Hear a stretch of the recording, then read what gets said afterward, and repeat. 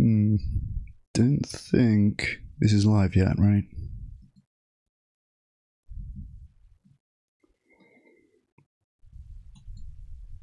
There we are.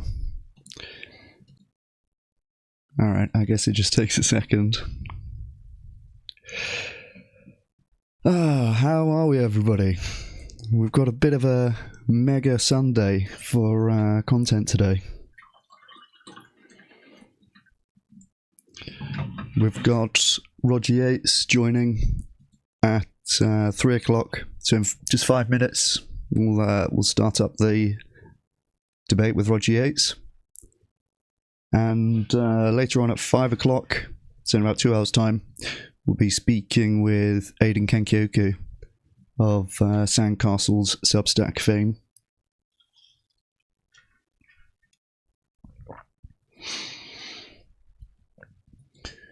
Gonna play with this just a little bit to... It's coming through quite loud now.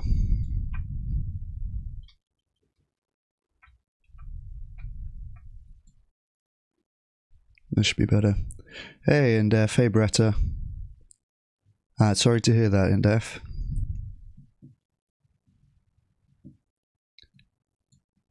Yeah, that sucks.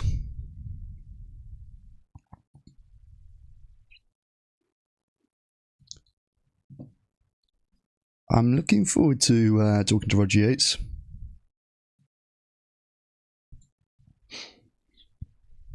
Are you going to destroy or get destroyed? Well, hopefully neither. I'm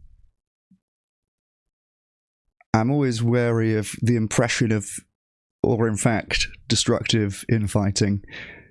But as somebody said during the Farmkind era, the Farmkind arc, the ideal amount of infighting in the movement is not 0.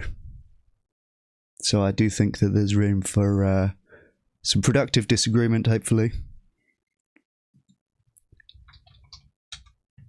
And yeah, I think I can see kind of what happened and how we ended up in this situation, but I think we're going to agree on a fair bit as well. Let me just... I'm messaging Roger here.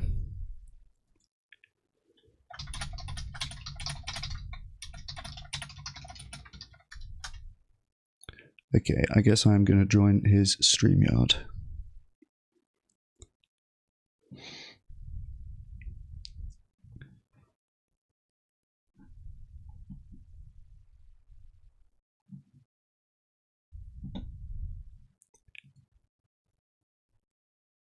So I may have to do the usual thing of turning off all the cameras here. Productive, lame, yeah. True. He already sent me a StreamYard. Yeah.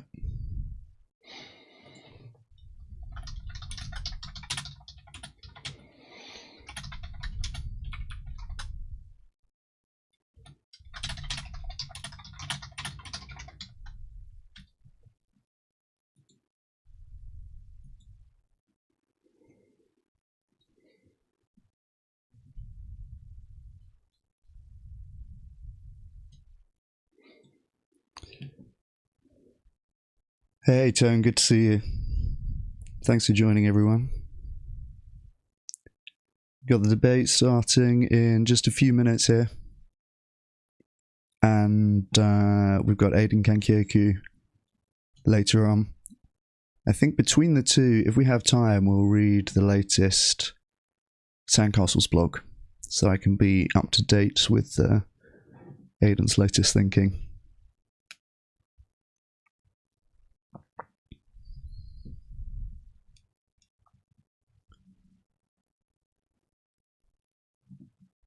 So I shall join the debate very shortly. We'll do a bit of Fast Action Network today as well. Let me bang one of these off now.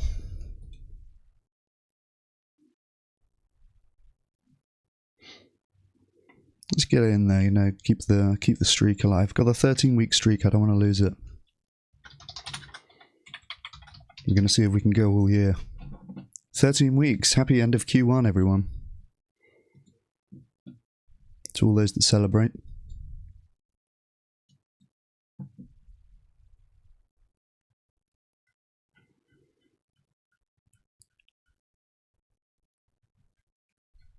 Good, good. We'll do some more of this later. Oh, look, there's quite a lot on here.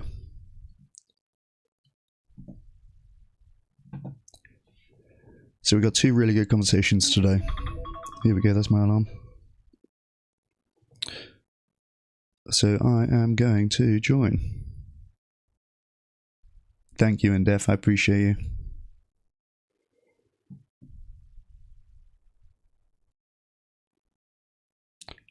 Right, let me get rid of this.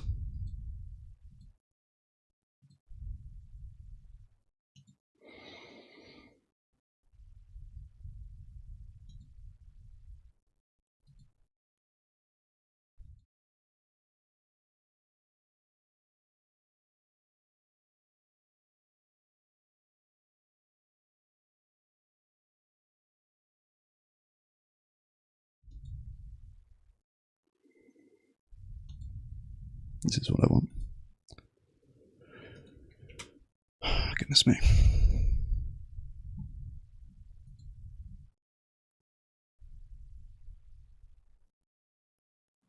This is kind of lag. We're going to have to use the other camera, maybe.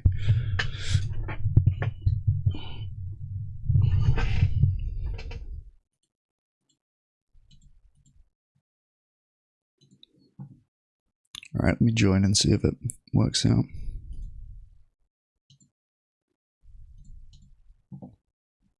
Mic's working, okay.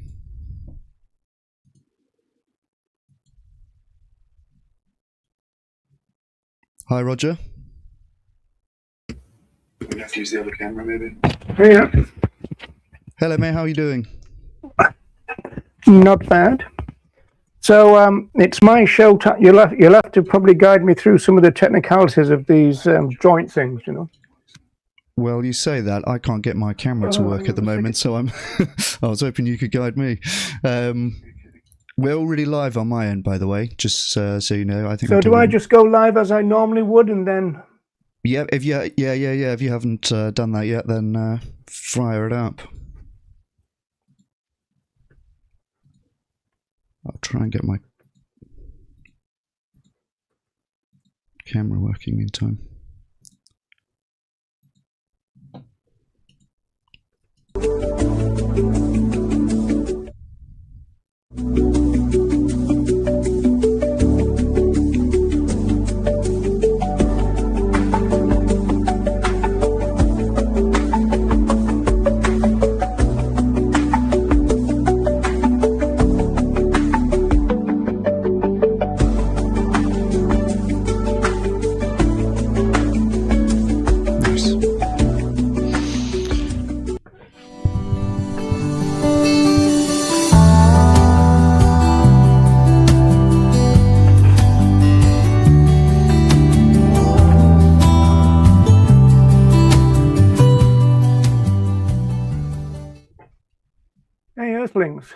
How are you doing? Right, I've got to sort out some technical things because I've never done this jointy malarkey again. So here's Chris Bryant. Hi, Chris. Hi, Roger. How are you doing? I'm doing grand. So, all right, I can see your thread over there. I've never done the kind of joint thing before, so. Yes, yeah, I'm just broadcasting from OBS on my side, so if we're going on your Streamlabs, then we're all good. Yeah, you seem a bit quiet, so let me boost your volume. Okay. Okay, I've done that. All right. How's that? Yeah, I think that's okay. So, for my people, just let me do a little bit of housekeeping. Please. I always say that the best interactive chat is on the YouTube rather than on the Facebook feeds. And also, I don't do all that malarkey about making any money out of these things. So there's no super chats and all that kind of stuff on my channel. So just chat away. And there is on mine, just to. So there's a few people online. So how are we going to do this then, Chris? Because this is interesting stuff. A discussion with what do you call me, a grumpy old man? So grumpy old man versus. Did I say that? I'm sure I didn't. I think you did. Oh, really? Oh, dear. Okay. Well, yeah. Listen, I'm a grumpy old man in the making, so I won't hold it against you. I hope to one day be a grumpy old man.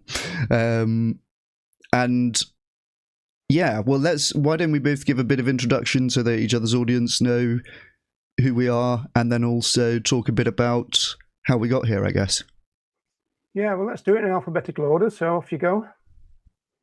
Sure thing, yeah. Well, my name's Chris Bryant. I run a research consultancy called Bryant Research, and we work with a lot of animal organisations on social science research. So we'll do polling, we'll do economic and healthcare and environmental modelling, we'll do expert interviews, focus groups, research that is really designed to help improve the strategy of animal organisations and also to help them to make the case to government, for example, for the benefits of moving towards a plant-based food system overall. So that's me. My PhD's in psychology. Before that, I studied business and also policy research. And right. I suppose it's worth saying that pertinent to this conversation, the main thing that I talk about on my YouTube channel is a concept called Vegan 2.0, which we're going to discuss and get into. You've been vegan since 2019, is that right? That's right, yeah. Yeah. I'm glad you mentioned your research and your methodology, because I have a couple of questions about that. Because I taught qualitative methodology at UCD and for 1 year at MA level. So I'm quite interested in the methodology that you might be using and stuff. So it's interesting that you said things like focus groups and surveys, that kind of stuff. So are they online focus groups or in person? Absolutely. Yeah. No, I'd be happy to get into it. They're online for the most part. Okay. And do you find that valid and reliable? Yeah, absolutely. I mean, it'll just be like a group call, basically. I think in some ways people are going to be more willing to express things that they might be a little bit nervous in person because you have kind of social dynamics more so in an in-person setting than online. And so it's more, people might be able to be a bit more honest, you know. Yeah, it could work the other way around because of the kind of barrier of the technology, but never mind. So in terms of me, for your audience then, I've been vegan since 1979. I was involved with lots and lots of single issue campaigns. I did the Sea Shepherd in Scotland type thing. I did all kinds of things, you know, hunt saboteurs and all that. And then I started doing quite a lot of the press for those kind of groups. And then I got involved with the Animal Liberation Front, or kind of more technically, it would be the Animal Liberation Front Supporters Group. That only lasted 8 months because I got nicked. And so that was the end of that kind of thing. And then in terms of academia, I've done an MA on the animal protection movement. And my PhD is about the support pillars of cultural speciesism. So that's me in a nutshell, I suppose. At the moment, I'm with the Vegan Information Project in Dublin. Okay, awesome. Yeah, thanks for giving that overview. And so I think probably a useful place to start is just briefly like the story of how we got here. Do you want to give your version? I think it starts off, you saw that photo of my presentation, hey? Yes, that's right. So kind of like you could say it's all Animal Justice Project's fault, all of this. Well, only insofar as they shared the photo, right? Because they chose to show a photo. So I've got a couple of things that we can have a look at. So to the right is your photo, obviously, and he's got slides. And so this is your Vegan 2.0, and what you call Vegan 1.0 is to the left there, right? And so I think the Animal Justice Project, they just kind of threw a few pictures up. And funny enough, Chris, if they hadn't have picked this slide, it wouldn't have happened because, we didn't know each other a week ago. Right? And so that's an interesting one in itself. But yeah, and so obviously what I did until you clarified it was look at the worst forms of exploitation bit. And that's what most of the people who saw my thing. So I did say, in fairness, and I think you latched onto this, that I was seeking clarification. Yes, you did. I said, yeah. Who is this guy? I wanted to know who you were. Fair enough. And is this another dilution of veganism? Because what you call vegan 1.0, from my point of view, is a dilution of veganism from from previous decades and all that kind of stuff. So in terms of the discussion, I do have a couple of notes here, which is quite interesting. You said that what everybody's missing is the distinction about the words excluding and preventing. Is it preventing? That's right, yeah. Yeah. And so do you want to just run through what that differentiation will mean to you? Yeah, 100%. And I think that's a good summary from how we've ended up here. I appreciate you've got the controversial photo that started it all. Yeah, so I think I cut you out, so I didn't want to embarrass you. Not embarrassed. Come on, I thought I looked quite good in that picture personally, but never mind. So yeah, I think you were not alone in noticing mainly this part, the worst forms of exploitation. So I see a lot of people on the picture of the slide were commenting, is this to say that less bad forms of exploitation are okay? And, who's to be the judge of what are the worst forms and stuff like this. So I think that this framing on its own, I can certainly see how people have taken it the wrong way. And it's worth saying that in the context of the presentation, it was kind of clear that the meaning was a bit more clear in the context, right?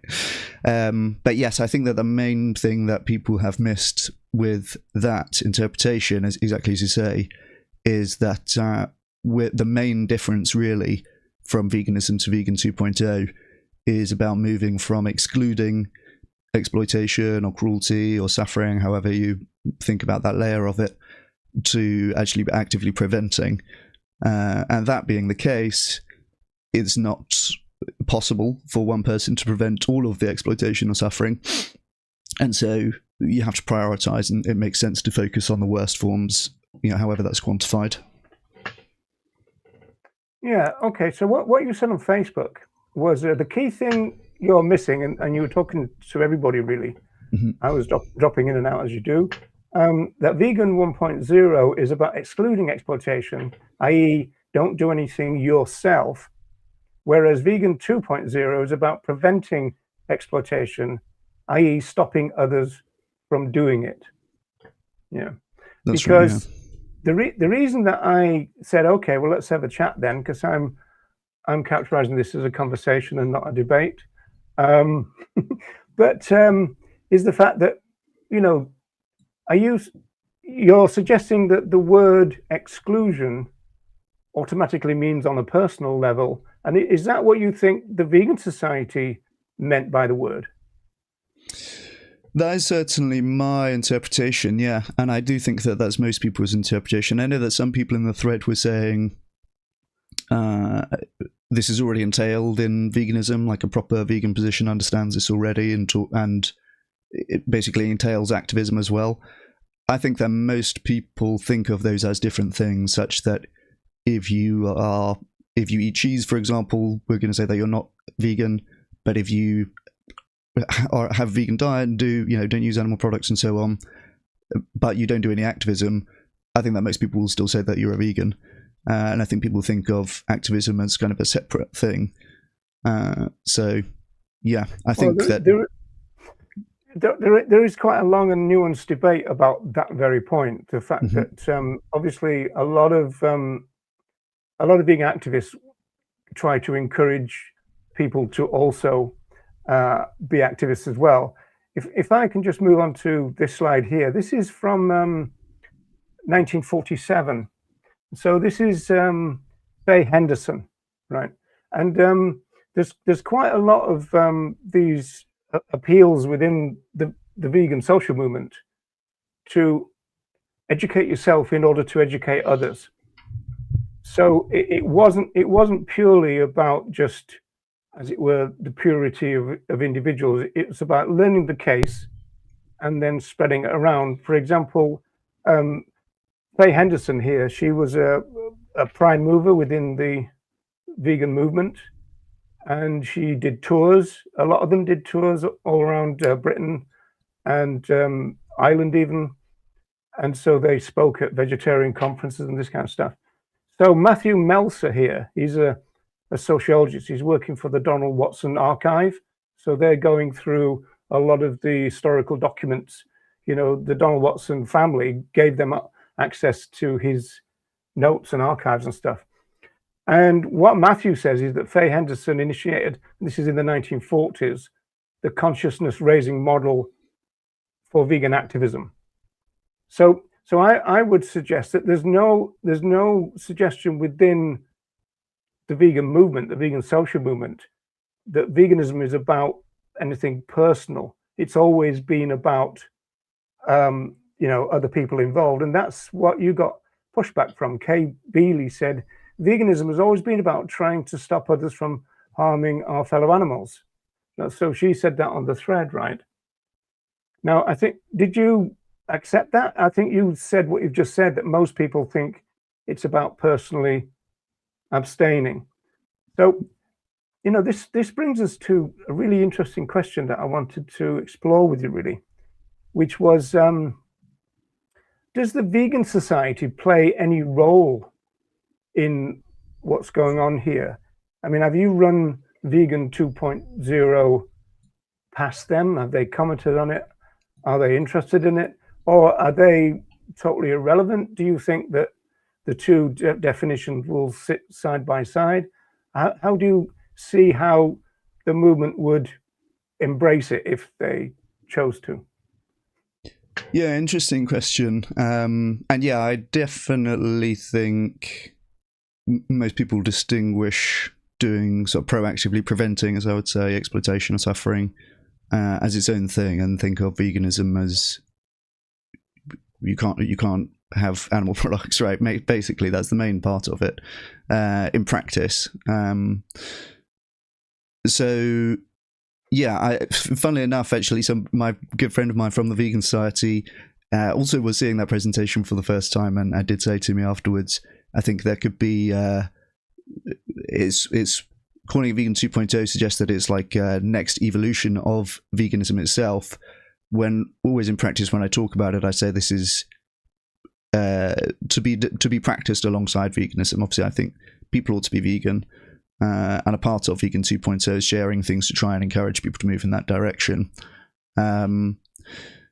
So I mean, I think that just is how people are mainly using the term vegan at the moment, to just be about one's own practices. And really this comes from the idea of vegans getting frustrated with the inability to be perfect in that respect. And there's a lot of pragmatic situations that you might find yourself. You need to take medicine that contains milk powder, you need to take a taxi that has leather seats or something like that, where I can see people being distressed by these situations. And from my perspective, I'm thinking, look, this is the world we have, and there's really going to be diminishing returns by trying to be perfect at avoiding or excluding, and basically using our limited attention and resources and time. There are many more things that we can do to help many, many more animals than like sweating the small stuff, basically. So I think that's probably an area where we'll tend to disagree somewhat. Yeah, this is the kind of stuff that Leonard and Sebastian Joy talk about. The don't sweat the small stuff, because it's better to have so many imperfect vegans more than a small group of perfect vegans. But I find, I know in your thread you said you're going to ask me, can you be a perfect vegan? Now, I would need that question to be clarified, because I see veganism as a philosophy. And so are you saying, can you perfectly agree with the philosophical thing? Because I think what's behind these type of questions is, can you be a perfect plant-based eater? Well, I would say, like, can you practice veganism perfectly?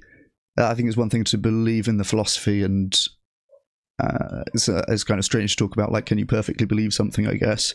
Yeah, but that's exactly why they put the practicable and possible in the definition, because they realized there was a tension between those two things you've just talked about, the philosophy and the practice. Right. And is that something, I presume that that's something that you disagree with?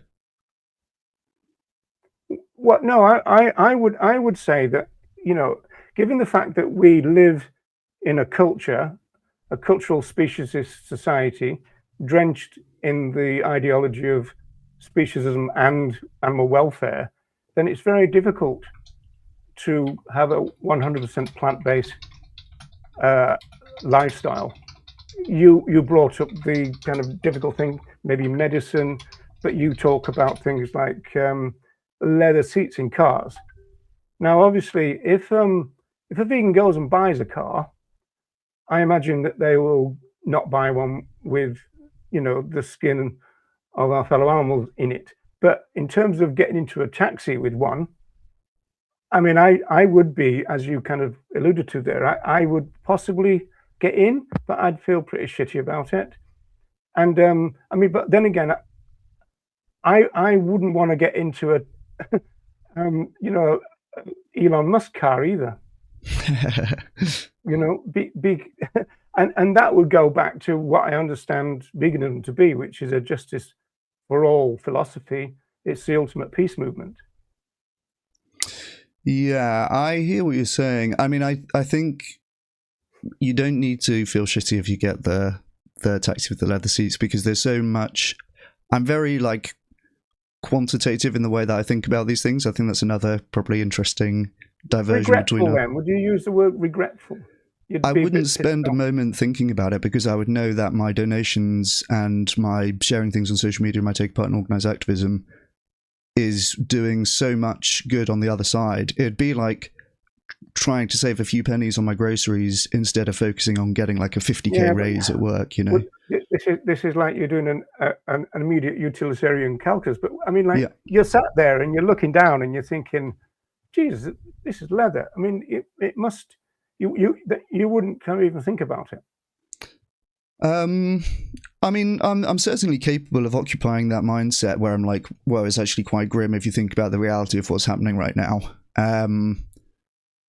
Definitely, I can appreciate that one could respond that way, but in terms, I wouldn't think that that's like a helpful thing to spend much time like trying to optimize. If I have to wait for 3 taxis to come and go before I get one that doesn't have leather seats and it makes me late for a meeting, I'm like, it's probably doing more harm than good at that point. Right? If you weren't pushed for time, then maybe it would be a good idea. But it's it's an interesting thing. I think it's just on a kind of human level of the fact that we are human beings. We adhere to the vegan philosophy, and it's a bit shitty that there's a car here with the skin of one of our fellow animals in it, and that I would obviously spend a bit more time thinking about that bit than you would, and if there was a way of avoiding it, which you're going to say it doesn't really make much of a difference in the scheme of things, but I still probably would go to that thing of going, okay, well, if I ring this company rather than that company, I mean, if I knew that, then I'd do it. You would do that, wouldn't you? Well, I'm thinking about Uber now, and so it's just you get whatever car you get, right? That is not necessarily going to be. You don't necessarily know when. I don't know anything about it, so. Okay, fair enough. Yeah, I mean, look, I suppose if you're thinking about a situation where you have 2 taxi companies in your town and one of them has all their cars have leather seats and one of them all their cars don't have leather seats, then you could make some. Then, like, you could say, okay, consuming the one is more vegan than consuming the other. But there's going to be a ton of similar scenarios where there's some small amount of animal product consumption that is basically unavoidable. Another one is like there's a little bit of egg and flu shots, right? But I'm still gonna get my flu shots. I realize that that's not ideal, and right, we'll hopefully get to a world where that's not the case. But I'm not gonna not have a flu shot in the meantime, right? So there's all these kind of cases where I think there's just very, very small amount of utility to be gained for like a large effort to try and avoid the thing, and that'll be increasingly, you will always be able to find some imperfection. And my thing is just to say to people, it's way more helpful to animals to focus on the massive gains that you can be made by giving more, sharing more, and doing more, which I talked about, than to pay, for example, like pay extra to go to the taxi company that doesn't have the leather seats or something like that. Well, yeah, okay. Those would be factors that you have to, and actually, on a personal note, I'm in a strange situation when it comes to vaccines because I've never had one. Oh, interesting. Yeah, so I'm 68, as you pointed out in your live stream, and I've never had one. My mother, I think, was opposed to them, but not on any particular grounds, apart from she had this thing about it's a bit weird putting poison into yourself. I think that was her rationale, which may or may not actually make sense.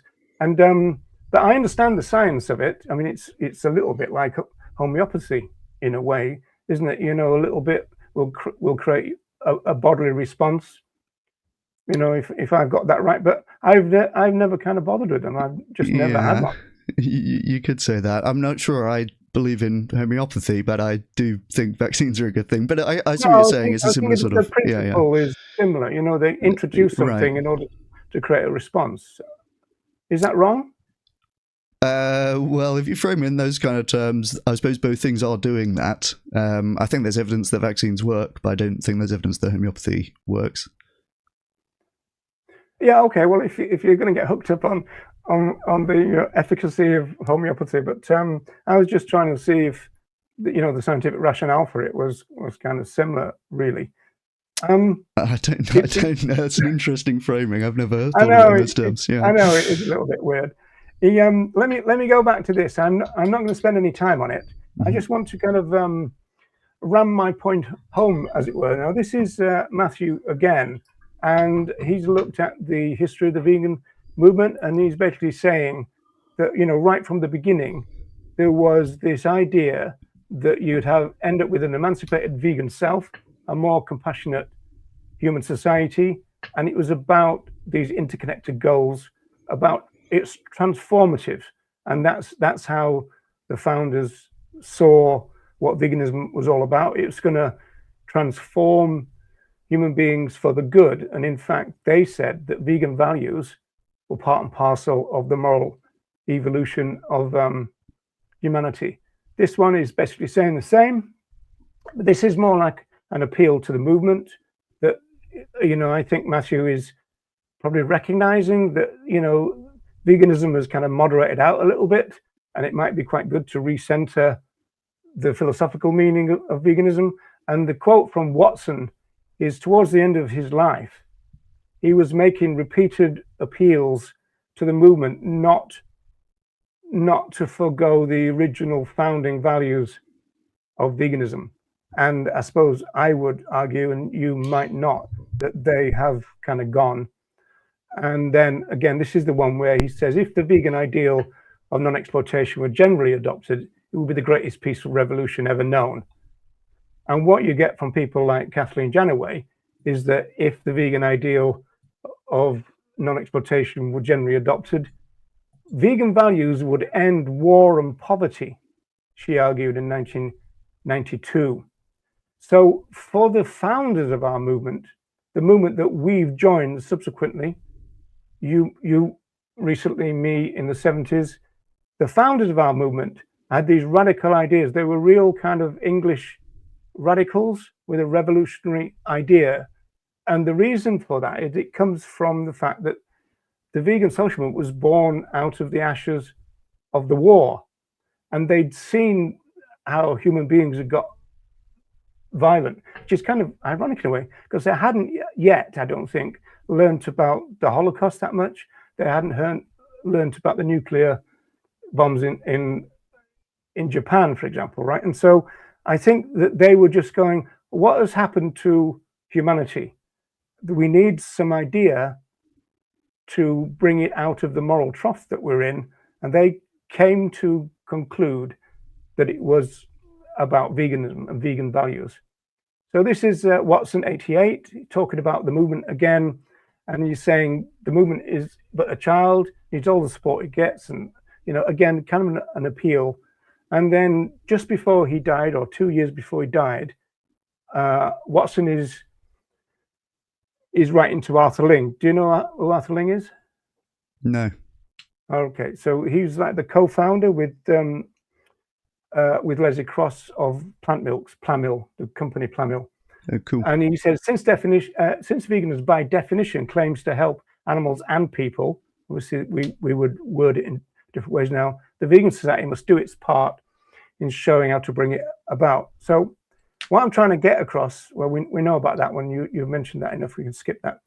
What I'm trying to get is that they were very proactive in terms of being activists right from the start. They wanted to educate themselves, to educate others, as I said. So this is Calva. Now, this is a person, you might know her, still works, I think, at the Vegan Society. I think she was once called a historian. She's now called a chief communication officer, I think. And she's pointing out that, well, it's a really interesting story, because the beginning of the Vegan Society was pretty chaotic. And that was the fault, in a way, which is a good fault, of the Vegetarian Society. So I don't know whether you want me to go into that story, but basically they trotted along in 1944. This is Elsie, Shrigley and Watson.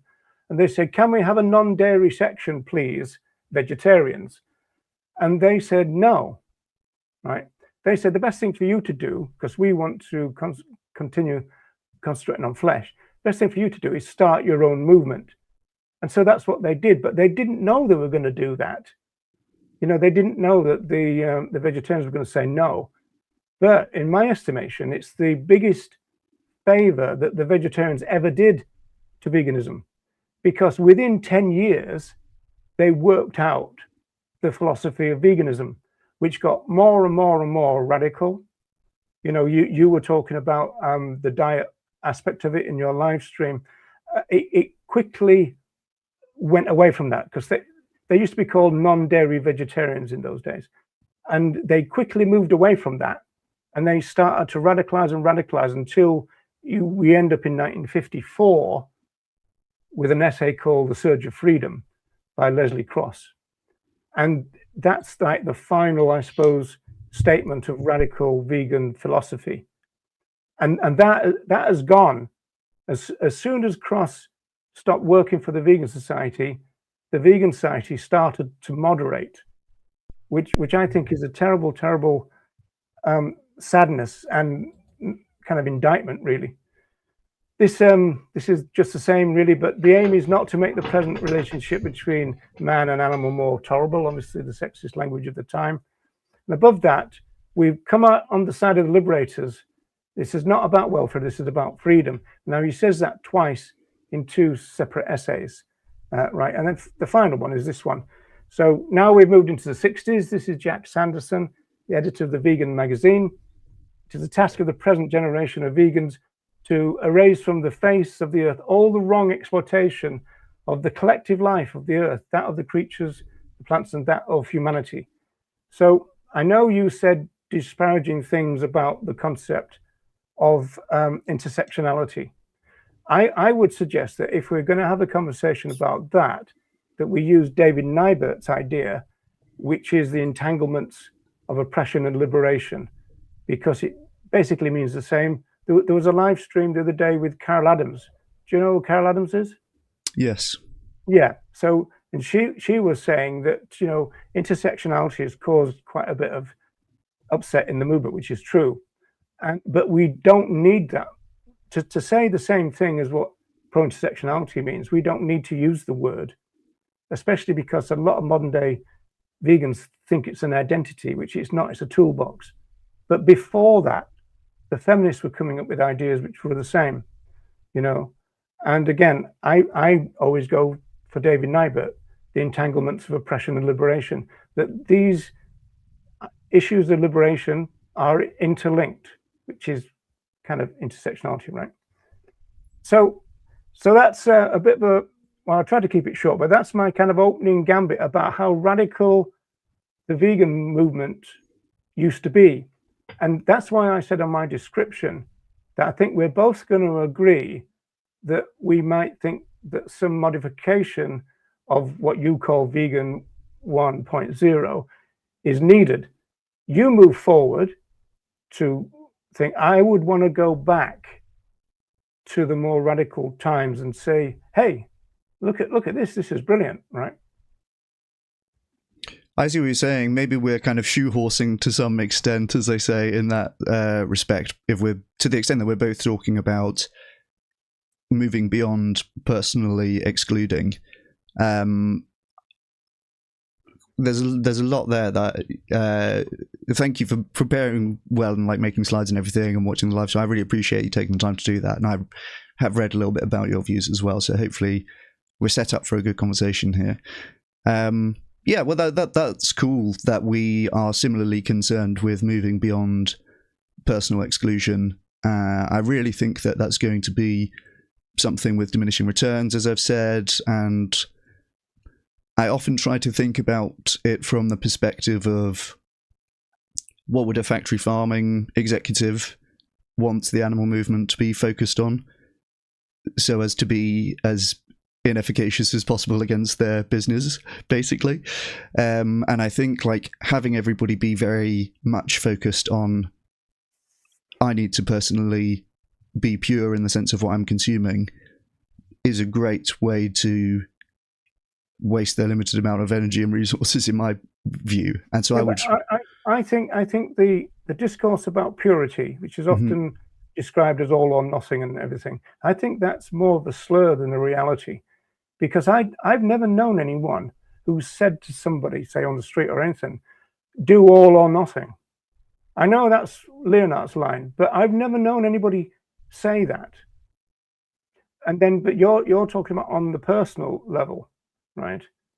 But you know, there's nothing wrong with trying to be consistent with your morals. Surely you'd agree with that. Yeah, for sure. Yeah, I think people should try to be consistent. Yeah, I do agree with that. Well, that's all it is. Yeah, and that's fine. And like I say, there's going to be some cases like the flu jab and things like this where it's like, look, this is some practical exception to, and that's fine. It sounds like you're saying you don't like necessarily disagree with that. That's sometimes necessary, and that it's more important to focus on proactively doing good and preventing the exploitation. And maybe there's an interesting conversation for us to have about how best to do that as well. I guess that's more of an empirical discussion. But yeah, when I think about these things, it definitely is with a more utilitarian framing, where I'm like thinking about the number of animals that this is going to affect, thinking about how much it's going to affect their suffering in one direction or another. And I think that will tend to lead us to quite different things that we'll tend to support. But I think often as well, those things end up pointing towards the same common ideal. I'm just having a shorter, like, what's the next step? What's the pragmatic way to move this forward? Rather than, you could say, like a broader philosophical focus. Yeah, I get your point. Deb is saying, this is Deb from the States. Well, we've agreed not to start swearing until 30 minutes in. Yeah, that's right. But, and I did want to say, I was going to say this at the beginning, because I know Philip might be here too. And everybody who went on the No Kings thing, wherever in the world, kind of well done for that. And kind of kudos to you and all that kind of stuff. Right, sorry, did I interrupt you? No, I think that's probably a fine place for you to. So, like, one implication of that is doing the cage-free stuff and the welfare reforms, which I know we probably also. There's some daylight between our positions on that. I've also written down. Well, actually, I don't know. Did I answer your question? Yeah, roughly. Well, I mean, obviously, we're not going to agree on the cage-free stuff. In fact, I saw my research on you this morning was watching your conversation with was it Virtue Post-Mortem? That's right, yeah.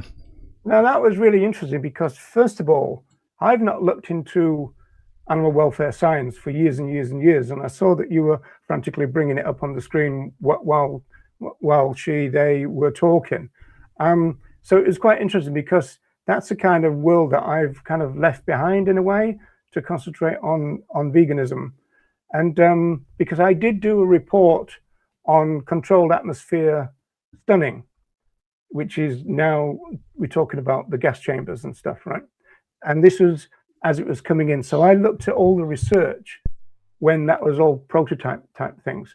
And it was really kind of fascinating because they were struggling with ideas about pockets of air. So they said we need to create turbulence within the gas chambers and all this kind of stuff. Now, one of the main groups that campaigned for the gas chambers was PETA, as in People for the Ethical Treatment of Animals. Interesting. Right?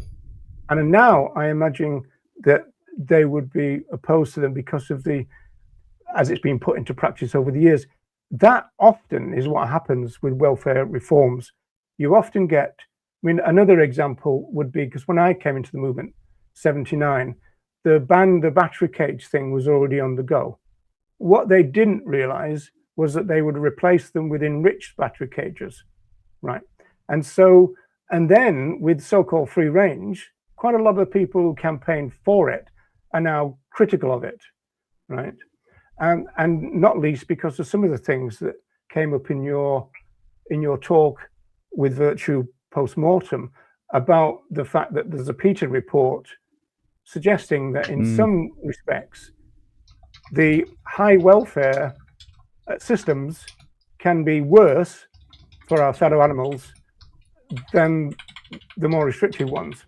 And it was a really kind of interesting discussion. I'd encourage people to watch that if they want to get back into animal welfare science. But it was almost like going back in time for me. I even looked at an old video from Gary Francione. You know that name? Yeah. Okay. So a lot of the things that you stand for, he would claim, and I think he's right, that he kind of debunked it all in the 1990s. So we talk about, Animals, Property and Law, 1995, Rain Without Thunder, 1996, and onwards. The debate that you're still embroiled in was ongoing there. It was often wrapped up in the kind of abolitionist versus welfare type thing and all that, right? But I mean, I thought Virtue Post-Mortem did really well. Did you think you were struggling a bit? No, yeah, she's very smart and very, I think we certainly have disagreements, but want a lot of the same things. I think that's the case with a lot of I would say anti-welfarism. I hesitate to say welfarism versus abolitionism because I think a lot of the people who are what you would call welfarists are eventual abolitionists, right? And certainly that's how I see it, that improvements to welfare standards, or for that matter any other standards that you could put on farms, for example, they might have to observe certain environmental regulations and they can't pollute willy-nilly, they have to treat their workers like minimum wage, safety requirements, all this kind of stuff. I think again it's like a pragmatic way that what part of what that is doing is pushing up the supply curve. One of the main planks of your argument, if I understand it, if you make flesh products more expensive through welfare regulation, it means that the vegan meats, etc., will become competitive in the market. Exactly. That sums it up, is it? exactly. Yeah, there are cost pressures on animal products. There are cost pressures on alternative proteins, and what we should be doing from like an institutional advocacy perspective is advocating for things that tend to favour alternative proteins in that respect. So I think as well, a lot of welfareists are hesitant to put this very clearly because, of course, can be an argument that the animal industries can take and say, well, look, this is going to make food more expensive, and that's not what governments want to see happening, right? So that would be a government's main hesitation with passing these kind of things and like a reason not to do this. And in that case, you'd probably even find animal advocates saying, we promise that this won't increase the cost of food, right? Because pragmatically, again, in government dialogue, you have to consider what their incentives are. But yeah, I think that, like I say, it goes for welfare laws, and there I see that people can get the idea that I'm saying, which again, I'm not necessarily saying, and it's interesting what you said about Peter advocating for cage-free and then later, or advocating for getting rid of the battery cages and then later like advocating against the systems. The gas chambers, it was. Oh, the gas chamber, right. Yeah, I mean, I think that's actually perfectly coherent because I see it as a gradual process where, yeah, the standards that welfareists are advocating for today, if they're successful in advocating for them, they'll move on to some higher set of standards that they want to advocate for, and then they'll say, the thing that we were advocating for 5 years ago or 10 years ago is no longer acceptable because you're kind of trying to keep. Well, that might be one of the ways, but they also could just say we want to scrap what we brought in because it doesn't work, and there's nowhere else to go but back. There's quite a lot of problems with this. I mean, there's a lot of problems with the idea that if you regulate the shit out of animal agriculture, then the costs are going to go up. Well, yeah. Well, we don't know that.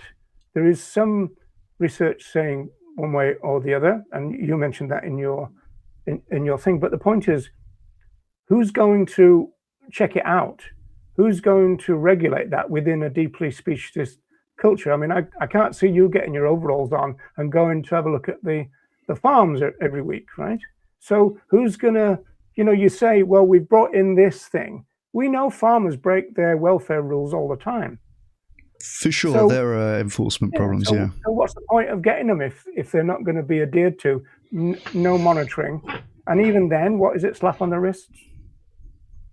Well, I agree that the regulations have to have teeth, ideally, right? You want it to be able to be enforced, and you want there to be serious consequences for not observing the law. Well, yeah, but what does that mean, Chris? Enforced by whom? Well, funny you should ask. At the moment, the responsibility for enforcing animal welfare laws, which are generally, like you say, are frequently violated in British farming. We do have some good animal welfare protections, but the enforcement infrastructure really is lacking, and that's a big problem. The responsibility for enforcing that at the moment, kind of bizarrely in my view, lies with local councils.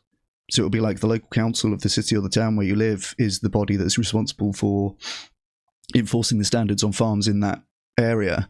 And of course, they don't really have the budget to do that. They normally have one person employed by each council who is responsible for sometimes thousands of farms in a particular area. It's not possible for them to inspect all of them. The farms kind of know that. But are you saying now then that you're kind of admitting really that we go to all the trouble of getting these things, but there's nobody to monitor it? The farmers are going to break the rules whenever they can, or they'll bend them and all that, which is what farmers do, and so we spend years and years getting welfare reform that in a sense doesn't mean anything. Well, I think there's first of all, I don't while there is a lot of violations, I think that as a practice it will make businesses adhere to that to a much greater degree than if there weren't regulations, right? It's like people still murder other people, but it's still good that we make murder illegal because we're setting some kind of standard, like this is what's expected. Now, there's more resources to enforce that, which haven't really been made available in the case of animal welfare to the same extent. But I would see that as just another aspect of policy to fix. I wouldn't say. You did research on that. I mean, for example, have you looked at countries where there is animal welfare legislation and looked at countries where there isn't? Now, a lot of animal advocates assume that the ones that don't have it, everything's going to be worse. But do you know empirically whether that's true? That does tend to be the case. Yeah, there's a resource called Animal Protection. I think it's an Animal Protection International thing where they give grades basically to different countries in terms of their laws around farmed animal protection and also different types of animals. And how would they monitor that? And would it be longitudinal over time?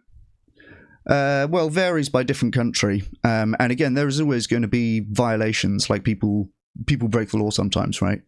But certainly in places where there are just no laws about how to treat farmed animals, then there's nothing even to be held to. I spoke to a lawyer a little while ago. This was an interesting conversation because she said to me, it's kind of, I guess there's an American context, but I imagine the same thing is true here. It's kind of encoded in the structure of a company as a legal entity that the companies always want to be law-abiding, is how she said it. And so the way that the Sounds a bit naive, to be honest. Well, in theory, right? In theory. So, like, obviously companies do break the law, right, all the time. But she was saying to me that the responsibility then can be actually for the executive who makes that decision, like the individual who is running that company is responsible for ensuring that they don't break the law.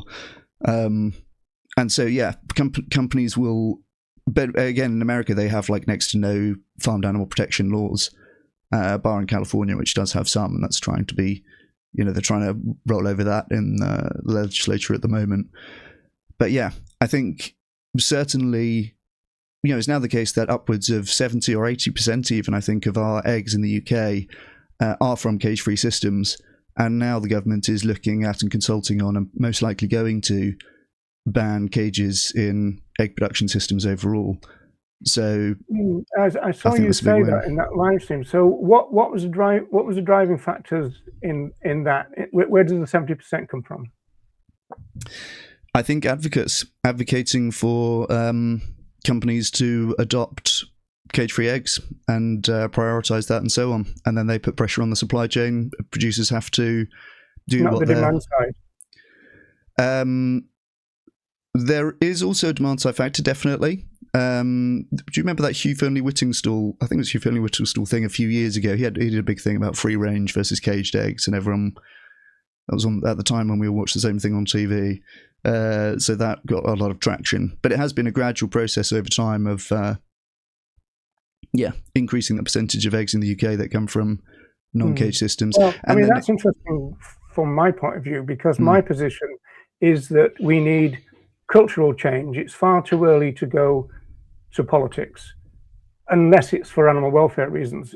I understand that politics and animal welfareism has got some symbiosis or anything, but in terms of politics and animal rights, just doesn't work.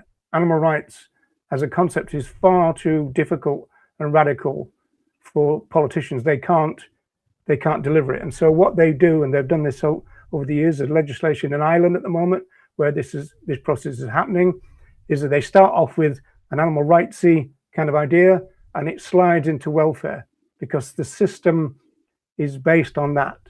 The system, and of course you're trying to get legislation through parliaments which are chock full of speciesists. So you've got your work cut out anyway. So it seems to me that we need to change the culture, and that would then imply to me vegan education. I certainly think that's a valuable part of it. I certainly think that's a necessary component of moving us all in that direction.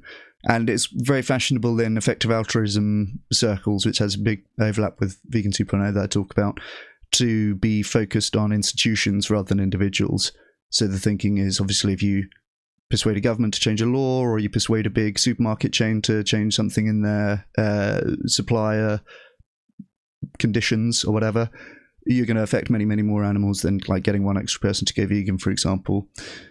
But I think an important asterisk on that is that it does actually rely on enough individuals caring about the issue, and institutions are effective, but like ultimately beholden to individuals, such that, you know, the Prime Minister can't just come on the telly tomorrow and say we're banning all factory farming if all of the voters still want to have their cheap animal products, because they'll just vote for the other guy, right, or the other girl. And likewise, you know, the CEO of Sainsbury's can't just come out and say we're going to stop having all factory farm products if all of the consumers still like put a lot of value on having cheap animal products, because they'll just go to Tesco instead. So the demand side is crucial for us. Are you cool about taking some questions before we move on? Yeah, absolutely, yeah. Okay, well, here's one from Wendy. I've seen a few as we've been talking, so we'll have a quick look. Do you see CIWF as compassionate wool farming? Do you think you're the same as that? I'm sure we have a lot of overlap in terms of the kinds of legislation that we might seek to support and stuff like this. So yeah, if the question is meant to be like how original is it? Not especially, really. I've kind of just, like, I haven't made any new resources or invented any part of Vegan 2.0.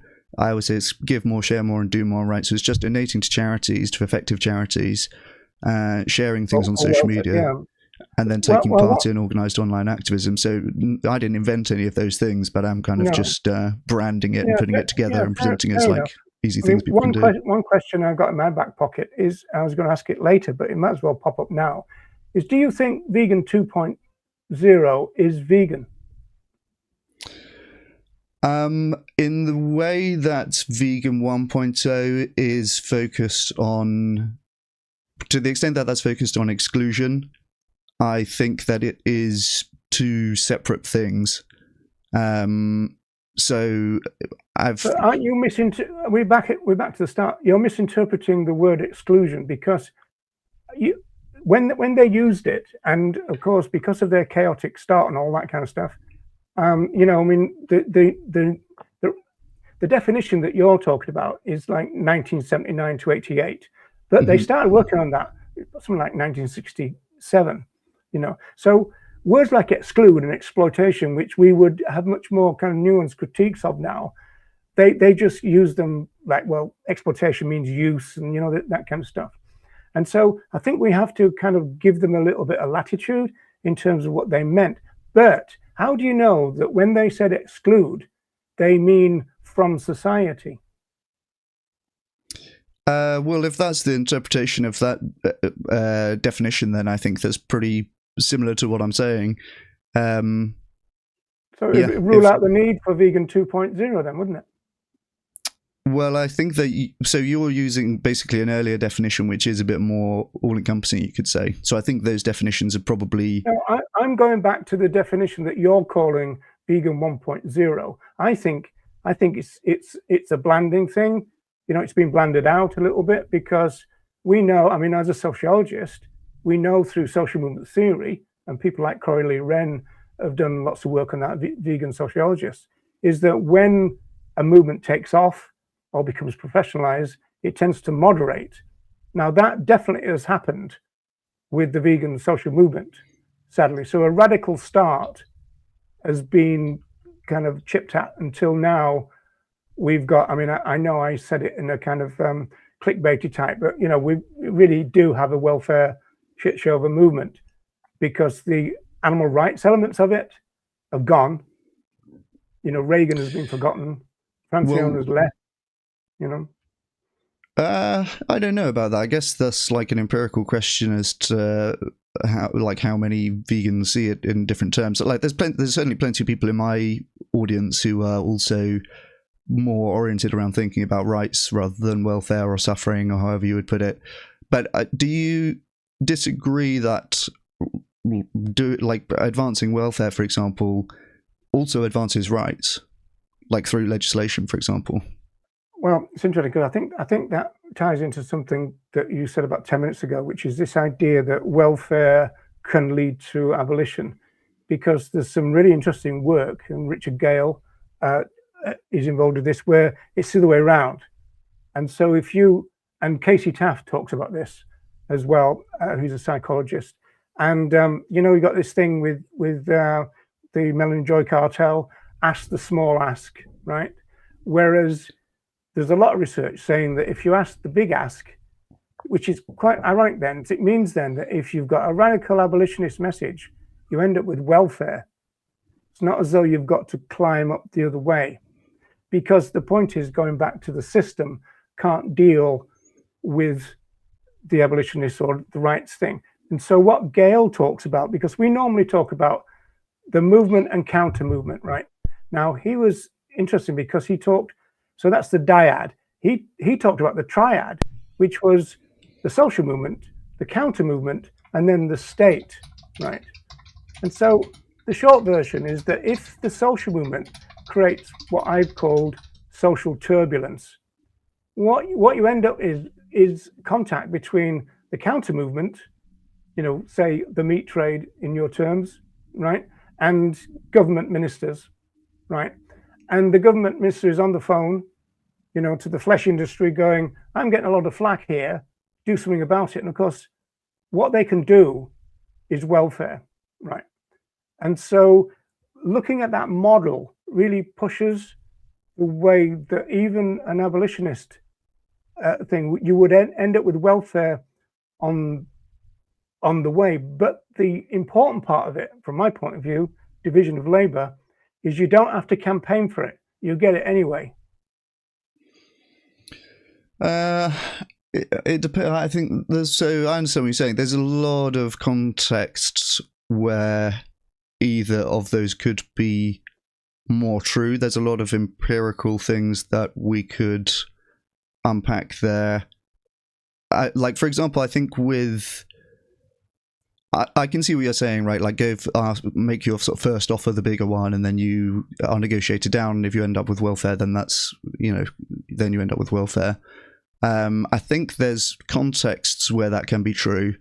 And I think there's also contexts where the reverse can be true, where, like, the government's consulting on the specifics of, I think with the cage-free thing, it's like by what year should we aim to bring this in? Is 2032 is the suggested thing, and then, like, should it be sooner than that? Is that adequate for businesses to prepare or whatever? There does come a time where you need to be like, okay, here's the we've got to be pragmatic about what's possible here, and, like, give details on the kind of welfare improvement. What do we want? Slight improvements. When do we want it in 5 years? I mean, like, I think that all we have is incrementalism in the execution, and if at that stage you're saying, I'm not going to take part in this because I think that it's all wrong, then you don't get the incremental improvement. But I think, well, no, but I go back to, I mean, one of my main planks in terms of this discussion that we're having is division of labor. My position is that we do know that there are a lot of vegans who won't do vegan education. So fair enough, they can do, they might want to do Camp Beagle, or they might do X, Y, and Z. They won't do vegan education, and in some senses they're opposed to it. So they become the vegans that the non-vegans rub shoulders with, and eventually learn a bit about veganism. But my position is that if you've got vegans who will do vegan education, then it'd be good to encourage them to do little else, because there's so few of us. First of all, there's so few of us who are activists, and I take my lead from Ronnie Lee. Now, I don't think you know Ronnie, because you passed over his name the other day and you didn't know who he was. Now, Ronnie Lee's been vegan for 53 years. He was the co-founder of the Animal Liberation Front. And he says that what we need is vegan education everywhere and all the time. Now, who's going to do that? Only vegans, right? And so the extent to which vegans who will do vegan education get diverted to something else, I'd argue against them doing that and concentrate on what you do and stay in your lane type thing. That doesn't stop you as, a welfarist doing welfare. I got a blog entry from years ago, welfarists do welfare, big wow. Yeah, of course they do. They're welfarists, they do welfare. But that doesn't mean that vegans have to do it. Well, I understand what you're saying, and I certainly appreciate that you're thinking about it in terms of effectiveness. Then, like, where's the best sort of marginal use of the would-be activists' effort? I think that there's the main thing I would say is like don't oppose welfareism. I don't know if that's something that you do oppose, but I see a lot of that in the vegan movement in general, like anti-welfarists, like I said, which I think is unproductive and unhelpful. My position on that is that there's no way that I can tell anyone what to do, and so if they're going to do welfare, they're going to do welfare no matter what. In terms of whether I think they're wasting their time, I probably am, for the various reasons that we've already discussed. But if you want to do your welfare, then go for it. But I don't want vegans to do it, and I don't want a welfare position like yours to be called veganism, because it's not. But do you agree? I'm not sure if we agreed in the end whether that actually. Do you recognise what I'm saying about like increasing the cost of producing animal products and therefore making it easier for alternatives to compete and stuff like that? Do you not think it's kind of towards the same? That's a contentious issue, that because you've got the fact that you've got a process in terms of I mean, one thing that's missing from that model that I've seen you talk about, and you've probably delved into this, so excuse me for that, is the subsidies. So what would happen then is if the farming side of it was struggling to meet their increased cost, the good chance is that the government will bail them out with increased subsidies, because farming, animal farming in particular, has always been bailed out by governments because they're specialist governments. So it wouldn't then impact on the farms, and it wouldn't necessarily impact on the consumer, because the government is taking the hit through taxes, which means, ironically, that vegans are paying for that. That's certainly possible that would happen. I don't think it's a given, and I think in any case, like the longer term effects of that are going to be more and more governments thinking, hang on a minute, we don't actually want this sector that we're constantly having to bail out, and like at the taxpayer's expense, it's going to become an unpopular policy and stuff like that. So I think that, you know, even if something is like covered by some sort of insurance, it basically increases the cost of that insurance. And in the context of government doing bailouts, then it becomes something where alternative proteins become much more attractive to certain governments, because they see and they understand, well, we've got rising welfare standards here that we're going to have to, either consumers are going to have to fit the bill or taxpayers are going to have to fit the bill, but either way it's like getting more expensive to run this whole thing. Meanwhile, alternative proteins are getting cheaper and getting better at some point, you know, and you do already see this in a lot of the less democratic countries, where China is putting massive resources into developing alternative proteins and like reducing the reliance on animals, because they understand its liability for our society to be dependent on so much feed being imported, right? It's a very resource inefficient way of producing food. See the same thing in the United Arab Emirates as well, where they're pouring a load of money into alternative proteins as a food security thing. So I think that we want factory farming to be a less appealing proposition from government's perspectives as well.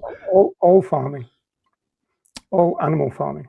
Yes, but especially factory farming. And again, I'm like, it's just a numbers game, right? Like over 90% of farmed animals are in factory farms. They're having, you know, their experience is much, much worse. So I don't disagree with that. But again, I would be like, you have to prioritize in terms of like what you're focusing on doing next. Yeah, okay, let me try and unpick that a little bit, in the sense that if I understand you right, that model, the subsidies thing that you just talked about, now the government are going to get sick of bailing them out, you think, and so eventually there's going to be some kind of collapse of the system. Now, I think that is true if we're talking about a reduction in demand. You're saying it will be true if all you've done is introduce stricter animal welfare regulations, which then the farmers complain to the government. So you've got people like the cranky vegan, Jake Conroy, who would say that the the government will forever bail out the animal user industries because they're powerful. They pay for a lot of politicians and everything else. What they wouldn't do is they wouldn't continuously bail them out if the demand side of it fell off. And that's back to vegan education.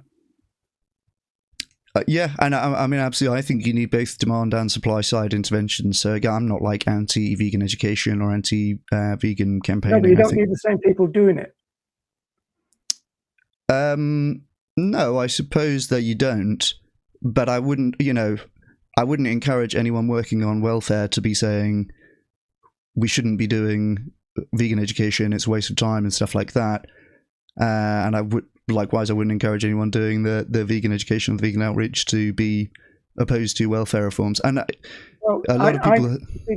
That's one issue where we would disagree. I think, in the sense that you wouldn't discourage them doing vegan education, but those doing vegan education, I don't want them to get diverted because there's so few of us. There's so few. That's fine if it's like this is the marginally most productive way that I can spend my time. That's kind of fine. But I'm just saying, don't oppose it. It's a vegan way of passing your time. I'm not sure what you mean by that. Well, I mean, veganism is about, ultimately we're talking about increasing the amount of justice and peace in the world. I know it sounds a little bit ironic and a little bit weak at the moment with what's going on in the world. I mean, the violence that is going on in the world. And of course, we know that, in terms of war, the main victims are our fellow animals. Far more fellow animals, individuals who get killed through war than human beings.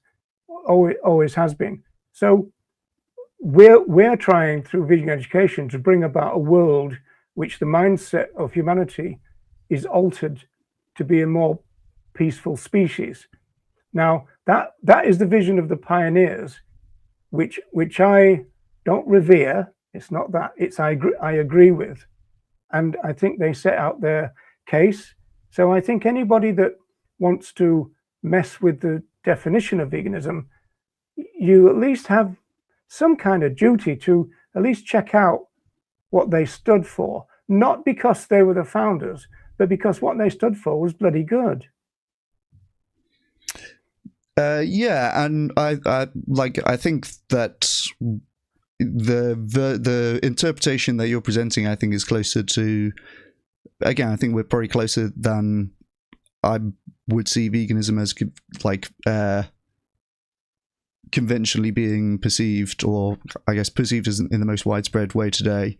But what I'm saying is, so when I say don't oppose to welfarism, don't oppose welfarism, or don't oppose welfare reforms, mainly this is coming from a place of seeing vegans thinking that this might actually be counterproductive for people to be doing, and that, for example, it's like placating people and making them feel better about consuming animal products if they think that there's some sort of welfare assurances, and often those welfare assurances are kind of meaningless, which that certainly is a problem, and like non-enforcement of standards is a problem. But I don't think it's the case that the evidence I've seen in terms of like the impact of welfare standards on consumption is that, if anything, news about improvements in welfare standards tends to decrease consumption of those animal products rather than increase it. So some vegans will worry that, if there's a media cycle about increased standards for farming pigs, for example, then the net effect of that will be people going, okay, great, that's, we can eat more pigs now. But I don't think that is the case. I think that it more so goes in another direction. Back up that statement in the sense that this is why you ended up with groups like PETA endorsing animal user industries, because they came up with welfare things like, or giving a slaughterhouse designer, Temple Grandin, an award, right? It's like giving Trump an award. And so but I'm not sure if that. I haven't seen evidence that it increases consumption. Well, that's the reason that they do it, because they can then say, hey, our stuff is high welfare, right? So if you're like one company doing it in a context where other companies are not doing it, then it's possible that you'll increase your market share by doing that. But I don't think it's increasing the overall number of animals being slaughtered. Yeah, but you can't lag behind. I mean, if you're saying that, let's call, I think you said free range, let's call that high welfare. You said 70% move that way already. So the 30% are kind of lagging behind. Eventually, they're going to get the message that they're not up with they're not up with the scheme. They're going to have to absolutely get their shit together, right? Yeah, and one thing that happens in that is now we're at the stage where it can actually be legislated, and that's a feasible thing for the government to do, because there's no majority of even the egg industry to oppose those welfare standards. And actually, when you get to, well, it ought to be when you get to up to 50% of the industry has adopted some new standard like cage-free, say, those producers, their incentives change from a position where they're saying, let's lobby against this in order to reduce our costs, to a position of favouring it so that their competitors have to have the same costs that they already have, right? I mean, so your position, to me, is within the welfare paradigm. And to me, veganism is outside of that. And to the pioneers of our movement, we were kind of outside of that as well. And so we do know that there are a lot more people who will do welfare education than who will do vegan education. So it would be beneficial in the scheme of things if you started doing vegan education and abandoned what you're doing now, because there's loads of welfareists who can do what you're doing. I mean, I am mainly talking about like what I think pragmatically helps most animals. Again, I do think that people should be vegan, and that is something that I talk about as well. But I do think that it's much more important in terms of helps more animals for people to be vegan 2.0, frankly. And if people are doing the donating and the organised activism and the sharing things on social media. What does the word help mean in your sentence there? Well, it'll be like some... Move more of them into free-range systems or something like that. That would certainly be part of it. I don't weight that as zero. But I even if you're focused only on slaughter, say, and not on quality of life, which I think is not a particularly tenable position. I think, like, obviously what we care about is the subjective experience of the animal, ultimately.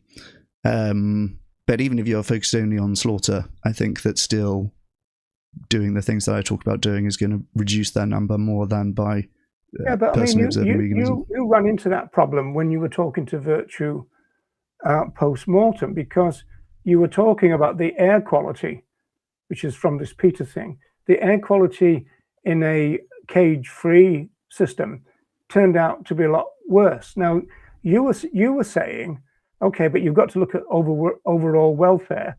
Yeah. And so then you need to break down the components of all that, and then do your measurement, and then tot it all up at the end. I mean, first of all, it sounds like a bit of a job, but also, from my point of view, a little bit grotesque. But, how do you know that any of that, because whenever you try to justify it, you started talking about what happens in human research. You were using words like subjective. Well, yeah, that's because because you remember you came up with, well, what about cancer versus broken leg? Right. Well, you can ask the human which one, and you suggested that the chances are they're going to say, I'd rather have a broken leg, please, right? Yeah. But we impose these changes on our fellow animals because we can't ask them. And so how do we know? And that was part of your conversation. How do you know that what you've done with this reform is actually beneficial? Because there's now a new report saying you've made it worse. Well, we can't ask them, but I think we can make reasonable inferences about like what is likely to be a better or worse set of conditions for animals. Animals can express like more fear or distress or discomfort or signs of right, like obviously there are things that we can infer about animals' subjective state of mind. Well, I'd infer that they want their liberation, but let's go back to a couple same. But I mean, so do you not think that rights can be violated to a different extent if that's the way that you think about it. I know that some people are allergic to the sort of utilitarian framing, but whenever I think about that, I think even if you're thinking about it as rights, you can have more or less rights violations going on, right? Of course, yeah. I mean, rights can be violated, and they are. I mean, they're being violated this second all over the world. We know that. Yeah, but some rights violations are worse than others. Well, you could probably argue that on a case-by-case situation. It depends on, what you're talking about and when and all the rest of it. But going back to this bit here, like for example, in caged egg systems versus cage-free egg systems, I would say there are a greater degree, firstly, of rights violations going on in the cage systems, also number. Well, now you've run into the problem that you ran into when you were talking to Vegan Postmortem, because they found out, well, it's a difference between being able to stretch your leg and being able to breathe. Well, so the things that I pulled up in that conversation, the PETA report that we were discussing basically was expanding on the welfare arguments against cage-free systems. One of those is air quality. The idea is that if birds move around more, there's more dust in the air, they're going to have like worse quality than if they were in cages in terms of air quality. And as I said in that conversation, air quality is one component of welfare, and I don't, I'm not an animal welfare scientist. I don't know how to weight that as compared to other components. But the studies that I was looking, and so that PETA report was really only looking at the downsides of the cage-free systems, didn't make any attempt to kind of say this is the downsides of this system, this is the downsides of this system, which is worse, right? There wasn't an attempt to do anything like that. I've found a few reviews that had attempted to do that, and I think 2 out of 3 of those that I found said that there is less suffering, fewer rights violations, you might say, in the cage-free system. Well, no, I guess it is in terms of suffering they're making inferences about. Right. So less suffering in the cage-free systems were 2 out of 3 of the reviews I looked at, and 1 out of 3 said it was a wash. So I think on balance, I would tend to believe that there is less suffering in the cage-free systems based on the evidence that I've seen. Yeah, but Chris, you're a researcher. You can't go on 3 studies. I mean, presumably you're looking at how many systematic studies of that kind of thing have been done, but yeah, but you're coming to that conclusion from the 3 that you've just mentioned that came up in that live stream.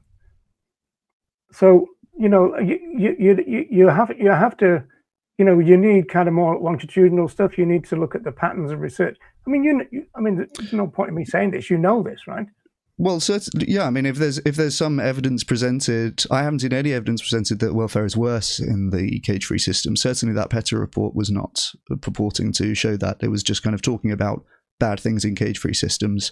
It didn't make an argument that they're worse. It did say that, and you were wrong. They said that. It didn't do any kind of comparison of the 2 systems. It just was talking about the ways in which it did conclude, in part, that it ended up being worse. It may have said that in the text, but it hadn't done the analysis to demonstrate that. Okay. See, this is interesting because again, I just slalom past all of this because of what I do, and I don't get into the nitty-gritty of trying to regulate atrocities, which is what welfare does, and it's just not my bag. And so, I prefer for all vegans to be concentrating on animal liberation and let the welfareists do the welfare. It's as simple as that with me. I mean, I'm a kind of simple man, kind of Forrest Gump, I'm not a smart man, but I know what veganism is. I think you're smarter than you're letting on there, Rog. I mean, I think that, like I said, I do think that there's value in both of those approaches, and the main thing that I would say and want sort of people of your perspective to hear and to take from this, welfare improvements are not just about improving the conditions of the animals who are in those systems, although that I think that is a valuable thing, right? You'd rather be killed than tortured and then killed. and you'd rather be tortured and then killed than double tortured and then killed, right? Like, these are relevant things for the animal who's having that experience or not. But the main part is that there are also going to be fewer animals having that experience because of the cost pressure that introducing these kind of systems puts. And one way of seeing that is that these businesses that are producing eggs, the egg farms, are going to be doing it as cheaply as they can. And if they require regulation to say you're not allowed to use cages anymore, I mean, if it was not sort of costly in some way, that legislation wouldn't be necessary because they'll be doing it already, right? You don't think my point about subsidies is valid? Again, I think that if that may happen in the short term and may even be used to offset price increases from improved welfare measures. Because I think in the long term, it will be like governments will have to come to acknowledge basically the more expensive. Governments have been bailing out animal farmers for decades and decades. Yeah, but it's not a good thing on the international stage to have your food system be a financial liability like that. And so that's why countries which recognise this are moving towards. What do you mean? They're in a globalized system, right? So it's not, it's like when farmers of every different country say we have the best welfare in the world. They all say that, don't they? They do. Tell you that's right. Yeah, but that can't be true, even if they wanted it to be true, because it's too expensive to do that. You have to do it on a global situation because it's a globalized thing. The idea that one country can end up having wonderful animal welfare, they're going to price themselves out of the market, aren't they? So there definitely is a component of that, and like imports of low welfare products are a problem to that kind of theory. But ultimately, you're going to get to a point, like ultimately the animal production systems are in competition with the alternative protein production systems. This is how I'm thinking about it. And the more restrictions of any kind that there are on those businesses, the easier that competition will become for the alternatives. And the animal industries know this because they're always trying to put restrictions on the alternative proteins, right? With the labelling thing, you will have seen in the EU, you can't say meat for plant-based meat and all these terms. So isn't that a demonstration of the power of the farming lobby? Absolutely. Yeah. I think that's a problem. Oh, yeah, of course. That's right. This is why we've got to weaken it. But equally, 100%, yeah, I agree with that. But equally, our lobby must be strong. And I think that if we realize that we're doing something very different from, I guess, what would be sort of symmetrical to what the other side is doing, it probably means we're missing a trick at this stage. That won't always be the case, and there can be situations where interests align. And actually, low welfare imports is one of those. So animal advocates and animal farmers can join and agree on this one issue, that we should not be importing animal products that have lower welfare standards than are legally required for production in the UK. Now, it'd be interesting to look at the methodology of how you would even work that out, though. Of what do you mean, that agreement? No, that for you to characterize some of the lower welfare standards, mm-hmm. what would it mean, and would it be consistent? Would it change over time? Would it change from farm to farm? I mean, the idea that you can say that everything that comes off that ship is definitely going to be lower welfare standard. It's a case by case, isn't it? It might some of it might be higher. Some of it could be, yeah. And yeah, you'd be looking at, like, obviously you want some way to assess that and evaluate. Right, we're still importing eggs from cages from some country, for example. Like, let's not do that. It's not allowed over here. And so you put restrictions of some kind on that. Okay. Hey, look at this. I'm getting flack here. Oh, dear. I'm getting flack from my own people. This is not good, is it? So I don't know if you've seen any questions you want to tackle or not. There's a question for Chris. Animal agriculture has expanded using welfare as a marketing tool. Even tougher welfare, as per the welfare laws, are not enforced or observed. Well, we are back to that problem of one of the major problems for you is that even if you go to the process of getting the legislation, it's a little bit like the hunting ban. Like, because the hunting ban came through a speciesist parliament in Britain, there's also there's a hunting ban on a deer farm in Ireland, right? Means very little. They're still hunting. So, you know, kind of, how do you regulate? Who regulates it? Who's going to do it? Are you going to do it? I'm not going to do it, but I certainly would lobby for proper resourcing for agencies that will do that. And actually, I think that this is something that becomes more feasible with AI to some extent, that can be used to solve the resource problem, basically, of not having the resources to monitor and evaluate and do prosecutions and so on for animal welfare standard violations. So there's certainly parts of the process that can be improved. Yeah, I did notice you've got a video about you were welcoming AI, whereas a lot of people are 100%. worried about the implications of it. But how does I mean, briefly, how does the AI thing factor into your thing? Well, on welfare enforcement, you mean? Yeah, what you were just saying, AI will help. How does it do all that? Basically, anywhere where you can have systems that can automate what would have been a lot of human labor, then that's the bottleneck in terms of welfare enforcement. So, whether it be drones visiting farms on an autonomous basis and like detecting things not being done properly that would have previously required a human to go around, expensive human to go and stay in a hotel near the place and then get paid a salary and everything else, to the extent that you can just do this with technology, that will be, I think, allow us to make great strides in enforcement. For controlled atmosphere stunning, that it would cut down the amount of human interaction with our fellow animals, because you would take them off the transport truck, on a pallet, as it were, in all the cages, and then you'd bung them into a gas chamber. So you don't have that thing. I mean, obviously at the farm level, you've got, the catcher thing, and we've all seen that, they grab the turkeys and they lob them in and all that.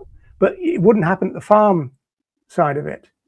But as I said, now people realize that, who would have known gas chambers are not great for sentient beings? Yeah. So you're saying that they did that in order to reduce the extent of interaction with humans? That's one of the Peter arguments, that it would do that. Interesting. In the same way as they experimented with those kind of machines that gather them up rather than humans doing it, because humans got this tendency to use them as footballs and do all the rest of it that we've seen over the years. I see what you mean. So if you're taking humans out of the processing system, the idea is that it becomes like you remove that. But is that not what you just said about AI? Well, it's a bit of a different thing, because I'm talking about like welfare inspections rather than processing that is going to go on in a different way. At the moment, there just aren't enough welfare inspections. There will be farms that will never be inspected because there's only one person doing the inspections in that council, and there's 1,000 farms, and so they'll just never get there. Is this an updated AI version of CCTV in slaughterhouses type thing? Because that was brought in by Animal Aid, and then it was, funny enough, Animal Justice Project exposed how rubbish that system that was brought in by Animal Aid was, because the slaughterhouses got around the fact that there was cameras, and they did all the horrible stuff out of the way of the cameras. It's like the coppers, when they had to tape people, they beat them up in the car on the way rather than when they're on tape. So people do find a way around these reforms. Who stops that? Well, certainly there will still be cases of people being able to do that, but it's like I said about, like, people still do murders to some extent, but probably to a far lesser extent than if we didn't make murder illegal and say, like, we have some sort of system that's meant to enforce this, imperfect as it may be. Right. That's an interesting philosophical thing. If we made society more moral, we might not need those kind of laws. Certainly, and I'm here for that, but I don't. I think that is valuable to advance the cause in ways that don't require that. To me, that is a very difficult thing to do, and so to the extent that you can do, is an admirable thing to do, and it's a good thing if we can achieve it. But to the extent that you can reduce the suffering directly and basically circumvent the attitude change, like for example. Changing we were reading the thing about the other day about changing the defaults on menus to plant-based options, and the menu will still contain animal products, but you have to specifically request it. You're going to see some double-digit percentage decrease in the amount of people choosing meat just by changing the default like that. And it's a very tractable measure for places to introduce because there's no resistance to it, right? Over the years, I've had people say that to me. Look, if I go into a restaurant and most things are plant-based or vegan-friendly, I'd be fine. It's just that it's not at the moment. So, I mean, kind of like anecdotally, I've kind of heard that position. But is there any research that suggests it? Oh yeah, 100%. Yeah, there's good experimental things with the menu defaults. A very common format for it is conferences. When you register to a conference, you might have to fill in a form about what you want to have in the dinner. And unless it's a vegan conference, you're going to have to tick the vegan box, especially to request your vegan meal, right? And if you flip that to say... Exactly, yeah, the food will be plant-based. If you insist on having meat, tick this box here. And the effect sizes in that kind of setting are genuinely massive. It can go from like 10% having the vegan thing to like 90%. So there's some studies where it's very, very strong. We did a sort of mini meta-analysis of these a couple of years ago, and I think the average there was about 30 percentage points drop in people ordering the meat dishes when the default is changed to plant-based like that. Now, one kind of interesting part of that is in a lot of settings there aren't necessarily defaults. Like if you order something in a restaurant, there's normally right, you just order what you order, right? There's not necessarily a default in that setting. So too in supermarkets. So it's somehow kind of situationally constrained. But there are other things that you can do, like on menus, where there's a drop in the ordering of vegetarian options if you put them in their own vegetarian section, as opposed to mixing them in with the other options on the menu. And so I think that things like that, where it can be like, well, we can actually get like 10% more people getting the plant-based thing here, and we didn't have to contend at all with the attitudes. Again, while I think it is good to contend with the attitudes and try and change the minds in the long term, it's I think it's also good if there are kind of freebies where you can avoid that. If the attitude, if you could change the attitude, then you wouldn't have that tension there at all. But I mean, you mentioned that chef you mentioned. Big if there. Another one, Jamie Oliver, right? He brought in healthy options to schools. Do you remember that? I do. I can't remember how much of a plant-based thing it was. I remember turkey Twizzlers being the enemy in that.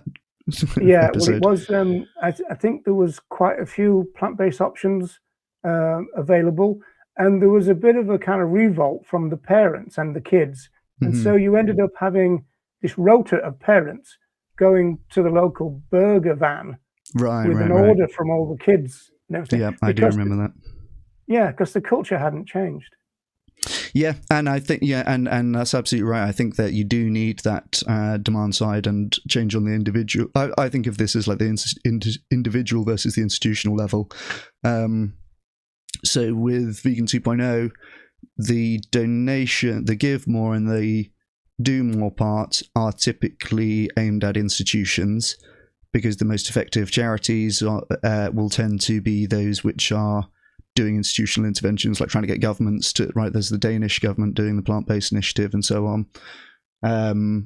And so too with the do more, typically we're talking about taking part in cage-free campaigns, or also there's a great organisation in the UK called Communities Against Factory Farming, and they basically lobby local councils to disallow planning permission for new factory farms, and they've had some great success in the UK at getting proposed factory farms either rejected or massively delayed. Can you say more about that? What does it mean that our fellow animals who would have been moved to the shiny new factory farm stay in the dingy old ones? No, I think it's talking about not increasing overall number of animals farmed. Right, this is like a new farm that's going to be set up in order to produce more animals, and now that's not going to happen. Aren't these new mega farms and all that they're stopping, aren't they to replace the worn out old farms where it's actually difficult to look after welfare? I mean, I know this conversation's within the welfare paradigm, but isn't that likely to make the welfare worse if you stop a brand shiny facility from opening? My understanding is that in most cases they're talking about adding production capacity rather than like replacing an old facility. What, because of the demand that they can't meet? Yeah, just to be producing more. Yeah, they can't just open new places and stock them and sell everything if the demand has stayed the same, surely, because that's already been catered for, right? Unless you're talking about imports or something. Well, it kind of depends, right? Maybe if there are more, if there's more production of a given animal product, then it can be supplied at a lower price. So maybe if they can reach that lower price, like there's an equilibrium in the market, but if there's more supply going on, it's possible that they can reach a lower price, and so it could be better welfare, lower price. How do you work that one out with the utilitarian calculus? No, I don't think it's about better welfare. They're blocking construction of factory farms. Yeah, that's what I'm saying. But you know, if you've got a situation where you've got in the area, you've got, I don't know, 50 small farms, and they can be quite problematic from your point of view in terms of what goes on in them, and you know, worn out. I mean, like, we know what it's like. You look at a factory farm or a slaughterhouse after a couple of years operation, and the place is a shit show, right? Whereas they're probably saying, well, look, we can come up with a big brand spanking new one, and we can do a lot for animal welfare that we can't do in the 50 small ones. I mean, is that taken into account? I'm not sure if that's all what they're saying. They, like, it may be the case that the older facilities become unusable and they need to invest their money and produce and like making a new facility in order to create the same amount, same quantity overall, let's say. But they might be transferring. They might be transferring the individuals into a better situation, might they? There could be cases where that is happening, but regardless, they want to produce this new facility. If the older facility, if it's like going towards not being able to be usable, clearly if you prevent the new facility from being your internal logic, Chris, making sure that a new farm or slaughterhouse or whatever doesn't get planning permission, that might actually backfire from a welfare point of view, depending on the circumstances, right? And we know that the reason that a lot of people object to it is their own health, environmental things, the pollution, smell, all that kind of, nothing to do with animal rights, of course, even nothing that much to do with animal welfare and that. But from an animal welfare point of view, you might actually say, no, actually, the opening of that thing is better than the situation as it is now. There could be cases where that's the case. Like, there are some cases where there's kind of a weird alignment of incentives on both sides. So why endorse a campaign which is just trying to stop them being built if sometimes it might actually be beneficial from your point of view? Well, the calculation is that most of the time it's not going to be. My tacit assumption, I suppose, is that's actually increasing the number of animals being farmed. If it were the case that they're all like replacing some older facilities which are worse welfare, then yeah, I guess that does change the calculation. But I don't know how many times that's the case versus actually preventing an increase in the capacity. It would presumably, in your scheme of things, have to be looked into, because you wouldn't want to be making anything worse, even if it's only in a minority of cases, would you? Well, there'll be trade-offs, right? So we were talking about the price of beef recently has gone up a lot in America, and so that's led to there's a record low number of cattle being farmed in the US at the moment and record high prices for beef. And one of the parts of that is also record high profitability for cattle farmers. And we're looking at that and thinking, you could see how that would sound like it's a bad thing, right? We don't want this to be profitable.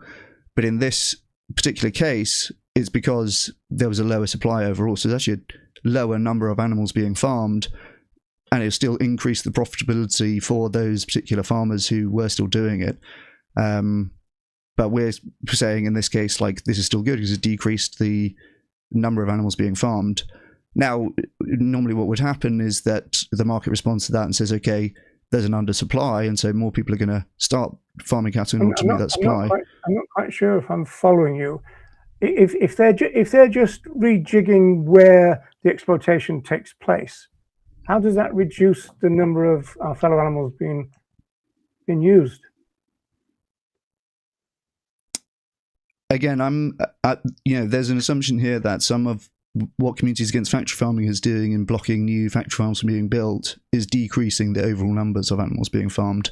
I'm assuming that it's not 100% of the farms that are blocked are just bringing animals from somewhere else, in which case it counts. Get involved in the campaign, and the subsequent press coverage makes people think, oh, I'm not going to eat any of that anymore. Is that what you're saying? That can be a part of it. But I don't think that it's just like... I think there are more factory farms being built such that more animals will be factory farmed if that's allowed to happen. I don't think it's just the same number of animals in different farms now. That can't be true if the demand doesn't go up, can it? Well, we're importing some amount of animal products currently, right? Yeah, and so it can be. I asked about imports as part of it before. Yeah, have you seen this one? I don't know whether, because we're coming up to. Yeah, we're coming up on 2 hours. I do have another conversation. You do have another one, 5. don't you? Yeah. Yeah, I do. Do you want to get off, or do you want to take some of the questions, or what? No, we can go until 5, basically. Yeah. Till 5. Wow. Okay. All right. Okay. So that's a quarter of an hour. Yeah. Another thing about what did I say? It said something about that one. Suggestion that vegan 2.0 is obsolete because we've already got the welfarists doing it. And what I would add to that question is, so why associate what's already been doing by the welfarists with veganism, which it's not? So my thinking in this, and I mean, it could be that it is if your definition of veganism entails some amount of activism. Again, I think that doing welfarist stuff is not just about improving welfare. It is actually reducing the number of animals being farmed, is reducing rights violations. So I think that's a really important thing that a lot of times is missed. So I'm keen to hammer that point home. But in terms of just like the branding of it, my thinking is in terms of where your efforts will be, and if you're trying to kind of achieve a reduction in suffering, reduction in rights violations, however you might be thinking about it, it just makes sense to focus on the ways that you can do that most efficiently. So yeah, I mean, do you agree? I presume you do agree with the idea that some forms of activism are more effective than others in terms of reducing the number of animals farmed. I think in terms of what veganism wants, there's nothing better than vegan education, because it's not about reducing, it's about stopping, and it's about, in addition to that, because of the scope of veganism, it's wider than just the animal question, and that's why I brought those slides up. It's about changing the mindset of humanity. In that, as I said, they had some really big ideas, right? And so the vegans who kind of understand and go along with that, that's where they're at. They're on this kind of thing of trying to change humanity. I know it sounds a bit poetic and fanciful and maybe utopian, but that's what veganism was kind of devised as initially. Yeah, and that's fine. I mean, I think I'm just very much focused on the practical how to do that, because I don't like. it seems pretty feasible to me that I'll reach the end of my life and we won't okay, have made the vegan world, right? In the sense that I ask people this question and they always say yes. I always say, are there more ethical vegans out there? They always say yes. Say, okay, let's go find them, and let's not do anything until we've got them, right? And so, because my position, I think, could be challenged, is if there wasn't any, but nobody ever says that. We all think that there are more ethical vegans out there, people who are exposed to the justice for all philosophy of veganism and then decide to adhere to it. I see what you're saying. Yeah. More potential people. Yeah. I agree with that, and I think that's definitely worth doing. So that's what we should be doing then. So let the welfareists do the welfare, and the vegans do the vegan stuff, because there is vegans to be found. Yes. I think again, I'm not opposed to people doing that kind of work. I think is important. And then something that I would ask you on that: do you think that it seems to me obvious that the best way of doing this would be some sort of professionalized organization that has people on full-time salaries that can pay for billboards and other sort of paid media. No, you've got me wrong if you're going down that way, because I was brought up in the movement. Let's talk about that. Where there was a very, very strong grassroots, and the movement was very dynamic in the late 80s and throughout the 90s. And that was kind of grassroots led, so you've got the regional groups like Northern Animal Liberation League, all the stuff which is now in the history books. But the movement now is more corporatized than it was then. And so people were much more, how would you put it? They kind of self-actuated. They weren't hanging around for people to tell them what to do and all that. And so it was a much more dynamic movement back then. And it coincided with the fact that when you've got a movement like that, it increases the amount of critical thinking and it increases the amount of political thinking in society. And that could be a break on the idea of trying to get that back again might be ruled out, because human beings are not like they used to be back then. I accept that. That is a potential kind of answer to that aspiration. But I would say that the best thing we could do for the movement is not to professionalize, but to increase the grassroots and let them get on with it like it used to be. I can certainly see, and again, I do think, basically the more people who are able to be involved in some capacity, the better. And that's why my focus is on doing things which are incredibly easy for lazy, internet addicted young people to do, in terms of donating, posting on social media, feeling like there's a feed where you fill out responses to consultations and email companies and stuff like this. I mean, I think that but I think there's, I can see certainly it's good for as many people to be involved in that as possible, basically. But I think that having some amount of people who are professional and guiding that and able to inform on strategy and make resources that can be used and organise. Can you explain to me what's the advantage of these professionals?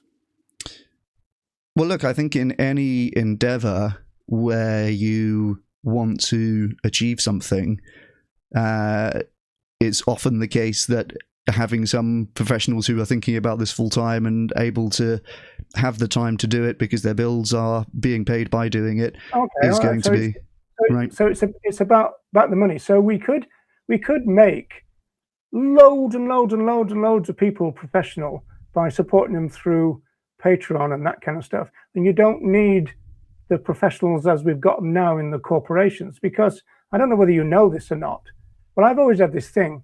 If you lined up all the professionals and they were there with their salaries and what they did, I think the movement would be incredibly shocked, because the amount of duplication in this movement is out of this world, right? So there would be a case for these professionals to spread themselves around the country and get involved on a community level with activism and all the rest of it. You don't need the corporate structure that we've got. I think there's a funding problem within the movement, which is increasingly corporatized, where you've got big companies who are kind of competing. I mean, Gary Francione says we don't have a social movement; we have a bunch of competing companies now. Well, I can see what you mean, but I think that's probably a good thing. I think it's good that there are institutions that have to compete for funding and therefore are incentivized to do better and meet their targets that their funders will set for them and stuff like this. I think like funding individuals, there seems to be kind of no accountability. Like there's some limited amount of resources that are going to go into. The other way around, Chris. If you fund a local group and they're all over social media, you can see what they're doing on a weekly, hourly basis. If you give money to Animal Justice Project or Animal Aid, you haven't got a clue what that 20 quid's doing. If you give 20 quid to a local group and they said we've just bought a new photocopier, you know what you've done with them. Yeah, but like most donors are not going to be that involved in or informed and able to like evaluate. Was it a better use of the resources for this group to buy a photocopier, for that group to buy placards? How do you know that? Well, how would you make those assessments? They would make the assessment through monitoring stuff on social media. And look, we're all on social media. But what if we could professionalize the monitoring? Like, I don't want when I donate to animal organizations to have to be like, it's up to me to be constantly checking that they're doing the thing that they said that they would be doing. And what's wrong with that? You just go, okay, I've given 100 quid to X. Let's have a look on social media what they've done with it. You go, oh, I don't like that. I'll give it to somebody else. Whereas if you just give it, like with your ACE thing that you promote, you actually don't know where your individual donation goes because it gets sucked up by a big corporation. You give it to a grassroots group. You got much more kind of, oh, wow, they're really doing something with my money. It involves you, empowers you, and then you go, well, I'm going to make a group now. I mean, maybe. I just think that most people don't have like. It's not reasonable to expect most people to be able to make those kind of judgments. Like this is why you have like financial. You don't know, do you? Well, this is why you have like experts in like financial advisors or lawyers or something. It's good to have some sort of. So I've already explained the weakness of my argument, but we used to have that in the past. It's not as though it wasn't possible. So it might be possible to get it again, but you're kind of poo-pooing it out of hand. On what basis? Well, it's just you've no way of knowing if this particular group that you've given to is going to help more animals for that amount of money than some other group that you could have given to. We've got limited resources. We have to try and have some sort of situation. Like, it's good if there's some sort of situation where there's organizations that have to track and evaluate exactly what they're doing, evaluate different interventions, make records of animals. You mean increase the welfare of, don't you? So for me, it will be some sort of like weighted utilitarian judgment about number of animals, X amount of suffering, and that will include better welfare standards. It will also include fewer animals being farmed. But the point here is that like most people are not in a position to make proper judgments about what's going to be more effective or less. Like, it's kind of vibes based, right? If I give to my local group in Bristol, who knows? I mean, maybe I might be able to see what they like, look on their social media, see where they spent the money, but I don't know if that's better for animals than how some other group would have spent the money. I'm just not in a position to know that. The same way I wouldn't be in a position. And then go down and have a word with them. Yeah, but you'd also have to have a word with all of the other organisations to see how they would have spent it instead, right? What's wrong? What's wrong with that? We're in a social movement. We're not in a group of businesses. We're in a social movement. We talk to each other. Oh, you know what you're up to? Oh, that sounds good. Here's a bit of cash. Yeah, but if you were to treat investments this way, and you're just kind of like making random investments for whatever business is in your town that's looking for money. I didn't say anything about random. Well, if you're talking about local group, because you're directing it, you're monitoring what you're doing yourself, right? Most people are not in a position to do it. Like if you're talking about giving to a local group, for example, where you getting the most people are not in the position. How do you know that? You've said that about 3 times. Yeah, because like how you don't seem to appreciate that if you could observe what your local group is doing, you'd have to also know what every other group is doing that you could have given to, and like it's just an incredibly complicated question ultimately to make some sort of judgments on this. And it's a good thing if there are people whose job it is to make those kind of judgments and then advise the rest of us, like in finance, right? If you were to get like if you were to say, invest in the businesses in your local town, for example, I mean, maybe they give a better rate of return than all of the other businesses in the country, but maybe they give a worse odds on they give a worse rate of return. So it's useful to look at some sort of metrics, have financial advisor maybe who will like there can be some things are better use of money than others. However, you're conceptualizing that. Some forms of vegan education, if you only want to talk about vegan education, some forms of vegan education will be more effective than others. And you'd rather give resources there than there. So we're coming to the end, but I mean, clearly between us, I mean, we've kind of got on, but there's a generational difference. But there's I'm into things like DIY culture. I'm involved in community things. The movement was very much more community based. I always tell the story that we would go on a SAB on a Saturday, and we'd do something more illegal on a Sunday. And then on a Tuesday, we'd be a Rock Against Racism gig. And then on the Wednesday, we'd be a Reclaim the Night march with the feminists. It was the same people because it was a left-leaning movement back then. And most people in it had similar values. And so there was a certain kind of self-perpetuating buzz about it then.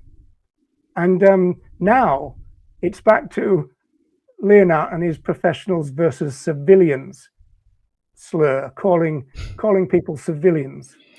I think that's perfectly fine. Like if you're trying to, come on. if we're talking about like setting up football teams, for example, right? And you say I'm going to be in a community and get people from get my mates together and form a football team, and I say I'm going to employ professionals who are professional footballers. My football team's beating your football team. I'm sorry, but like that's how things are. That we don't need to. It might not be as much fun as if you did it on a Sunday with your mates. That's certainly correct, but I think that's what it comes down to. Like, it sounds like a lot of fun being in those communities and going to all the marches or whatever. But I'm trying to score more goals, so I'm going to get the professionals to help. Right? Like it's not about our experience ultimately. The definition of goals now, I suppose. But well, I hope you found this productive. I have, yeah. I've really enjoyed talking to you, and I will say, any rudeness towards you in my live stream the other day aside, I do appreciate you, Roger, and I have a lot of respect for you. I was reading about how you went to prison, part of ALF, and all this kind of stuff, and I think we have some different. We've all done that. Don't worry about it. Yeah. I think we have some different views on how we get there, but ultimately, it's good that we're on the same side, and we had a pretty productive conversation here. So I appreciate you. I would ask you to consider. I know you've got the merch now, so this is a problem. I would like you to drop the name vegan, because it's not vegan as far as I can see. Maybe that'll have to be a discussion for another time, because we have. Yeah. So one thing I have been toying with actually is moving from vegan 2.0 to vegan plus, and then it seems more like an addition rather than a replacement. But I have to. I'll have to see the implications of that. I said on the Facebook thing, which is how we started this, that why don't you join Leonard and call yourself veganish? I'd be happy. We'll see. I'd be happy with that. We'll see. I mean, I think as a distinction between vegan and vegan 2.0 is clear, then that can be, people can make of that what they will. But you didn't make that case, though. That's the problem. You failed to make that case. Yeah. Well, I mean, I think there is a distinction between the two, and I think you just said they're not the same thing. But listen, I really have to go because I have another person waiting on another call. Okay, take care. Yeah, appreciate you, Roger. All right, take care. Okay, and for my people still in the chat. Well, there you go.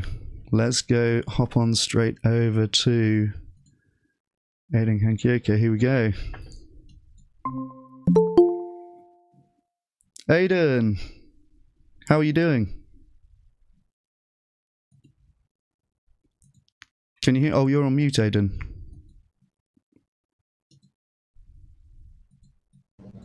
Okay. Can you hear me? I can, yes. How are you? I'm good. And tell me if there's like a loud background noise. I'm standing in an alley behind my pod apartment in San Francisco. Okay, nice. All right. Well, the sound is surprisingly good in that case, I'll say. Okay, great. Excellent. Yeah. Hey, thank you so much for taking the time to talk. I really appreciate it. Thanks for having me on. I'm excited. Yeah, where all the ground we can cover. Yeah, absolutely. We read your Sandcastles blog often on the stream, and yeah, it's been very informative and formative, I would say, to my thinking about the role of AI and pragmatism and idealism and all this kind of stuff. I first came across it during the Farmkind saga earlier this year. And I've since read a couple of your posts on AI, but why don't we start off if you want to tell people like a bit about yourself and your background and so on? Sure, and I'll first just say that's a sort of a full circle moment because you probably don't even, well, you may or may not even remember this, but you gave us some advice when I was starting Pax Fauna, which was like a little research outfit, and we had that no research background or we're totally unqualified to be doing what we were doing, and you gave us some advice on some of the research. Oh, awesome. Okay, nice. I actually don't remember, but that's really cool. Okay, yeah, nice. I would have expected you to. So yeah, great. My name's Aidan. I kind of got into the movement through Direct Action Everywhere and spent my first many years in the sort of radical grassroots abolitionist wing, which, you know, to some extent, that distinction is one that I'm hoping will collapse and trying to accelerate the collapse of. But at the time, I really believed in it. And I thought of, you know, welfare campaigns and EA as like almost the enemy more than like the industry. I was like, you know, this is really undermining our message. It's going to sort of, yeah, just ameliorate the public's concerns and make them feel like this is something okay to do and go along with. And I was really resistant to arguments in favor of it. And I think what changed, you know, there was I think more hostility and condescension from both sides of that divide back in those days. And I think over, you know, I think we both really thought we knew what the right answer was. And this was, I got involved in around 2015. Over the next like 5-6 years, I think all of us were humbled a little bit. I mean, Cage Free did win a lot of things, but then commitments started to look questionable as we tried to expand that toolkit to things besides Cage Free, like Better Chicken Commitment. It kind of was falling flat at first. And then on the grassroots side, you know, we just had these visionary claims about what our activism was going to trigger. And, you know, 5-6 years in, it felt like we'd been doing the same thing for years. And it became clear that it wasn't leading where we said it was going to lead. So I eventually got discouraged and decided to step back from frontline work for a couple of years with a fellow from DXE named Eva Hamer. And we started a group called Pax Fauna, which was a research project basically to try to figure out what was going wrong. In DXE in particular, we kind of found we were running into the same limits to growth every year. Like DXE's theory of change was very focused on mobilization, number of people. And, you know, for a while, it was like, we felt like we'd hit our hockey stick moment and then it plateaued again much lower than it needed to. So we were trying to figure out why that was happening, and if we could either find a solution to it or eventually started thinking instead, okay, maybe we're not going to get more people than this for animals right now. And at this point in history, how can we be more effective with these numbers? And that was really when I started to turn and look and like say, oh, I think some of these other groups that I had really kind of dismissed for years were actually onto something.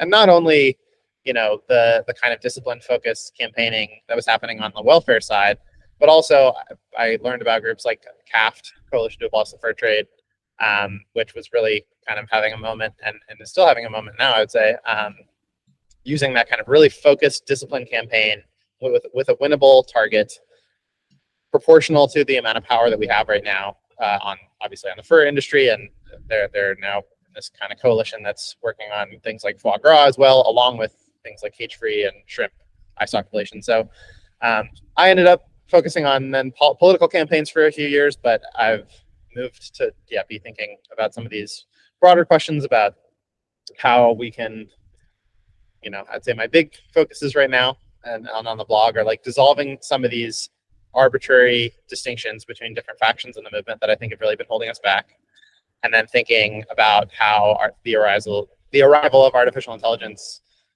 is going to affect our strategic environment and what we need to be doing now, what opportunities we might have now that might close really soon. And I wrote a little bit about infighting too, which I think historically has been a big problem for us. Nice. It's so cool that you've had very varied then history in the movement and like an evolution in your views during that time as well. I've just been speaking to Roger Yates, who's an old school British animal rights activist, and has taken some objections with the more kind of pragmatic approach. So I'm coming from a sort of polar opposite conversation in some ways. But yeah, also, I don't know, I think there's more objectives in common there than apart sometimes.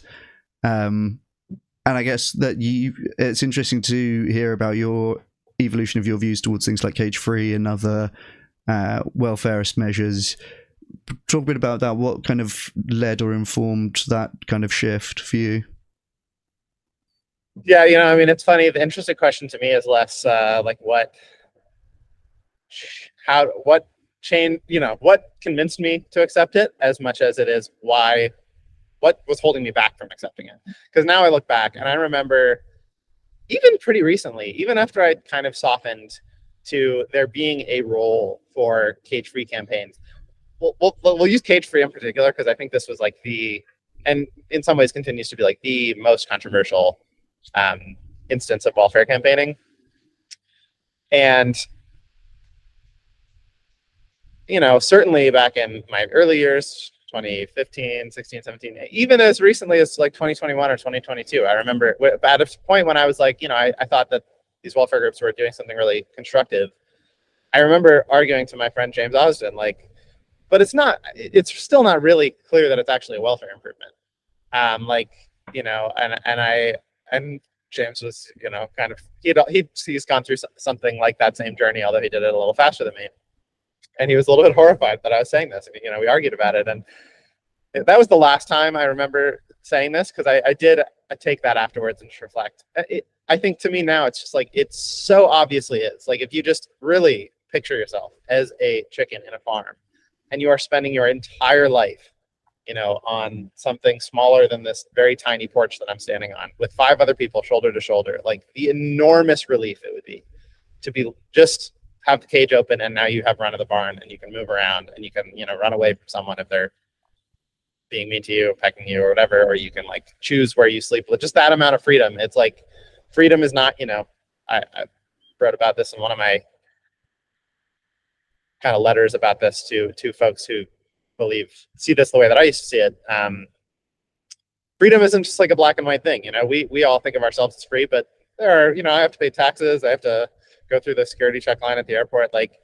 And obviously a chicken in a cage-free farm is far, far, far less free than me, but they're a little bit more free than a chicken in a battery cage farm. And that's just like, to me now, it's like, so the fact that I was arguing against that, it was clearly motivated reasoning. Like, I wanted to dislike cage-free. I had these other objections to it. And I let myself use that to convince me that even the actual basic welfare claim, which I think now is just so obviously true, was not true. And so I'm very suspicious of like the whole pattern of thinking that was leading to me into this for years and years. And it's like humbled me a lot and made me think like, wow, I need to be careful and like not trust myself. That's a good instinct to have, I feel, the more like self-critical you are. There's such an important sort of meta value to drive what you're going to advocate for next, and be looking for the ways that you could be wrong and willing to change your opinion and stuff like that.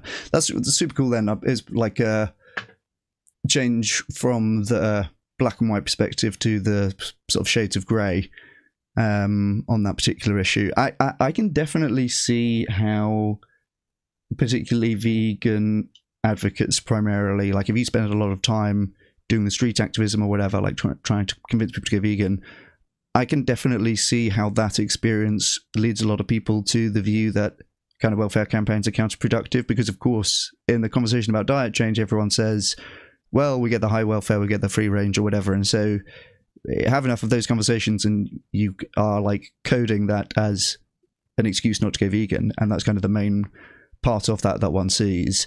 But yeah, I do think that there's a meaningful improvement in the welfare. And then the other part of it, which I always talk about as well, is pushing up the cost of farming the animals. There has to be like some sort of more expensive system than there was before, and so there's going to end up being fewer animals farmed overall. But yeah, that's really, I can totally see how people are in the view that like this is somehow a bad thing because it's mainly used as a justification. But I think it's interesting is it depends where you spend, what issues you spend your time thinking about as to how you'll take that. And that's certainly true. I mean, those were two stops that I did get off at and spend a little time on the train from like where I started to where I am now. And I'm sure, there's more stops to go. But probably the first point for me was the price. That was the first time I had a very good friend I went to college with, who was like the president of the vegan club when I was in college, and she went on to very big things in the movement, working at welfare campaign organizations. And she was the first person to articulate that price point to me.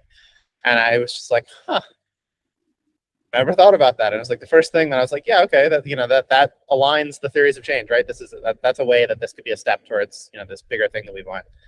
And it was later, the question about, there was a point at Pax Fauna when, maybe several stops later where I was thinking, okay, like cage-free campaigns, they're productive, they build power, they raise the price. But they're not a good messaging strategy. Like they're not the foot we want to put forward to the public because they're going to have this kind of effect. And even they aren't that exciting to the public. Like even the public kind of sees through cage free, which there's definitely a grain of truth to. There are people if they learn the details about it, they're like, well, that's pretty underwhelming. They're still just in a giant factory farm. But I have moved on that too, and I would now it's just like. I don't, we could take different lessons from being out on the street doing vegan outreach. And maybe the first lesson you'll take after doing it for a few weeks is, wow, these are the things I keep hearing. And this cage-free thing is like kind of, this welfare, the humane lie is really causing me a problem. But I think if you do it for a few years, my guess is most people will be like, people aren't going to go vegan. Right. Just, I think it's a lot of practical barriers, basically, isn't it? And an economic problem ultimately, where you want the alternatives to be more appealing than the animal products, and there are kind of things on both sides of that equation, making the alternatives better and making the animal products less desirable in terms of messaging and stuff like that. So I think there's definitely all sorts of things that can productively be done within that. But yeah, I do get frustrated by sort of anti-welfareists. Yeah, so that's good. There's a lot that I could say about that, but we're just spending too much of our time on there, I think. Right. Nice. And so yes, what the thing where you came on my radar in recent times was as a fellow commentator on the FarmKind saga, the Forget Veganuary campaign, the now infamous campaign. And you are, I think, one of the only other people, as far as I could tell, expressing some amount of sympathy towards the campaign, or at least understanding, and I can see what they're trying to do here. How did you approach that, and how's your thinking kind of changed about it? You had 2 really long blog posts on it, which we read with great interest. But yeah, just have at the FarmKind gate if you will. Nice. Yeah, no, I did notice at that time that, and I'm still surprised how, and I think I like a message I would want folks in the more abolitionist wing of the movement, which I still have fully one leg in. I'm heading back to Wisconsin in a couple weeks to get arrested for breaking some beagles out of a beagle farm. Like, right, I want to ask you about still that. But a message I really hope folks who more identify with that wing of things is how much the EA forum, lit up with unhappiness about the Forget Veganuary campaign, and how people really, were upset by the kind of, adversarial tone, or throwing another group under the bus, or kind of cannibalizing like some momentum that another group has made, worked very hard to build for like your own different goal.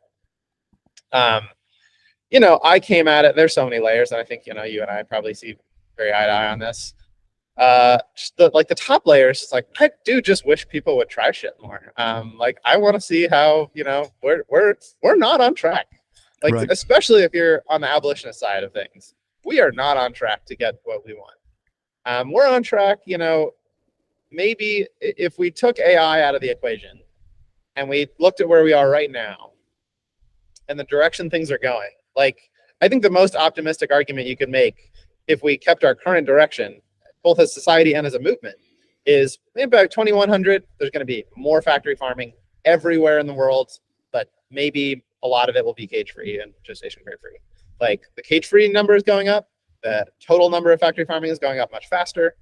That's not good. We're not, and we're not seeing the signal. There's not really any counter signal that, like, underneath all of that, there's this quiet but growing trend towards veganism or towards, something transformational or alternative protein. Like, you might have folks might have a different theory of change about whether alternative protein would really kind of ripen before then. But so, I just want people to try stuff. And I thought, hey, this is a really new, interesting angle. And, specifically for a lot of folks who've even again, within the grassroots radical side, there's been questions about veganism. I came in through direct action everywhere. We were always saying, this individual vegan approach is not going to take us where we need to go. And I think people have been saying this for more than 10 years. Lots of people in different corners of the movement. And to me, the farm kind thing was like almost the first people to really put their money where their mouth is and say, all right, we want to get non-vegans into the movement. Here we go. This is how we're going to do it. And I don't, whether or not it worked, I love to see it tried. Yeah, I agree with that. It's like rolling the dice, really. It's not, we're not on track, as you say. We do need to try something new. And it seems obvious to me that focusing on generating resources for the animal movement and for the most impactful organizations in the movement is a way better goal than direct vegan activism, for example, which I think is very important. And it's good that there's people doing that. But just, you can think about it like multiplier effects, right? If you have people who are now generating funding for effective animal advocacy organizations, that is going to lead to more vegans on the second order kind of thing.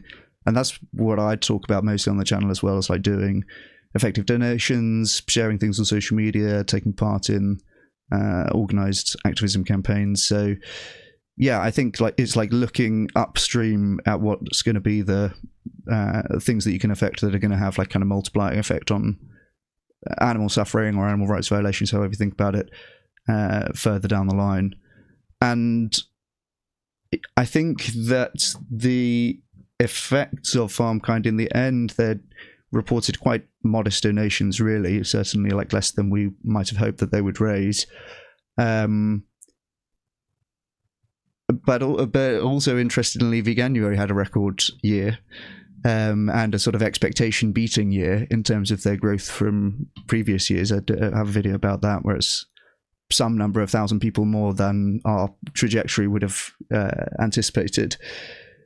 So it's not clear whether the campaign, which was another thing discussed at the time, actually reduced participation in Veganuary. And I had this kind of table where it's, you create this many donors and you lose that many vegans. And if if you're up here, then you're doing more harm than good. If you're down here, you're doing more good than harm. But I think in the end, it's a lot more subtle, the effects on both sides. Like, there wasn't a ton of money raised directly. There also doesn't seem to be damage to the number of vegans. Of course, very difficult to say. But there was all sorts of other factors going on as well, like the organizational level, as you mentioned, that, I think there were some things kind of handled regrettably there. But yeah. Yeah, I mean, I think they're harder on themselves than I would be, actually, the FarmKind team. Like,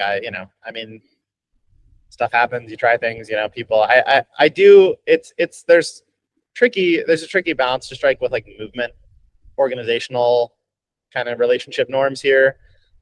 Where at the end of the day, I don't think, we can't have a movement where like you need every stakeholder's permission to do a campaign.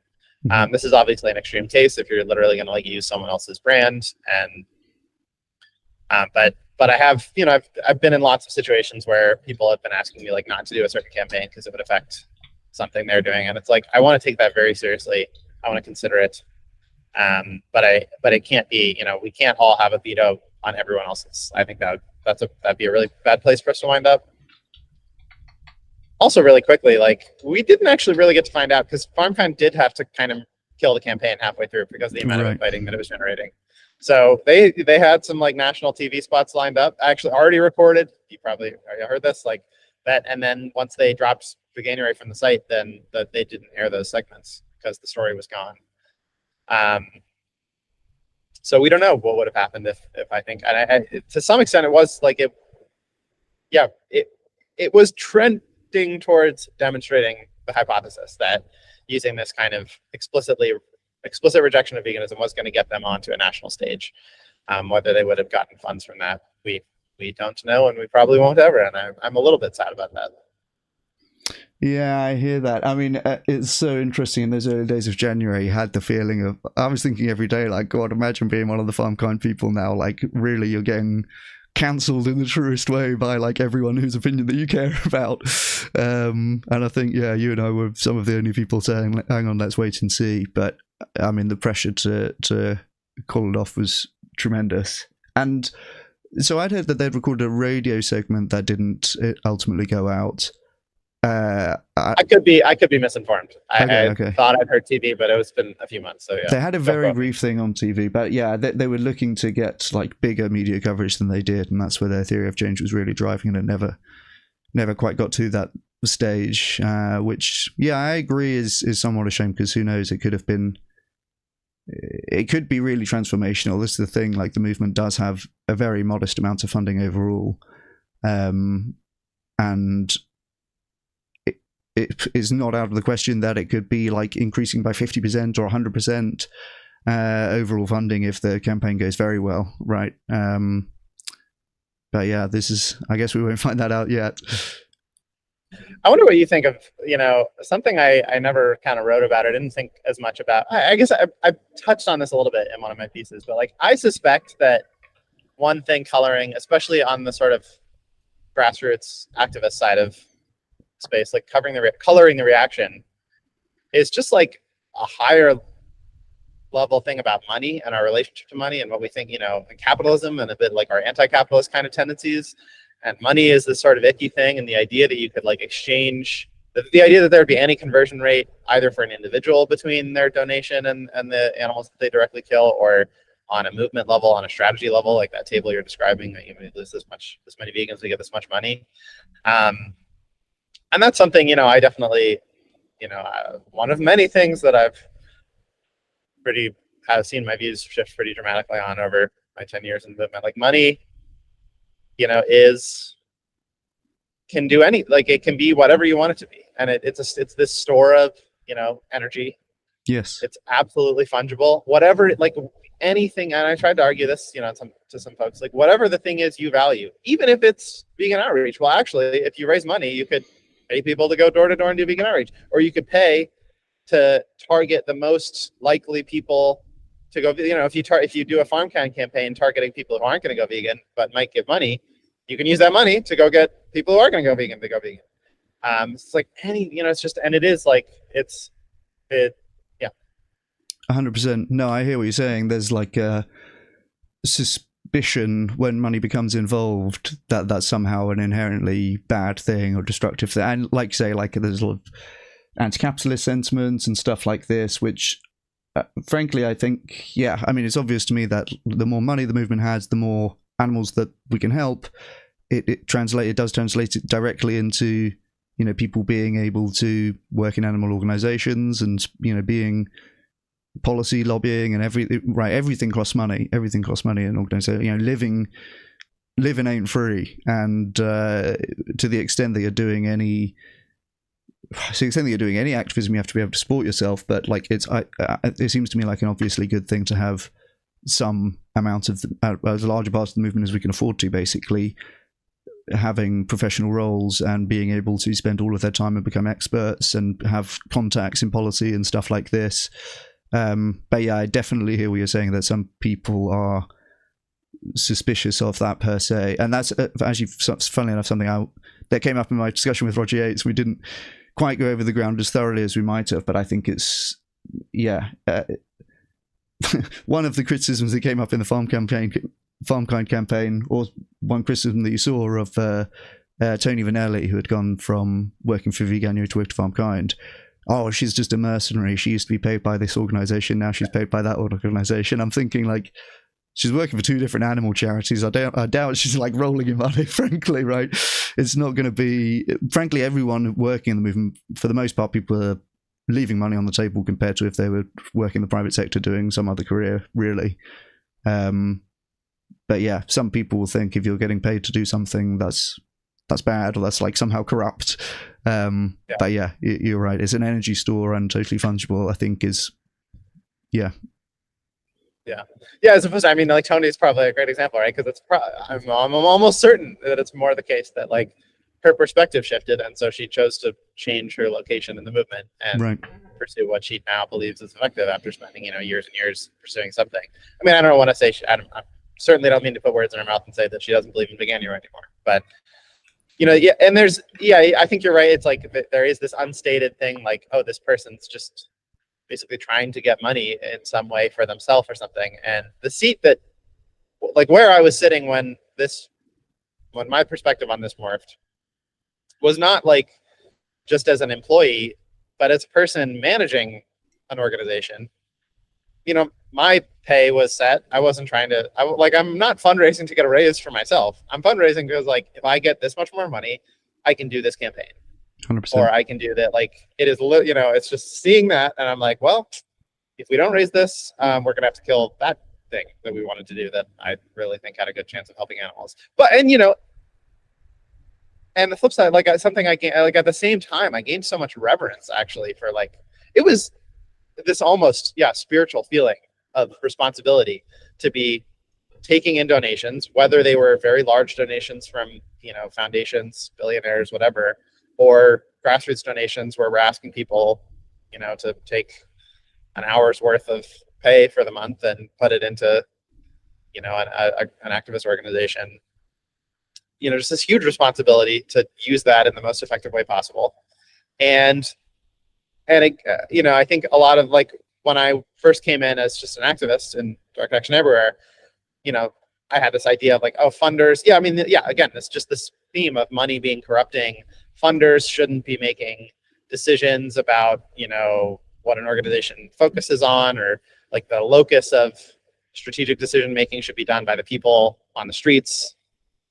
And my perspective changed a lot. I came to the point, running for Animal Future, where I felt I want to go to funders. Like, they are in this very unique position in the movement that forces them to take this bird's eye view. In some ways, even more than, and they have access to information even more than I do, as, like, these days I'm a blogger or something and I'm taking kind of a bird's eye view, but there's so much I don't see and don't know.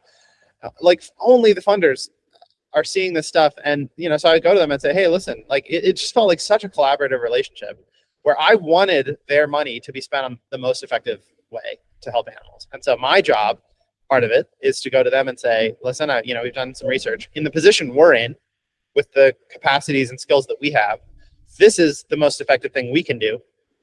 And, like, there you go. And if you think that, like, you tell me if that's, reaches the threshold that you're seeing, or if there's a better place that you can put those resources. And if there is, I don't want to be, like, given this big pile of resource that, like, this power that I'm not going to be able to use most effectively. That's, like, it becomes this burden.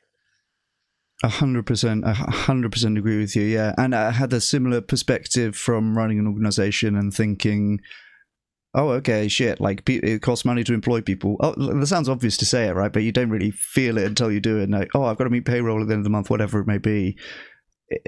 Yeah, everything costs money. You like, and then you immediately get into thinking, okay, the movement has a limited amount of resources, and we absolutely have a responsibility to make sure that that's being spent well. And I totally resonate with what she said as well about, like, so I'm we'll apply for grants or write RFPs for particular organizations that are looking for research to be done.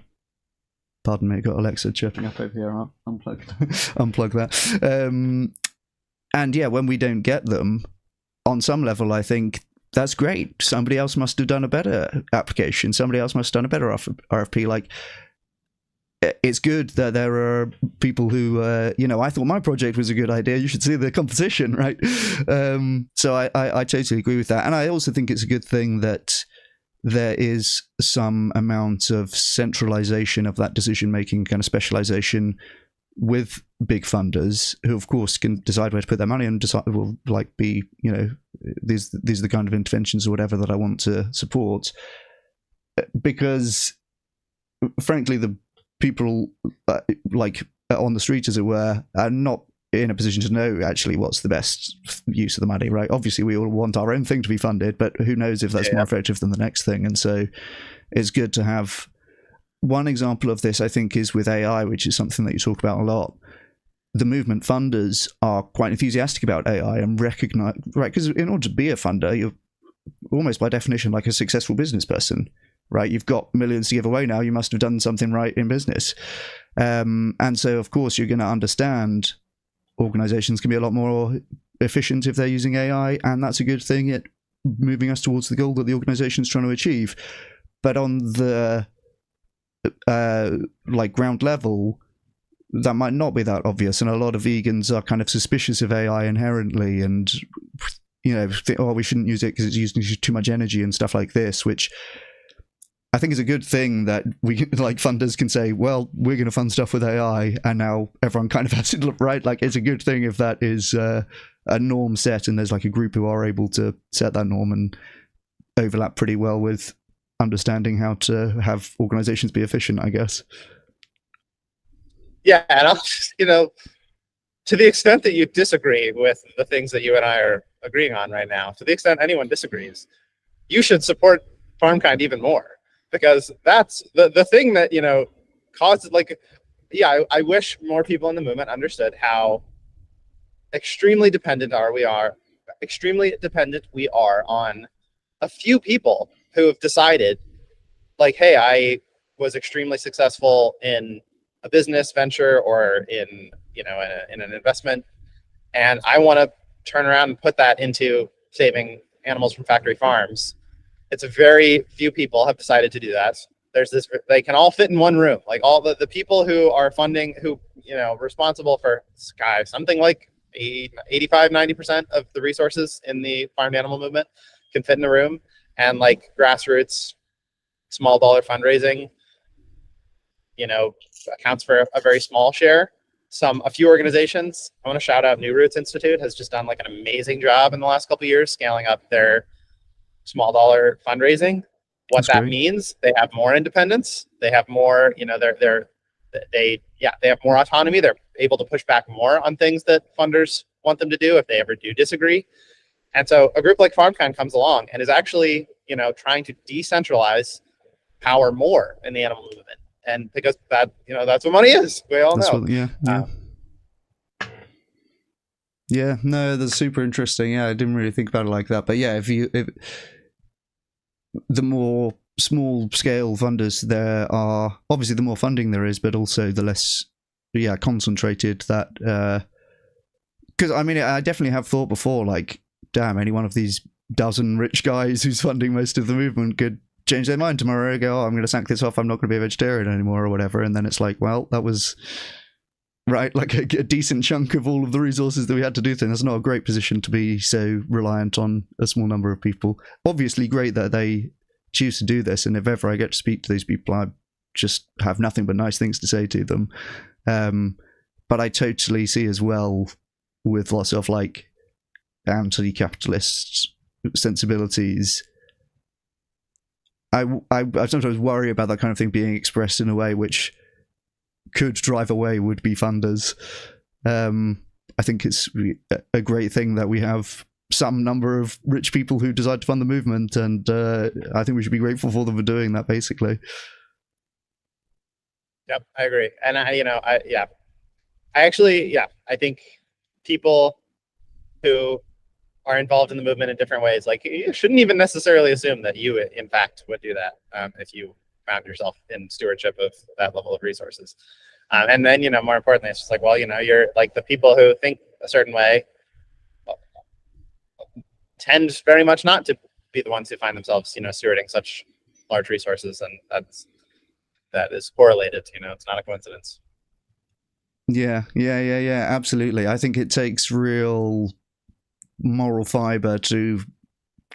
You've got there, you've become the multimillionaire, your venture was successful when it might not have been, you took risks along the way and so on, and then say, I'm here, I've arrived, I'm going to, in some cases, give it all away.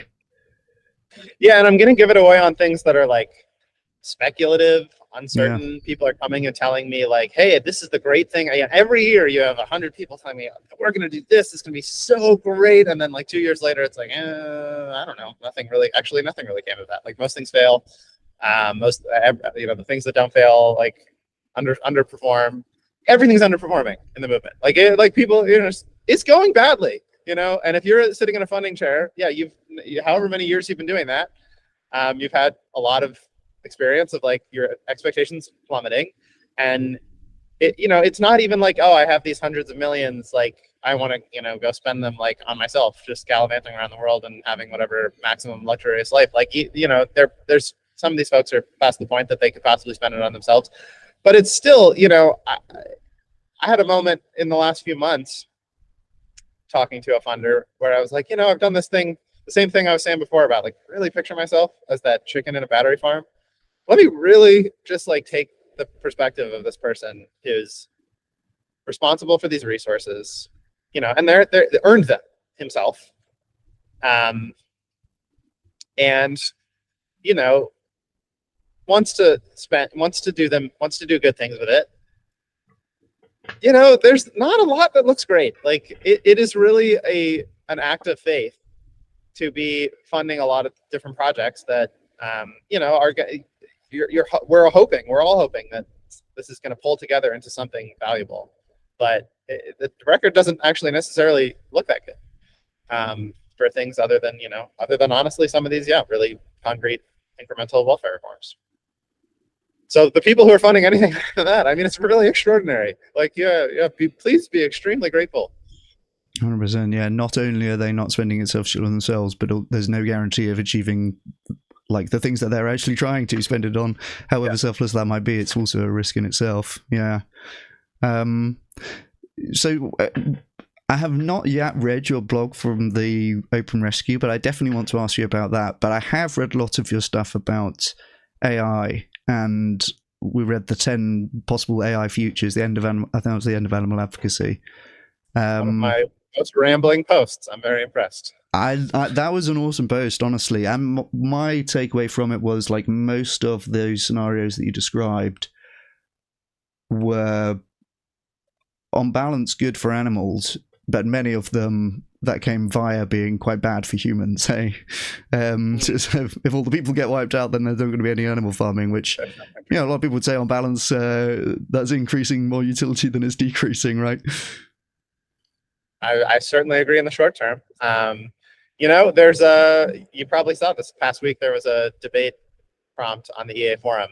The motion was, if AGI goes well for humans, it will probably go well for animals. And the prompt was to write, forum posts either in favor or against the motion. And I think many people pointed out that there are many scenarios, and maybe even overall, effectively an inverse correlation because certainly in the short term, like in the short term, just the longer, good for humans right now, definitionally meat. Like people want to eat factory farm meat, so good for humans means bad for animals. Like in development, people getting richer in the developing world means more factory farming. So and it is to some extent, speculative that but maybe later on this is going to change, and maybe AI is going to get us to this technological level where we choose to eat cultivated meat instead, or we do but so far pretty much inversely correlated. Yeah, damn, that's kind of true. And I think it is a big part of that is like how the animal movement reacts to AI and manages to use AI. And I will say, influenced in no small part by your blogging on the topic, Prime Research has recently dropped thousands of pounds on co-work packages and Anthropic Claude. which I'm loving, and definitely seeing the potential of, I think maybe especially for organizations like mine, where it's very much knowledge work, modeling, research based, and then also policy advocacy, the value of being able to essentially automate so much of that stuff. And I think there's an almost infinite amount, we have an almost infinite to-do list, really. So having now able to have more resources and get things done more proficiently, I think is incredibly important. So I think there's like the movement adopting AI and being able to do more as a result of that. And I think there's a bunch of other kind of less predictable effects of AI over different timescales as well. One thing that I like looking kind of in the nearer term, I guess, I got quite frustrated in a recent LinkedIn post that I had posted something about, I think it was about plant-based meat being healthier than meat, which is a favorite hobby horse of mine. And a lot of like pro-meat people of various professions were coming onto the post and, you know, giving their arguments against that. And I realized after a little while that a lot of them were posting AI-generated comments. I think so. There's a memo gone out on the other side that says, "Come to this, meat industry-oriented ChatGPT bot that is going to give you all the comments to post." And I was very frustrated. I thought, well, it's awful. First of all, that they're using AI this way, although completely predictable. Really, if you think about it for a moment, it seemed to be a bad thing from my perspective that here I was having thought about this and put together some argument, and I'm spending time replying to these comments, and like the person on the other side of the screen is literally just copy pasting and not giving it any thought at all. And I thought, well, this is a really bad thing, and it's going to, you know, it's a tool that's being used very destructively by the other side. But now I kind of think it's that level is probably at the level that it's at the moment, where people can, I think, get quite objective answers on questions that are frequently propagandized, like, for example, the health impacts of red meat.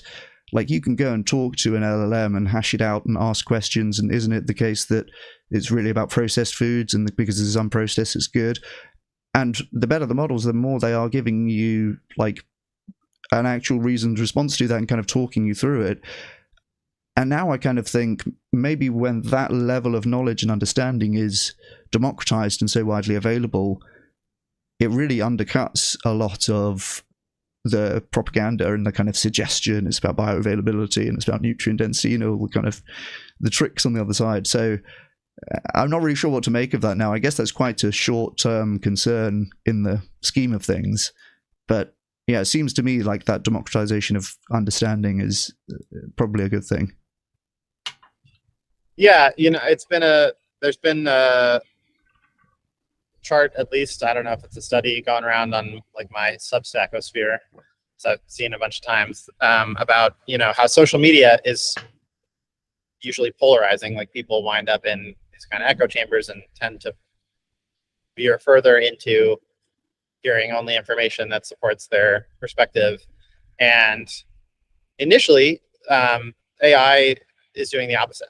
So people who spend more time engaging with AI on questions come out less polarized and more kind of understanding of different perspectives on topics. I think partly that is because companies are deliberately training models to be multi-partial.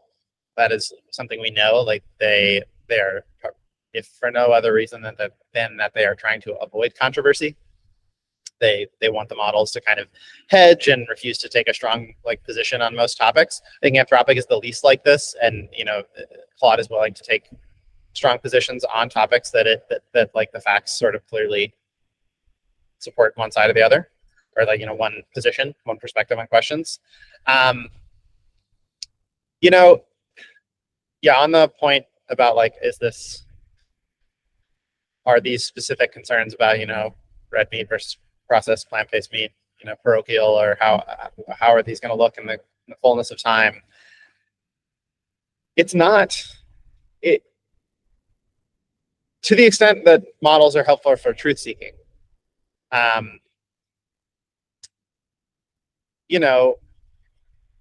Truth is really good. but there are other things I care about. And if it were the case, like I of course I believe it is not the case, like that, yeah, plant-based meat is healthier than red meat. That is, I believe that. But what if it were the case that weren't true? Like if we happen to live in a universe where actually, or or just something about our evolution that just made it that we were, like, in that case, then AI would be a tool that would be convincing more people to eat more meat. And plant-based, versus red meat isn't one of those things, but there may be things, that we're not even thinking about yet. So it's just, my point is that it's very much not by default. Like nothing about this technology is going to, by default, I shouldn't, that's an overly broad statement. Many of the things we care about are not aided by default by the way the technology will go. And there's a role for us to play in trying to steer the development of the technology in a responsible, safe direction. And that's, there's a movement for that. And one of my most recent posts is about how I'd love to see animal advocates like really claim our seat at the table and earn our seat at the table by making a positive, useful contribution to that. There are probably some things that are over-determined. We don't know yet how it's going to go, but I'm guessing that, if anyone's around to look back on this in 50 years, it's going to look, there are certain things about how this goes that will look pretty inevitable. Yeah, interesting. Well, it'll be easy to be wise with hindsight, I suppose, won't it? Yeah, I mean, that's a good point, right? That in this case, it is the case that the truth, or like the increased ability to align with the truth, is going to be cut also in favor of what we would want as animal advocates. There could be cases where that's not the case. There could be like some inconvenient truths from the animal advocate's perspective, right? My sense is that overall, as a function of budget to influence discourse and like put out frames for understanding nutrition and stuff like this, like to the extent that there is much more ability to do that from the meat industry than on our side, my sense is that the truth, increased truth alignment would tend to be beneficial. But yeah, there's definitely, it's not a given. I hear what you're saying. I think that's right. I mean, I'll say, one vision of how I suspect this goes, we're in, this brief moment where the conventional model of social media is like holding on by a thread and it's going to crash down. Like when all of this, when, you're just like 99% of the comments on every social media platform are AI and everyone knows it. I mean, that literally might be true right now, but when it becomes the case that everyone understands that, like, why are you going to log on to LinkedIn and just argue with a bunch of bots? Like, what's the point? You're going to go to the system that you trust. You're not, you don't want to go, okay, let's go to LinkedIn and like have an argument with whatever AI model someone else decided I should talk to today. You're going to go, I'm going to go to my model that I trust. And maybe that's going to be, Claude from Anthropic, that I think is this really responsible organization that's making, putting out costly signals about responsibility. And that I believe is, really aligned with the balance of like truth and, mercy or compassion that I care about. Or maybe it's going to be an open source model that I know, I've even like fine tuned it to my values a little bit, or there's going to be something in your world, everyone's interactions with information in the world are going to be mediated by one or more agents, because there's going to be just so much there. It will be impossible to sort through the torrent of information that you're going to be faced with every day without outsourcing some of that sorting and some of that sense making to an AI system that's helping you. And the question, a very big question is, will people make good choices about what systems to trust? Will we be able to make good choices about what systems to trust? Will you and I, even very discerning people, have access to reliable information about, how a given system was created, so that we can choose to use like systems that align with our, to some extent align with our values, but yeah, probably more importantly, just are like trustworthy. Yeah. No, social media is gone, a few years from now. There's nothing like, I can't imagine there's going to be something remotely like LinkedIn. Yeah. That's That seems like a loss. I don't know. Maybe it seems like a good thing that at the moment you can be using the internet and communicating largely with other people and part of the marketplace of ideas, right, and all this kind of stuff. It's that seems like something that it would be a shame to lose. Yeah, I have wondered. We've lost it. Who knows? I think we all. I don't want to say we all. Many of us probably look back on like the early era of Facebook when social media was actually social, and it was like mostly people that you knew, and doing things meant for their friends rather than like content streams of kind of these more parasocial relationships of people putting out content and most people consuming. Many of us look back on that fondly. I mean, there's obviously the revealed preference.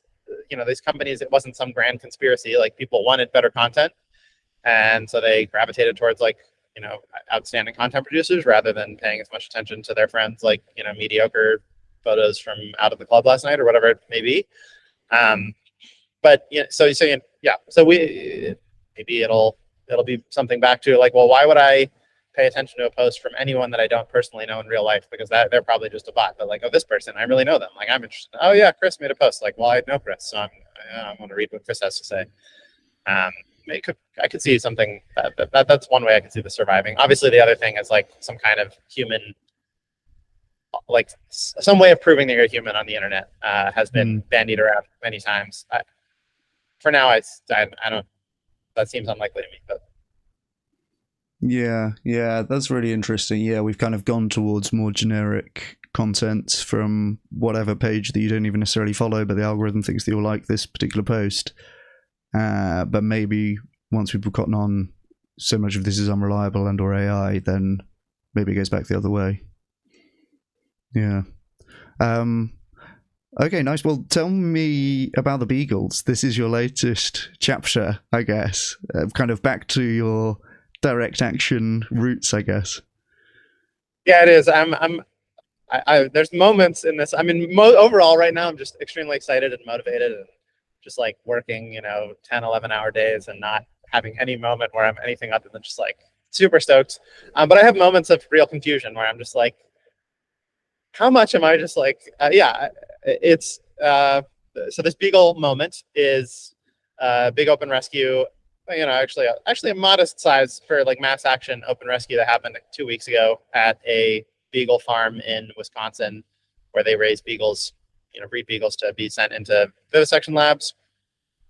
And there's this 8-year courtroom drama behind it, where an undercover investigation team initially went in and rescued a couple dogs and took some footage, and then there was a felony prosecution, and then they beat the prosecution and they turned it around and got this judge to appoint a special prosecutor to investigate the farm. So there's this whole saga behind it, and that's one reason I think that it's going up in the media. Obviously, the main reason it's blowing up more than past actions like this is that it's dogs instead of chickens. Point being, I spent many years, talked to the very beginning, in Direction Action Everywhere, using these kind of mass disruptive, civil disobedience tactics to try to spark a moment for our movement, throwing animal rights into the national media spotlight, making us like a really salient, public and political and social issue, rather than just this kind of very niche thing we are right now. And it didn't work. Spent years doing that, kind of gave up, or kind of thought, okay, that approach isn't working. What can we do instead? And Wayne, the founder of Direct Action Everywhere, and good friend of mine from back in those years, just kept at it. And I often thought, man, he's just keeping at it. I don't know, he's not giving up. Like, Wayne, come on, it's not working. And then look at me, I'm eating whatever, vegan pro. This action blew up like I have never seen anything in the movement blow up like this. Like, people, my housemate went in Colorado, many states away, went to get a haircut, and his barber was talking to him like, "Oh, did you see that Beagle thing on the Oh, great. Super viral. It is getting, and so within, I'm sorry, I'm so all over the place here, but the action was on a Sunday. It went well. We got 22 dogs out. 27 people got arrested. We were happy. And then over the next couple of days, sort of cleaning up and getting ready to go home. And it was just the media kept building up, and that was not, we got some local press at first, but then it kept building up, and the videos kept going more about, like, the momentum was just building over a couple days. And then I heard, like, midway through that week, that within like the first 4 days, over 30,000 people, it's now like 36,000 people had signed up online to, like, hey, I want to be involved in this campaign. Wow. Which was that's just a staggering number for anything. I mean, that's not necessarily like a petition. We've had petitions go viral, raise like $100,000. We've had fundraisers go viral before as a movement, as a whole, all of us. But that number was like, what? And so we immediately started talking like, well, we have to go back. We have to get all these 36,000 people to just come back to the farm with us. Had signed up to actually come and do the rescuing. Let's say that they took the very first step towards saying they were interested in doing that.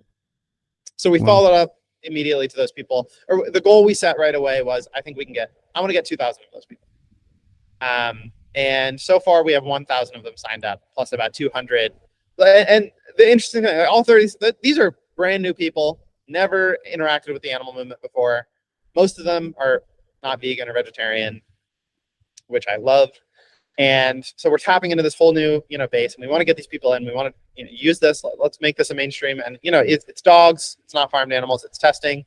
It's worth doing. Let's see what we can get out of this.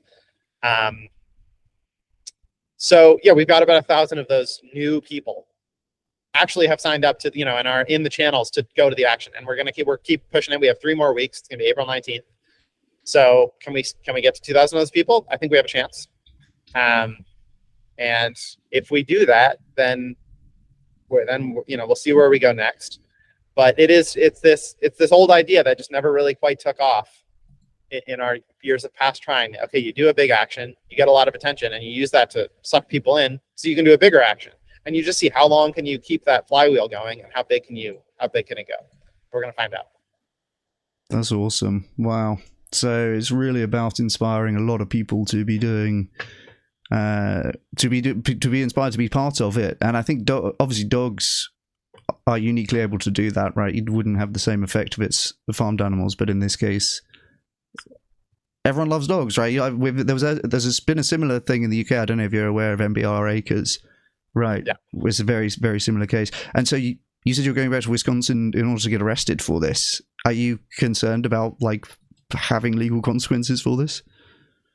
I've been arrested probably like a dozen times before. Wow, okay. Some of those, So I've been all over the place. I don't anticipate. I mean, honestly, if we come back with hundreds of people, so I'm expecting we're gonna have more than 1,000 people at the action, and many hundreds of them have said they want to take felony level risk. We're talking about smashing doors down with sledgehammers to get into this dog facility, which is much more highly secured than a typical like factory farm, and take out dogs that are worth anywhere from $1,000 to $2,500 to this company. Allegedly, they claim that's what the value of the dogs is. Interesting. To be able to sell to research labs. So yeah, and hundreds of people saying they want to take felony level arrest risk to go do this. There's no way this little county in Wisconsin can pursue all of those charges. So I think we're going to break them. Wow. Okay. That's awesome. Because there's been kind of mixed results in the UK trials for the Beagle stuff. I don't know if you've seen. Yes. Yeah, I know. Just learned. Yeah, right. What it was 2 days ago that one of the juries came back guilty was definitely a blow. Yeah, I think they ended up 2 guilty and 2 not guilty of the 4 cases that have happened. So it really is split, and I suppose that is part of the theory of change as well. There was it might have been you posted about this actually. No, I saw this at the VARC Vegan Animal Rights Conference last weekend. The jury passed a note to the judge saying, could the judge please advise on how to handle this, what is clearly an evolving moral issue where the laws might not be actually reflecting what any decent person would consider moral or something like this. So it really is pushing the bounds on what should be legal in this respect. I mean, it's true that dogs haven't gotten huge attention, or like dogs get more attention than farmed animals, but there's an amazing case in Utah several years ago that Wayne Shung and another friend of ours, Paul Picklesheimer, were on trial for rescuing pigs from a huge factory farm in Utah in this very rural area. I mean, we're talking, it's like 70% Trump voting county, where this Smithfield is like the, super majority employer. And they got acquitted unanimously by a jury for sneaking into a farm and taking piglets. And we met some of those people, and they were transformed by the experience of sitting through the trial and learning about the conditions, hearing from the activists who, of course, took the stand to explain why they did what they did, and we're completely open about it, right? It's the same way with the Beagle people. Yeah. So there's, it's not, it is, there is, I mean, the trials can be transformational. And to your point, I'm not as familiar with the UK legal system, but in the US, a loss in the district court is actually an opportunity to appeal and get an appellate ruling that would actually set legal precedent. That's a long shot. Okay. We're trying to, like, the argument would be not just, jury, look at this, choose to do the right thing. We'd actually be trying to make a legal argument that animals count as someone under the law, which warrants the use of what's called the necessity defense, which says you can break a law to prevent a greater harm coming to someone. Okay, yeah. Well, that was going to be my next question about that, like the precedent that it sets. So at some level, that could, if it goes up to the next level in the appellate court, you said that could happen, in which case the precedent is set that you can just rescue animals, as your vlog is titled. Yeah, there you go. The day may come. Yeah. The day will come. That's awesome. Or we'll all die from AI. Yeah, indeed. Yeah. Well, fingers crossed, eh? Thank you so much, Aidan. We're just over the hour. I don't want to keep you too long this morning, but I really appreciate it. Sunday morning for Aidan. So I appreciate you waking up and being with us on a Sunday morning over there. And do you want to shout out any of your stuff? Obviously, you have the Sandcastles Substack.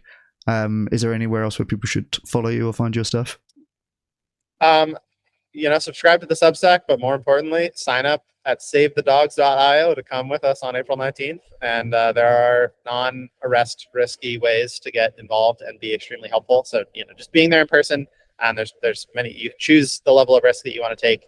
It's going to be legendary. Okay. You don't want to miss this. Come on. This is the moment. This is it. Awesome. Savethedogs.io. Awesome. Great. Thank you so much, Chris. Yeah, it was a lovely way to spend a Sunday. I'd love to come back. Thank you so much, Aidan. Really appreciate you. And keep on keeping on. Okay. All right. Take it easy. Thanks again. Well, there we go. That was Aidan Kankyoku of the Sandcastles vlog. We're frequent viewers of the Sandcastles vlog here. We love Sandcastles. It's 6 o'clock for me. I have reached the limit of my bladder right now. So I'm going to go and attend to that briefly. And I'll be back. Enjoy.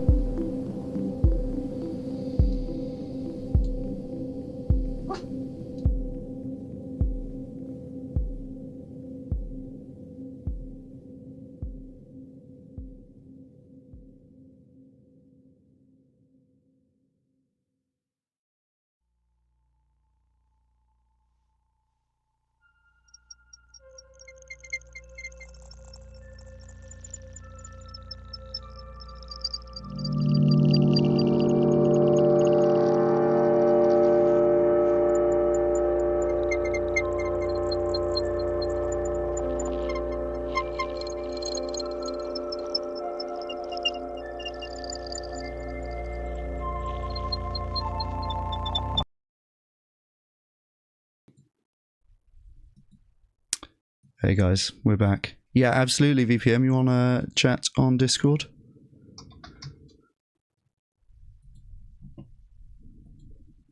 Let's do it. You got a fan. Roger Yates is a fan.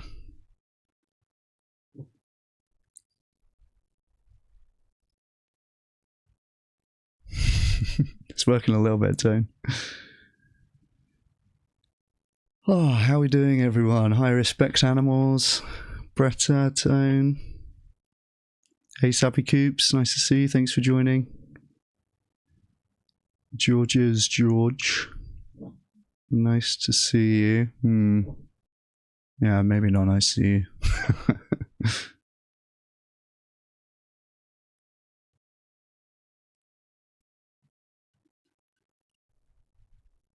Let's chat to the gang.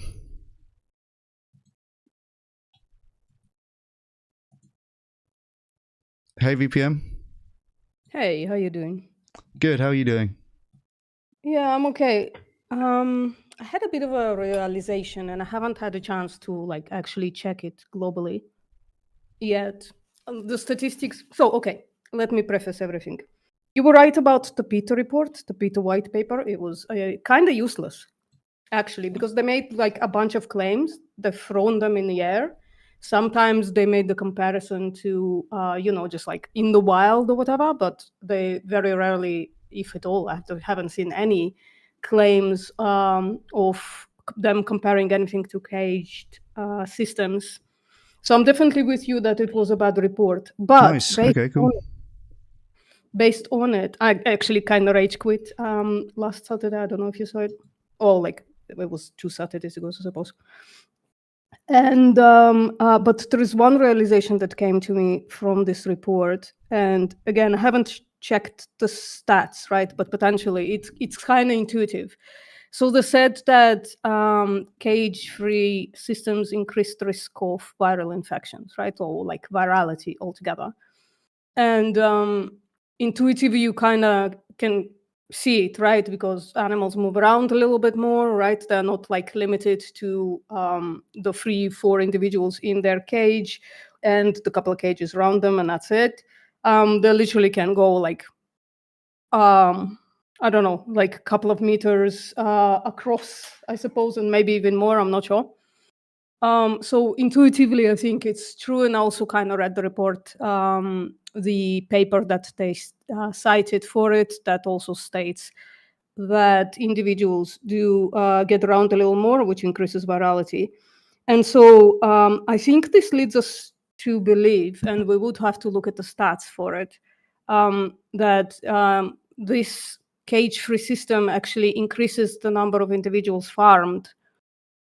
Because once individuals sick and die, and for instance, it reaches the need to cool the entire population, right? Well, like a week later, they replace them. And again, I can't prove it. I don't have like I didn't look into the stats yet. But if this is true, then it's kind of this specific welfare measure might be doing like the opposite of the opposition of what you're trying to get to, right? And it could be like maybe short term, but I don't see how, right? If it's like increases viral infections, then it just does, right? How do you fix that? Even if it doesn't lead to like mass culling, surely just by the fact that more individuals get sick and die in every single farm, right? That more individuals then are bought from the hatchery. So you're much better at research than me. I think I don't know. I'm sorry that we keep like meeting like this, I suppose. I think this is something that's worth looking into, Chris. And if this specific welfare measurement increases the number of individuals farmed while not decreasing the actual demand for eggs, right? Because Everybody keeps telling us from the egg industry, no, don't worry, like eggs are coming. So I think there was like an egg spike downward because the eggs became really expensive because they kept just cooling a bunch of animals, right? So there was like a drop in consumption because it just became so expensive. But now it's back on, it's adjusted. I'm from that as kind of assuming that hatcheries just started to produce more individuals to adjust to the new system change that just kills more animals and exploits more the result of it, yeah? Yeah, okay, I see what you're saying. Well, there's a couple of parts that I would think about here. So basically the idea is that the cage-free system is going to be more infections. That's leading to some increased mortality rates, or in some cases, like they cull the whole lot because of the infections, and therefore there's going to be more chickens farmed in their place in the long run. That could be the case. That could be the case. I think the way that I think about it is the number of individuals certainly is a decently large part of the picture here. But I think ultimately what it would boil down to is like the quantity of time times severity of suffering. So like if you have twice as many individuals suffering for half as long, I don't know that one is worse than the other in that case, if like the total quantity of suffering is the same. Does that make sense? Yeah, but it kind of shows me that we are indeed not on the same side, Chris. You know, we're not moving towards the same goal, because my goal, obviously I want those animals to suffer less, otherwise I would be like some kind of a psychotic ass. But my goal is to liberate the individuals from this slavery, right? And if you're saying, well, our welfare like theory of change is to move towards less individuals farmed, now you're saying something else, right? You're saying, well, even if twice as many individuals are farmed but they suffer less, I find that acceptable and vegan. And I don't know if I can agree with you there, and I would have to agree with Roger. Yeah, I mean, I don't know. I'm kind of reacting to this thing that you told me about the virality. And just kind of telling you. I'm not even stating it as a fact, right? This is like something to explore that needs to be checked. Yeah, for sure. And then, I would then say, I was gonna say something like, "Well, Chris, I don't doubt your intention, but now I have to." I was gonna say, do this research and then talk to the welfare organizations, show them the research if it's what I'm saying it is, right? Could be not, could be the opposite. And like see if they are on our side. But now I'm like, you might need to think about this as well. Yeah, again, I think it becomes like it's one of those things that will force you to clarify what actually is the variable that you're ultimately concerned with. Because I'm not saying I guess I am saying suffering less, but like suffering for less time. Like, is it worse if you have like a bunch of animals in, say, negative welfare? Like, they'd be better if they weren't in this situation. And they're culled and replaced by an equal number of animals in an equally bad situation. The sort of area under the curve, if you like the total time times intensity of suffering may not be any different, or it may even be less because there was like a week in between where there was no suffering or whatever it may be. So it very much would depend on like quite involved things about exactly what it is that you're going to value in either case. But it leads to there's another interesting layer here as well, which is that you might still have the increase in cost, But there could also be some situations where there's a bit of a counterintuitive relationship between those variables as well. Like, I heard about a thing recently which is about reducing mortality on, I think, fish farms. Mm-hmm. And that sounds like a good outcome from a welfare perspective, but it also is kind of a good outcome from the fish farmer's perspective. That is basically making this fish farm now more productive and probably able to actually reduce the price if they know that there's going to be a lower rate of mortality.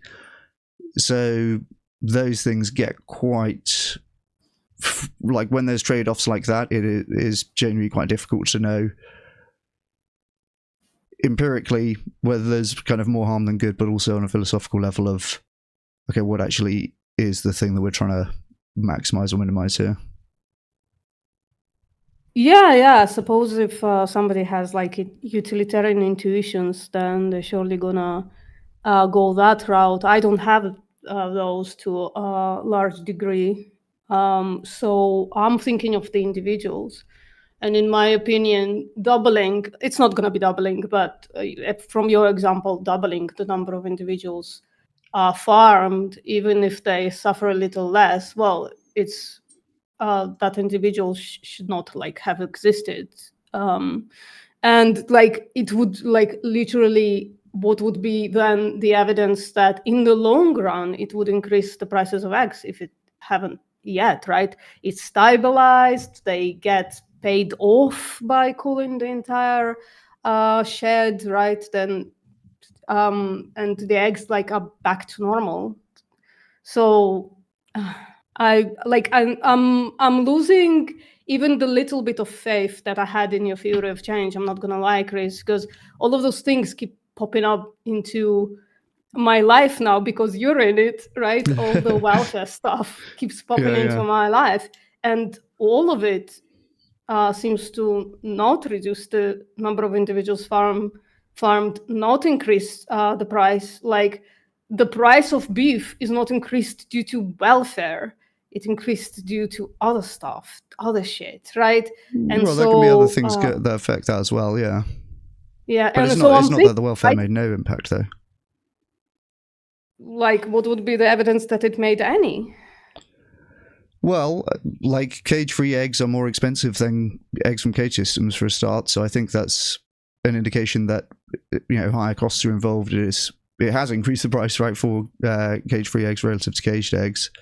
I think there's also but also the PETA white paper provided a report. It's a very limited report. I'm not sure why they provided only that and not like a couple of years. It says that the number of conventional eggs consumption increased. And so, okay, cool that the price of cage-free is slightly higher, but most people are getting poorer. Yes. Right, especially in England, like in England, for instance. I'm sorry. Yeah. No, I'm just kidding. Yeah, you're not wrong. Yeah, I know. Yeah. So what? So sorry, what was the PETA claim exactly? Like, there are more cage-free eggs, but the consumption of caged eggs has also increased, or something like that. Yeah, I think I can put it in the chat. Like, I've skimmed it because I just like made the realization like only a couple of minutes ago. Wait, where is it? There it is. Like only literally like 2 hours ago, I made the realization, oh shit, this potentially increases the number of individuals farmed. And I kind of thought that was the goal. That was the goal, to decrease. And if a welfare initiative increases them in a way that isn't immediately intuitive, right? That's why I only thought about it right now, because again, your theory of change seems at least plausible to me, less and less. But in this case, like, the welfare itself increases the number of individuals farmed. We don't even know if it's like, I would love, by the way, to get those 3 papers that you looked at on your stream when you were talking to me. I would love to read in there to see if they're considering the high mortality as part of the consideration of like increased or decreased welfare, right? But like that's kind of beside the point. The main point, in my opinion, because I thought this theory was supposed to decrease the number of animals farmed, and if it increases, we should fucking abandon it, and we should work on something that actually we should put all of our research into what's happening to beef in the US right now and recreate it everywhere else in the world. And I'm saying it quietly because I'm hoping nobody's listening. Yeah. No, I hear you. It's Farot talking about the price increase strategies. Yeah, I mean, look, I don't know that much about this issue in terms of the disease and the culling and increasing the number of it. Like, this is, yeah, I'm not able to kind of say precisely whether that's correct or to what extent. It's definitely worth looking at those comparative evaluations that we went over on the stream, because I'd be surprised if they don't have some way of accounting for that. Again, I would think like the total time times intensity of suffering is going to be the relevant thing. That seems like the metric that would be like total suffering, basically. But yeah, I don't know. I mean, look, there could well be things which look like welfare interventions, which, when you get into the details of them, don't really work out. Like, that's totally possible. But I think that the job then is to like find ones that do, basically. One way that you can see that welfare interventions will tend to increase the cost is just what companies will tend to do if left to their own devices. Basically, they're going to do it as cheaply as they can get away with. And so, you know, if you have to have a law to say you must do it like this, you can't do it like that anymore, it's kind of implied that doing it like that was the industry's preferred way to do it, presumably because it's cheapest. Yeah, maybe I blanked out, but I'm not sure what that has to do with the conversation. I think I blanked out, though. I think I'm a little tired today. The time changing shit just like completely destroys me. But yeah, definitely, yeah. Let's. I'm sorry, I'm not gonna spend too much time on like looking to see if I'm right, but I think you should, because it's your claim, right? Yeah, I would love it if you let me know, and we'll start moving from there, I suppose. Yeah, I'll take a look at that. And again, I think like there could well be, like I say, for me, reducing the suffering is important in itself. I think it's also the case that it's going to decrease the quantity of animals farmed, or like the quantity of negative animal experience, you could say.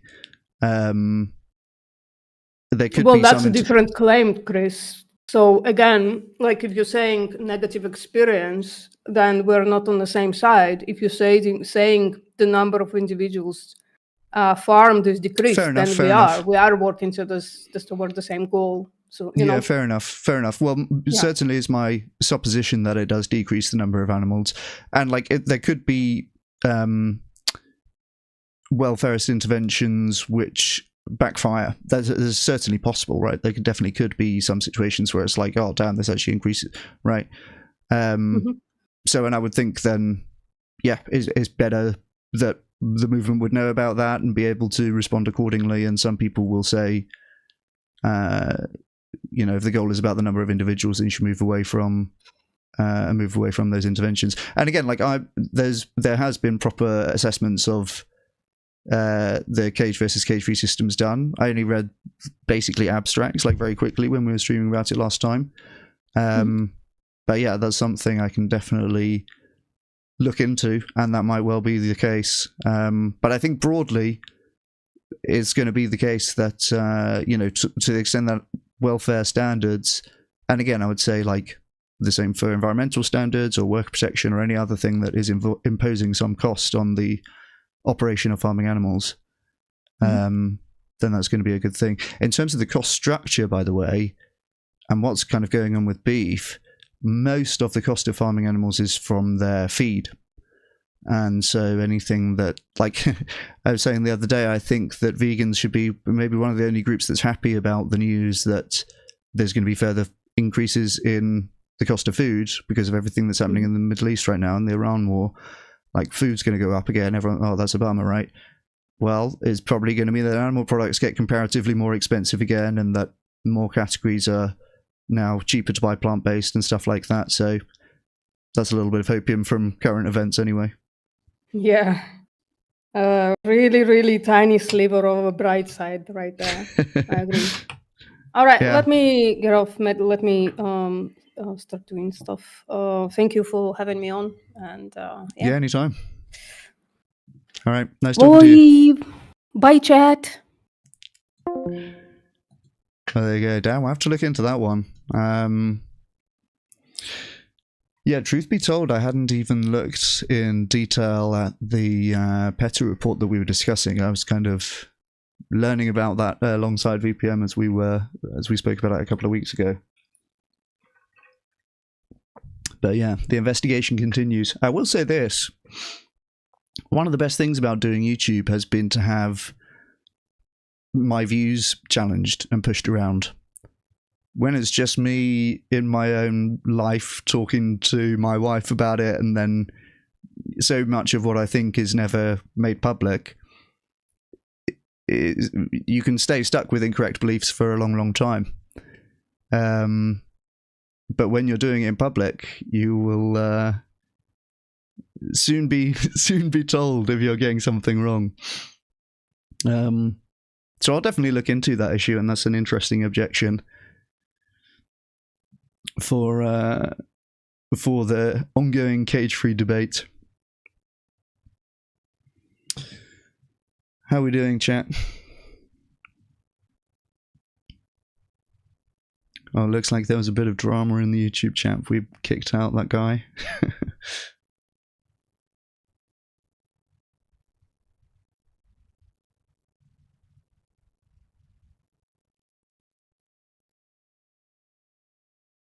Oh yeah, Voldemort's yeah, that guy's gone. Voldemort's turban's gone.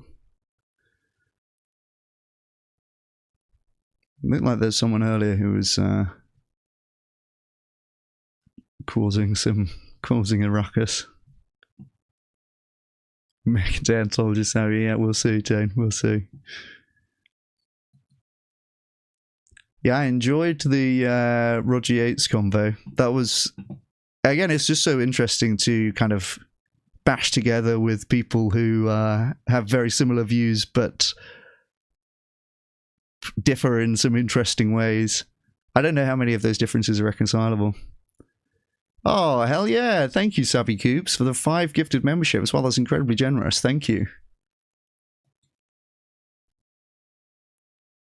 That is awesome. Thank you so much, Savvy Coops. I appreciate that. And damn, it revealed some chat lurkers on my side when it shows up. I will say, you don't really get anything for being a member of my channel. I don't know.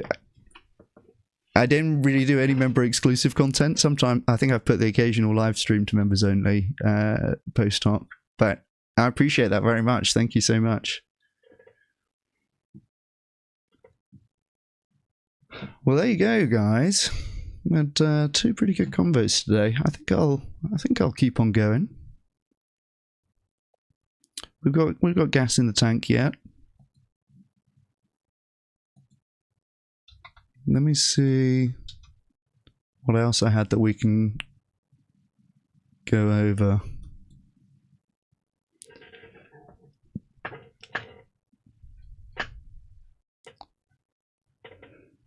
We've got a real good calendar of things coming up, I've got to say. Now, I shared that one image on Instagram for the upcoming calendar. 2 of those 5 conversations were today. But I've actually booked in a couple more since then as well. So in case you forgot, These are the conversations that we've had today. Roger Yates and Aidan Kankyoku. This image of him is a very true representation as well. I enjoyed that. Tuesday, we're debating this guy, Todd Thurman, who's a pig industry consultant on veganism for human health. And then Thursday, the 2nd of April, we've got Skyjack Morgan debating welfareism. Sounds like I might have a bit of brushing up to do from the new info shared by VPM just now. I have to think about how to process that. As with all of these things, I'm willing to be shown if I'm getting it wrong. So I think that's a very good master value, like being able to change your mind.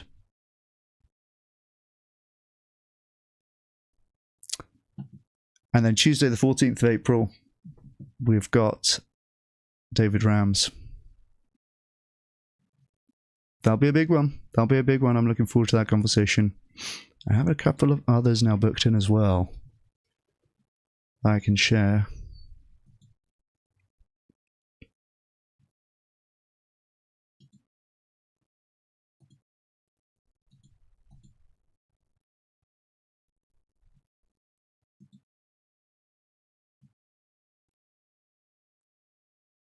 Actually, beyond this. Yes, okay, yeah. So on the following Tuesday, then the 21st of April, we've got Jamie Woodhouse, who does the Sentientism podcast, which I went on a little while ago, and he's had a lot of cool people on that podcast, so we're early days compared to Sentientism. We've got a lot of learning to do from that guy. And yeah, he's a very cool guy, very good thinker. And then Tuesday the 28th of April, we have Wasim Imam coming on to talk about fish welfare. So that'll be an interesting conversation as well. We've got a lot of good stuff lined up. We've got a lot of good people, smart people coming on to tell us about interesting things. So there's a lot of good stuff coming up. Now I do have some cereal in front of me, so I want to kind of put something on while I eat that. Let me see if there's any good videos that we can watch and react to. You know, one day we are gonna have my interview with Earthing Aid's gonna come out. Don't know when that'll happen. Could be a long time yet. But one day.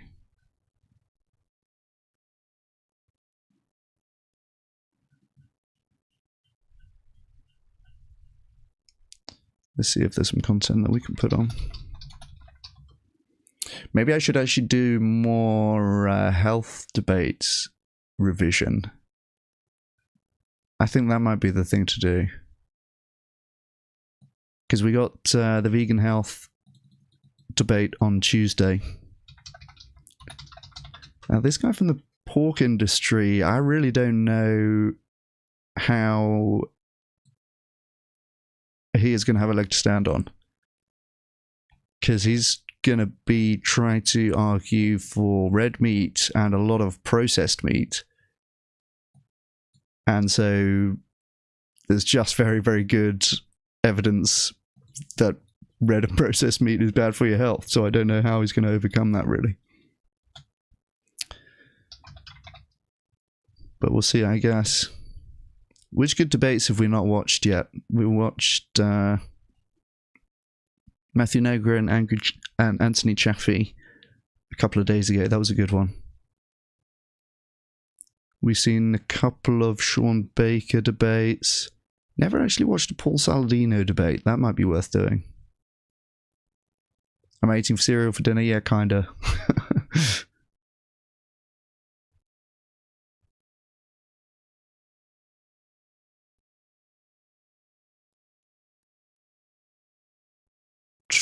Oh yeah, can you do custom emojis for members? That'd be cool. feel like there needs to be something, but I also didn't want to paywall any content, so it's... But I really appreciate that anyway, guys. It's Sabiku, it's very generous of you. It's kind of cool seeing the channel become more and more viable. I'm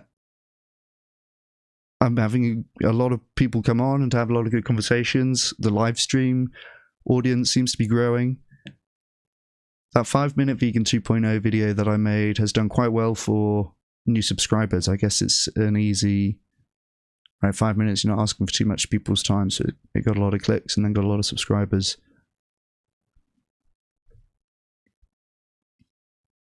So we got to make sure that we're still remaining active in doing things that are going to be moving the needle, so that we're setting a good example.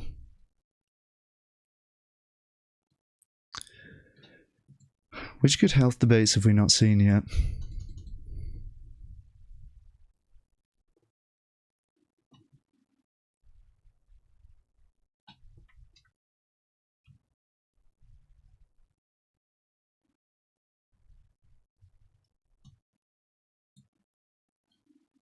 Just searching for vegan health debate at the moment. If anyone's got any recommendations, I'll Oh, here's another Lauren Knight Hughes hosted one.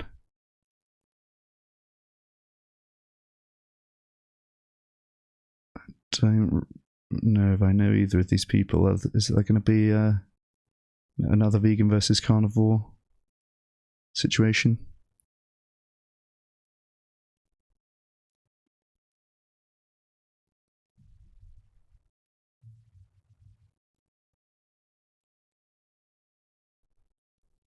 Interesting debate between Humane Hancock and Jeremy.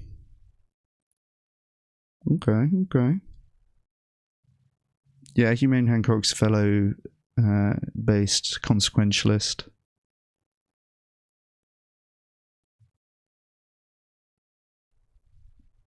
Problem with a few of these is that they're very long. I wouldn't mind watching a longie. Vegan Gains versus Bar K.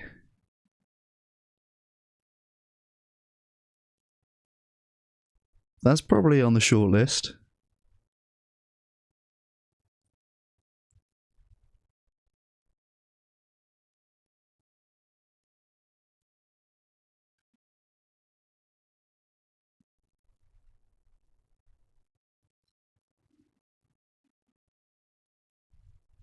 This is Garth Crooks, was it?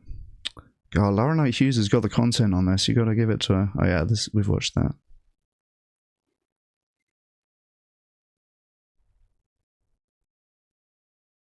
Debates about output nutrition. No, I haven't really watched any of those. I should.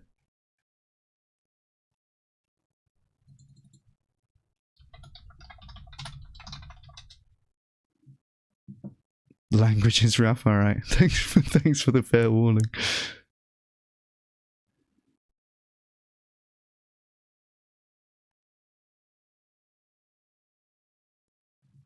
Oh, we watched a bit of this with Patrick Raceroff, didn't we? Is this the one that I'm thinking of? Oh yeah, there he is. Well, maybe this is the one. I think this is the one that's speaking to me most. We've got Lauren Knight Hughes is expert moderating. I feel like there's some others that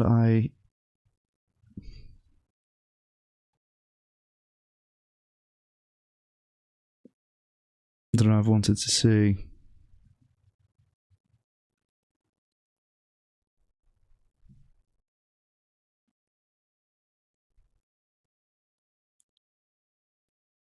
Oh, that's long. I'm not going to say who it is.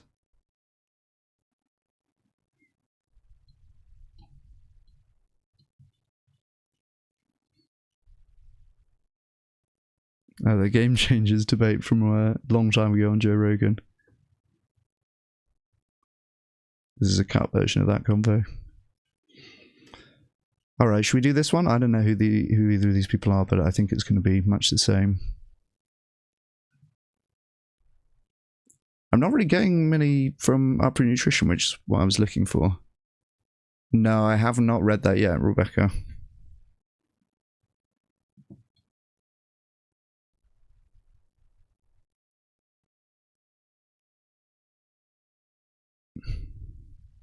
Okay, that's the Anthony Chaffee one again.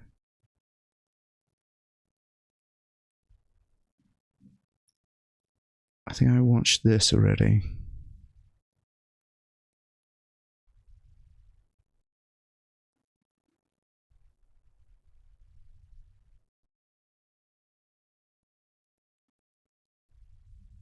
Joe Rogan debate was great. Yeah, look, I don't think I listened to that in full all the time, but it's a long time ago.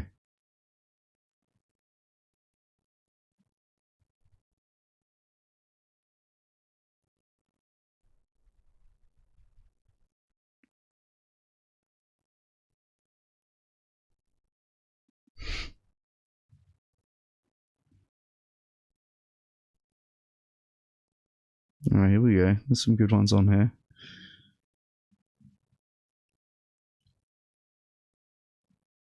Yeah, Nick Hibbert's going to come on the stream sometime as well.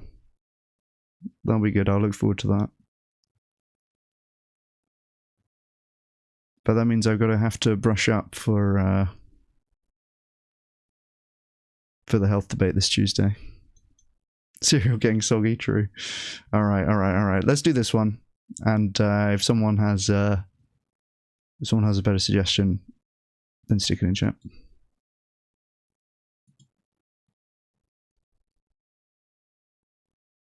Used to hunt animals and cut them up so we could eat them. I prefer lower saturated fat diet. We've always eaten lots of meat, and we can tell that very clearly, and we're basically effectively super carnivores. The idea that we've been eating lots of meat for a long time is, I think, very much academically up in play. You just got to read the most recent literature and not just go with hearsay. All of those tools that you hear about, Stone Age tools, those were not tools. Without exception, they were weapons. They were used to hunt animals and cut them up so we could eat them. I prefer lower saturated fat diets in my heart clinic patients because I think the literature overwhelmingly supports that. So there's Dr. Ansel Keys in a nutshell. Is he the greatest scientist in the world? I don't know, but is he the devil? He's definitely not the devil. So would it be safe to say that a huge reason that you believe that high saturated fat is harmful to a human for, let's just say, all cause more mortality and other things too, is due to the research done by Ansel Keys? Would you credit a lot of that? Okay, so I personally find that a lot of the disagreements between, let's say, a carnivore or an animal-based or meat-based community, or people who subscribe to that lifestyle, I should say, versus people who do not, let's say vegan or plant-based, I find that it's almost impossible to move forward without coming to an agreement on the kind of research that's been done and the foundation of our knowledge. So, Dr. Kahn, a lot of Nice BPM. I'd love to hear it. people in the carnivore or the meat-based lifestyle realm really fundamentally believe that Ansel Keys did a terrible thing with his study and lied about data that is not only just not good to lie, but it has created an entire ripple effect in terms of our medicine and how we understand medicine. So that's been a huge factor that I think without understanding that one area and getting on the same page with it, it's hard to move forward. So I know that you've had a history, Dr. Kahn, with studying Ansel Keys. Would you mind sharing what you've done with his research and then your standpoint on that? And then I'd love to hear the same from you, Dr. Berry. Sure. When I was in medical school, which is over 40 years ago, I never heard the name, Ansel Keys. But I got interested just out of a natural curiosity, and I got a feeling Dr. Berry is naturally curious. Who was this man that his name pops up, fairly frequently, certainly in the world of cholesterol and dietary saturated fat and future health guidelines, and predominantly the Mediterranean diet. So totally voluntarily, I read almost all 300 of his peer-reviewed published papers and a very long, really a book called The 7-Country Study, published in 1970. And it's always important to stress, Dr. Ansel Keys never worked alone. He had 18 co-researchers who, in their own right, all over the world, some are still alive because we're talking about research done in the late 50s, 60s, 70s, with a few publications still coming out. But Dr. Keys was always surrounded by some of the brightest epidemiologists, nutritionists, biochemists. His own wife was a biochemist, Margaret. And, the conclusion in a long nutshell was the example, pretty unknown in America, called the Mediterranean diet. Eat like you're a poor Italian. Yeah, I'm up for hearing it, VPM. Do you want to jump back on now or no?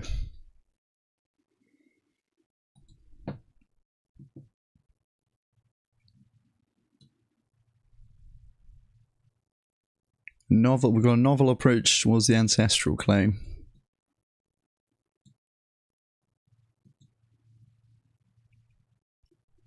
More in for watching this. Honestly, I don't know who either of these people are, or if this will be a good debate. If someone knows if someone knows who it is, then LMK. All right, we're gonna hear VPN. Hey again. Hello. Yeah, we keep meeting. I don't know what's happening. So this, though, I don't know if we want to do it online though, because this requires like a trap, and if somebody knows about that trap, they're just not going to walk into it. Okay. But let me just like give it to you in relatively unexplained terms, and I think as a researcher you will understand what I'm saying. So correlation is not equal causation, right? Is something that carnivore dieters repeat quite a lot. Mm-hmm.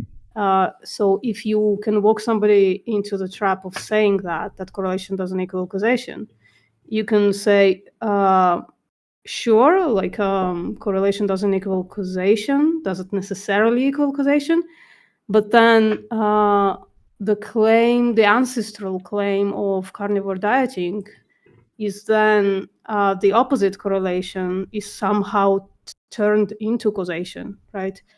Because like imagine a graph, right? So they claim that our ancestors used to eat like 80% meat, right? So imagine like the meat consumption is on the top of the graph. And our ancestors also used to have very low health and longevity, right? So that graph is on the bottom. And then as we go along with the industrial, agricultural revolution and industrial revolution, our lifespan's gone up, our meat consumption gone down from the claim of 80% of a diet, right? And so like the correlation is opposite. So even if correlation did equal causation, then this would be like an opposite causation. So that's like evidence against the claim of carnivore dieters rather than for, right? Yeah, that's a nice way of thinking about it. It's like you're advocating for the diet that people had when they died at 30. Yeah. And then they can cope about, and then they can say, well, the medical treatment, they didn't have medical treatment, like the children die young. And then you can just like, if you just draw it during the debate and you say, oh, sure, we can add those into the graph, but the correlation would still be opposite, right? So like that doesn't help because now he does have to prove that adding all of those things is the thing that increase longevity. And if you now take the entire population of human beings and increase their meat consumption into 80%, that the longevity and health would go up, when the research shows the opposite association, right? So all the evidence are against the carnivore dieting. I hope at least the one carnivore dieter or like animal-based dieter that was in your chat is still listening. I don't know. So all the evidence is the opposite correlation, and it's definitely not causative anyways. So I like it. Yeah. The ancestral thing, that just always seems so dumb to me, but I certainly am keen to have more ways of illuminating that. Just exactly Yeah, how I give it a real think this time, because I usually would like dismiss it right at hand. But if you like really think about it, it is essentially evidence to the opposite of the carnivore diet rather than for it. Yeah. They like to say, well, back in those days, there wasn't, there was way lower rates of heart disease or whatever. It's like, so in that context, being like, well, that's because people were dying of other things. But if you were just thinking of like overall mortality, I guess, was higher in that people were dying a lot sooner. So yeah. In fact, you can add to the same graph. You can just keep adding things, right? You can add the cardiovascular disease increase, and you can say, well, we know that's correlated to longevity because it's like a single number of people that had cardiovascular disease before 30. I do know a few, right? But like, it's very, very unlikely. Most of the population gets them in the 50s, 60s, 70s, depends on other correlating things, other potentially associating things, right? But just the graph, even just the graph of like, well, they died at 35, right? You don't even go all the way to the current era. You just show, well, longevity was crap. Meat consumption, according to the carnivore dieter, was very high. There you go. Where there is no correlation, there is definitely no causation. Right? Yes. That's fair to say. Yeah. Yes, generally, yes. Yeah. And I appreciate that point being made, because I think sometimes I feel like people know the correlation isn't a causation thing, but then they almost like overinterpret that. Like, some people take it to mean if there's a correlation, that means that there's not causation. It's like, no, that's not. Obviously, if things are causal, they will be correlated, but it just means there's not necessarily causation. So I appreciate that distinction as well. But certainly in the case where it's actually an inverse correlation, then is a pretty strong case against causation. Yeah. All right, that's it. That's all I have. I hope you get the chance to set this trap and to use it on your next carnivore debate. I appreciate it. Yeah, I'll look forward to it. All right, see ya. Bye. All right, nice one. Well, speaking of spurious science in support of red meat,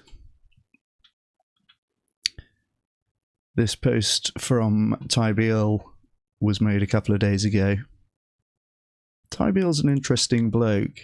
He works for an ostensibly neutral non-profit, which is about global nutrition. But so much of his work and research is framed in a very pro-meat way. He's part of the Dublin Declaration crew, and I'm a little bit confused about his motivations. He seems to be very much singing from a pro-meat hymn sheet, but doesn't appear to have financial ties to the industry. He's definitely very embedded in the meat industry crowd, sort of socially, similar to Frederick Leroy. Goes to the conferences, speaks on the panels, all this kind of stuff. And his research is generally just like framed in a way which the meat industries would be very happy with. To take an example, this is a post he made a couple of weeks ago. Here's my food compass. This is from our nutritional value score, a new food rating system that scores foods from 1 to 100 based on nutrient density and chronic disease prevention. It shows the high nutritional quality of minimally processed nutrient-dense foods for nutrient adequacy and metabolic health. Perhaps you can see where this is going already. No food industry funding or influence, just independent science. And we've got some kind of surprising results on here. He's categorized food, so he scored food 0 to 100, and it's supposedly on nutrient density and chronic disease prevention. So then we've got foods ranked with their scores here, and then we've got the top ones in green, to be encouraged. Sort of medium foods in yellow, to be moderated, and red foods down here to be minimized. And we've got some kind of surprising recommendations on here. Not least red meat appearing in the foods to be encouraged section. We also have moderately processed meat appearing in the foods to be encouraged section. Then we've got whole grains in to be moderated, also kind of surprising. Fruits to be moderated, also kind of surprising.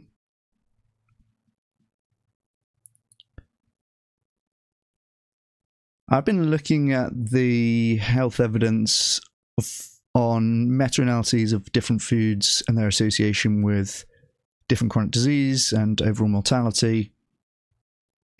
And there's like very good evidence that red meat is causing all sorts of health problems.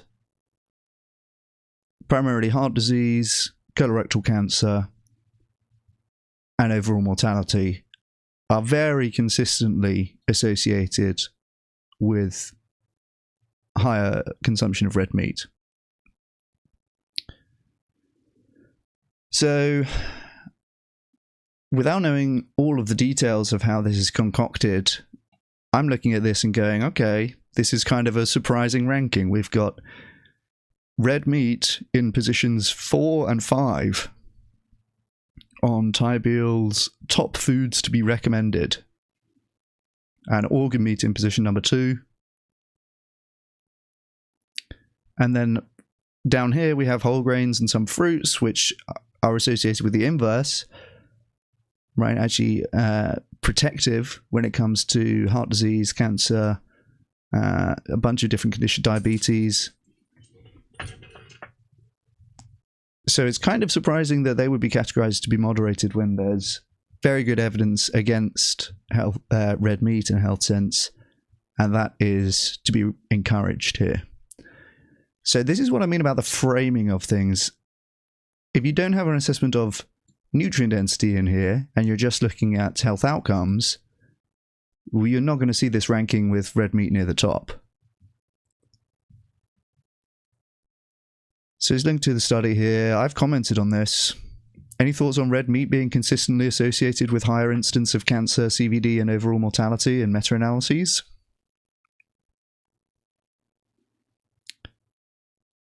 And Tybiel has responded. I wondered if he would respond, because he hasn't responded to some of my other comments on his recent posts.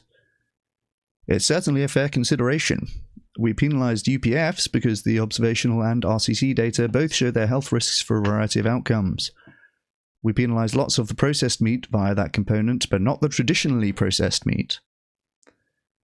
So that's another interesting distinction that's being introduced here.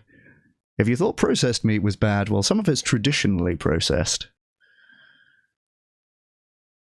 However, red meat is penalised through 2 other components, saturated to unsaturated fat and calorie density for fatty red meat. From the overall evidence, I think a moderate amount of red meat, especially lean red meat, can be healthy if desired because of its nutrient density. Unfortunately, we don't have the RCTs to know definitely what dose is problematic on average, and it surely depends on the person. You can adjust the weights of the algorithm here if you want to create a system that favours NCD protection, non-communicable disease. And then he's posted actually a version of this. For example, this configuration, and this is going to be just like some change to how much you're weighting the nutrient density versus the disease outcomes. And this version has beef in particular scoring pretty poorly. It's all the way down here being ranked just below Cheerios.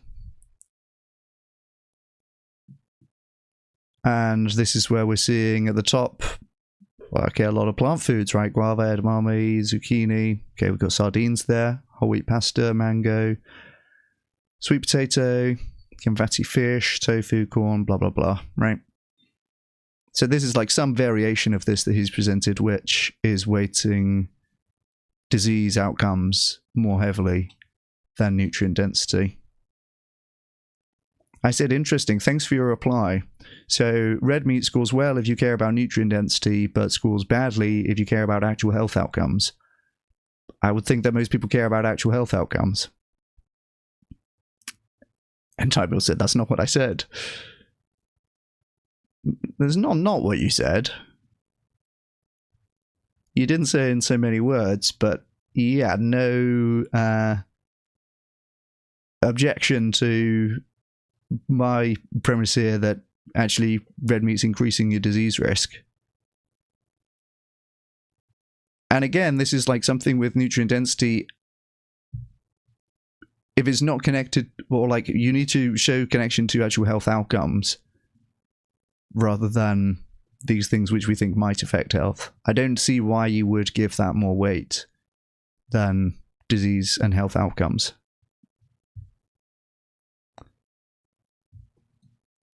And then we've got Matthew Nagra coming in the comments off the top rope. Tybiel, this seems inconsistent. Unprocessed red meat is in the encouraged category, but you're saying a moderate amount of red meat is fine, particularly referencing lean red meat, which wasn't qualified in the figure. Either it's to be encouraged or to be moderated. Can you clarify? You also suggest that UPF suggests harm for a variety of outcomes, but that ignores subgroup analyses that consistently find things like whole grain breakfast cereals to be beneficial, yet that's in the moderate category. Yeah, and I would add plant-based meat to this, right? He's talking here about we don't have RCTs to show exactly what dose of red meat is problematic, but we do have RCTs where red meat is replaced by plant-based meat alternatives, and we see improvements on a variety of cardiometabolic and broader health markers, like lower blood pressure, lower cholesterol, right, weight loss, waist circumference lost. So we actually do have some RCTs when it comes to replacing red meat with plant-based meat that supports the view that plant-based meat is healthier than meat. Now, Tybiel has blocked Matthew Nagra on at least a couple of platforms. Twitter, certainly, but I guess not yet on LinkedIn. And so he had to contend with it here. He says, good catch. This comes down to the limitations of how to communicate nuance to consumers in a simple way, and the limitations of a tool like this. So it's not far into the questioning before Tybiel appears to be walking back a lot of the implications of the figure that he posted here. Again, we've got organ meat, which is presumably going to fall into mostly red meat. Unprocessed red meat ruminant, unprocessed red meat non-ruminant. Like 3 of the top 5 things here in the to be encouraged category, it looks like we're walking away from with a bit of gentle pushback. It comes down to the limitations of how to communicate nuance to consumers in a simple way, and the limitations of a tool like this. Already we're talking about the tool limitations, which we're very proud to share. Overall, I don't think the evidence suggests unprocessed red meat is a big contributor to chronic diseases. So again, this is kind of qualifying, like, why does it need to be a big contributor? Why does it need to be, right, we're talking about like the scale of the harm. It's not saying it has not contributed to chronic diseases, because all of the evidence suggests that it is, but we're going to say, well, it's not that big a contributor. Has a lot of positive contributions, so I'm in favor of encouraging consumption for most people. But for people who consume a lot, there is a point at which I think the risk warrants reductions. From my opinion, it's definitely not a big driver in chronic diseases, though, so it's not the right priority. I think whole grain breakfast cereals that are low in sugar are fine. But the sugary whole grain breakfast cereals like Honey Nut Cheerios are what were used in the RCT by Kevin Hall. And by the way, unprocessed red meat was in the group that consumed 500 less calories. All this is to say the focus of the weights in the NVS, the, what is it called here? The nutrient value score? Yeah, nutritional value score. All this to say the focus of the weights in the NVS could vary depending on the country of focus. We've got a big reply by Matthew Nagra. I actually sent him this post, and I knew that it would trigger a going off, which it has. So we've got 5 points then in Matthew Nagra's subsequent response to Ty Beale. He says, that still seems very inconsistent. I'll lay out why and hope you can clarify. I'll number my comments/questions so that you can number responses for organization. If you're Ty Beale and you're reading this, you're like, oh boy, here comes the numbered list of objections. This is as far as we've got so far. This is Nagra's last comments about 3 hours ago, and no response yet from Ty Beale. Number 1, what doses and effect sizes were considered meaningful or big enough to matter here? Were those consistently applied? Yeah, very good question. It's kind of this vague, big term being thrown out by Ty Beale in terms of contribution to disease. Number 2, what positive contributions does red meat make with regard to health outcomes that can't be reasonably achieved via other means without the risks? Yeah, that's also asking the right questions, right? Ty Beale saying, well, look, there's some amount of risk, and I don't think it's a very big risk, and there are some positive contributions. But can we get those positive contributions through other means without having the risk? And if so, why would we tolerate the increase in risk? Do you believe it to be fair to state that red meat, especially lean, can be healthy, and placing it in the to be encouraged category without stating lean, whilst acknowledging is best moderated, while placing whole grain cereals in the moderation category because some contain added sugars? That seems to be one of the most inconsistent aspects here. Yeah, I feel like Ty Beale in these comments is really run into the problems with this type of classification quite swiftly, hey? This is like very out of whack with what the evidence suggests about the links between food consumption and diseases. And this is why I say that a lot of Ty Beale's research, it just has this kind of odd framing. Like he's coming up with some scoring system that scores red meat very high, even though it's acknowledged that it contributes to chronic disease risk.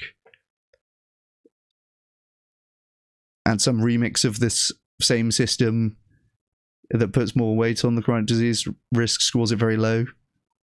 But that's not the version that he's going to post. Like, it's very... all tends to go in one direction with this guy. There's a lot to be achieved in framing. And, yeah, Ty Beale is very good at framing things to have meat appear more favourable for health than it really is. Number 4, do you think it's reasonable to downgrade whole grain breakfast cereals because of an RCT where sugary whole grain cereals were part of an overall dietary pattern, despite the health outcome data pertaining to whole grain cereals specifically is overwhelmingly positive without delineating based on sugar content? I consider that very unreasonable. Yeah, that's not proper, is it?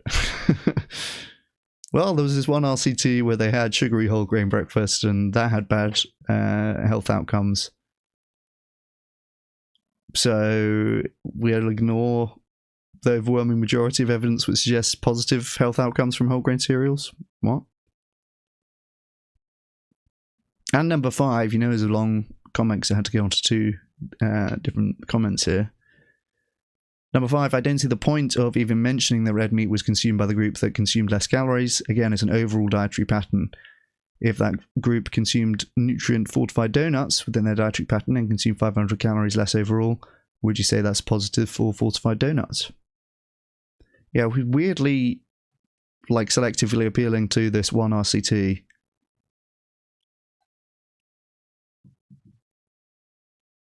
But a pretty... I don't know, pretty flimsy responses in my opinion on criticism for Thai Bill's food compass. We've got a similar thing going on over here, where they rank foods by, what is it? Nutritional value. And it privileges a lot of animal foods, shown here in red, over plant foods. And again, the question with all of this kind of stuff to ask is, what's their association with actual health outcomes? Because again, we're seeing unprocessed red meat coming near the top of the ranking here.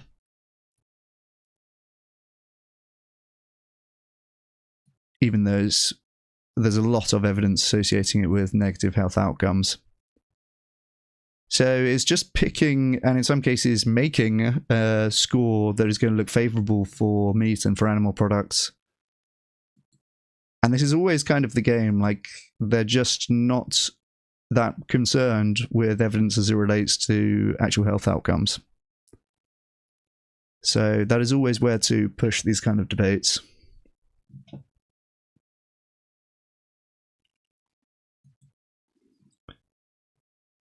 Right, we've been given an opportunity to reevaluate which debate we're going to watch. I feel like there's a good few debates with people I would recognize that I have not yet watched.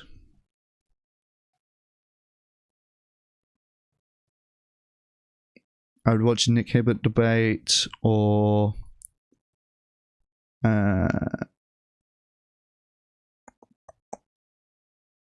another Matthew Nagra.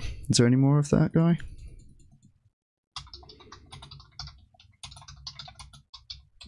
I enjoyed that a lot, watching that the other day. The Anthony Chaffee one. There's another one that's 2.5 hours. I feel like that might be too long for me.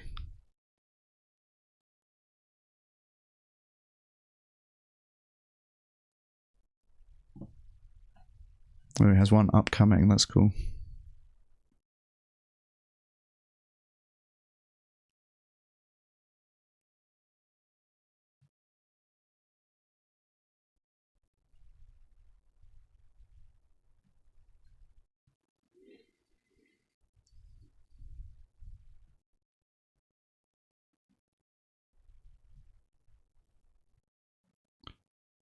A lot of these are on kind of more specific points, whereas I feel this one here will be a little bit broader.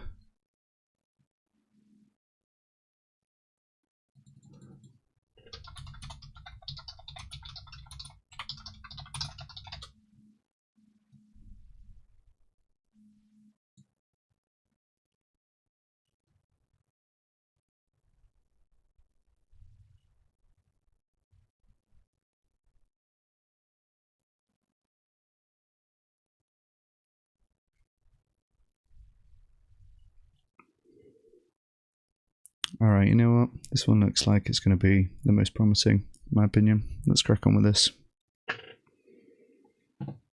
You know, many people don't know he ended up living in Minneapolis most of his career. But every winter for 40 years, he had a big home south of Naples in a little town called Piopi. And it's a town of 300 people, but I've visited Piopi. There is a museum to the Mediterranean diet on the Mediterranean Sea. There's a museum to Ansel Keys. His house is still there, although it's privately owned. And from around the world, people would come to Piopi, P-I-O-P-P-I. Now, there is a book written by my friend, Dr. Malhotra, Asim Malhotra, called The Piopi Diet. I don't agree with it because he's basically using this example of a little town of 300 people for the whole world. It's a bit of a stretch, but anyways, it's a bit of a famous tiny town. And he basically promoted to the United States in the 60s and 70s with 3 books that became major bestsellers, you know, recipes and the rationale why chronic diseases that he was seeing in Minneapolis already, heart attacks, diabetes, obesity, dementia, metabolic disorders, were exceedingly rare in Italian towns, particularly Naples. And it turns out 6 other countries, which is why his major tour de force is called the 7-country study. But he died. He was 100.5 years old. I think he died in about 2004, if my memory serves me. Won many awards. I will say, so when I visited his Wikipedia 10 years ago, you would have thought you were reading The Demon. He took money from industry and he distorted it. And the key argument, I want to maybe one more minute, was there is something called the 7-country study. 7 countries, 16 community, 12,000 men spread around the world, very different diets before the era of the internet and computers.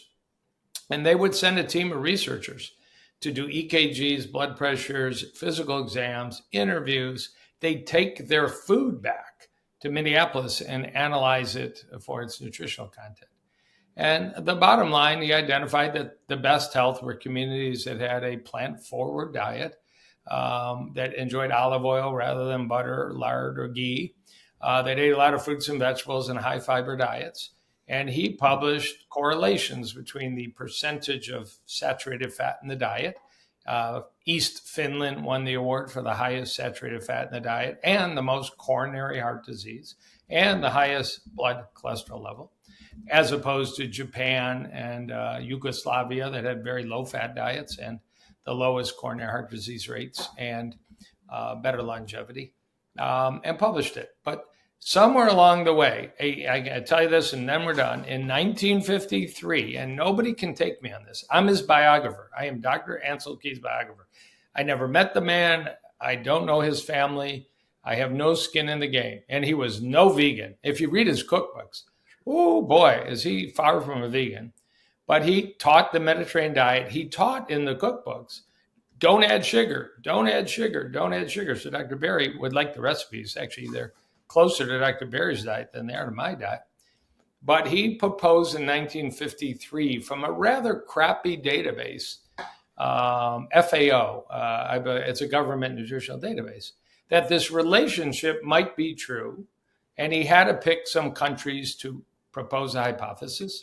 And he picked 6 countries out of 22. Why? There were no death records in Mexico. And you can't really comment on food and death if you don't have death records, as one example.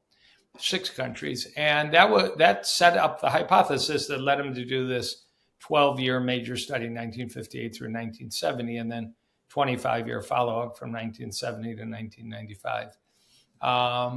And, if you would have read his Wikipedia, you would read that he, purposely left out some of these data points. The reality is that 1953 study matters not. It was a hypothesis. He went forward like scientists should and did one of the most difficult studies, probably to this date, trying to get nutritional data, kind of like Weston Price. He was just one guy touring the world in the 1930s. Mm-hmm. But Dr. Keys made it a very academic international program. And you can argue that when he introduced the Mediterranean diet, which wasn't a McDonald's diet, it wasn't an Arby's diet, it was planned to be a low sugar diet and was planned to be a high olive oil diet and fruits and vegetables and grains, that he did something nefarious. But fortunately, his Wikipedia has been updated, I think a lot because I wrote his biography. And, it reads like what he deserves as a guy who was doing tough science. He did do a lot of what are called metabolic ward studies. The most careful science, which neither Dr. Berry or I do, is to take 30 people, lock them up for 4 or 8 weeks at the National Institutes of Health, measure every calorie in, every calorie out, every respiration, every metabolic function, and, do an experiment. And, there's over 395 of those metabolic studies that Dr. Keys was one of the participants in. And the correlation between dietary saturated fat and blood cholesterol, because you're not going to measure death rates in 8 weeks, was absolutely a very high correlation, which is why I prefer lower saturated fat diets in my heart clinic patients, because I think the literature overwhelmingly supports that. But so there's Dr. Ansel Keys in a nutshell. Is he the greatest scientist in the world? No, I don't know. But is he the devil? He's definitely not the devil. Okay. So would it be safe to say that a huge reason that you believe that high saturated fat is harmful to a human for, let's just say, all cause more mortality and other things too, is due to the research done by Ansel Keys? Would you credit a lot of that? And many others, but his creativity and his persistence, his ability to. True, Doc Box. I appreciate that suggestion. I've floated it elsewhere as well. Mulling it over. Do this study at times, that was so difficult. But, Dr. Bear and I may not do the same thing. I quote science.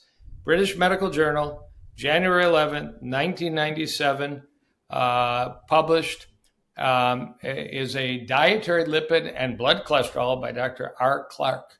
All you got to do is read that 395 metabolic ward studies, the best way you can analyze 4 or 8 weeks.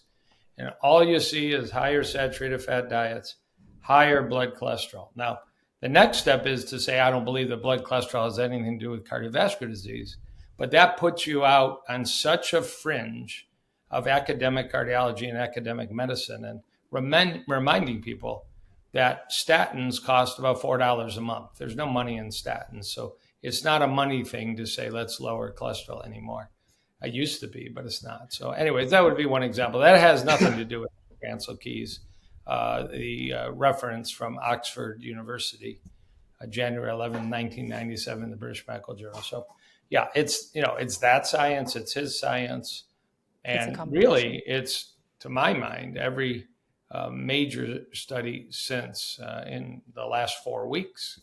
There just hasn't been anything that's knocked that off its boat. Dr. Ron Krauss, somebody who's often correlated with paleo, keto, low carb diets. He published in 2017 in a journal called PLOS One, high saturated fat diets, high LDL particle numbers, atherogenic blood profiles, a randomized study. And for Dr. Ronald Krauss to publish that, pretty impressive, because he's associated with, the opposite diet. But in reality, his science spoke to it. So I probably went more than 5 minutes.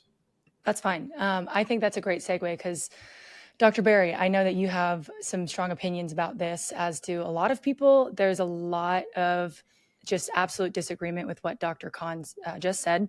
And a lot of, I think, confusion too. The belief from people who employ, beef, butter, bacon, eggs, let's say, that saturated fat isn't, with a proper human diet, isn't actually bad for you in the way that research and science has sort of condemned it. So can you help me understand from your perspective, specific to Ansel Keys first, your perception of that research, and then from there kind of what you've come to find with science as well with saturated fat? It's interesting. I don't know who this person is. It's interesting that so much of this particular debate is framed around one researcher. I like that she asked, I'm guessing that this is Dr. Kahn, this is Dr. Berry.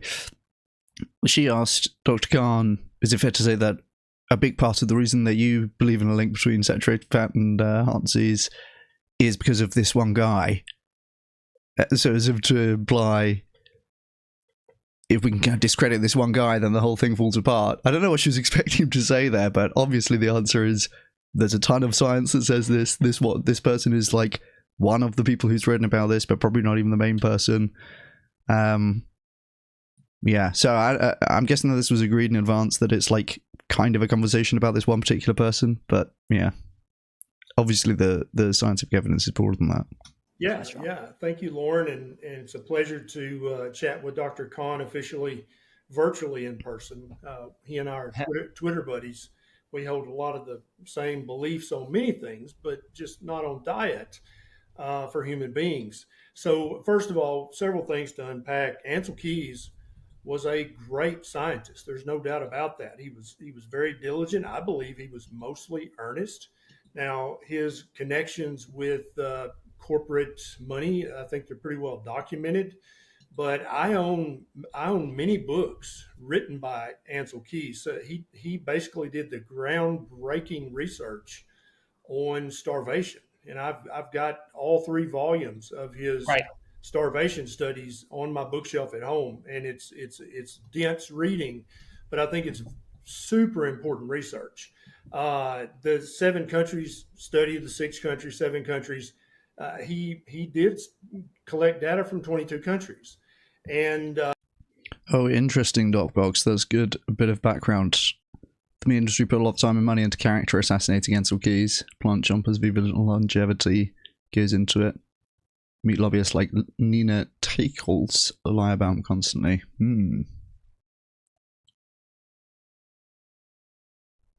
Dr. Kahn said, Mexico, they didn't keep death records, so therefore that knocks them out. You can't really use them.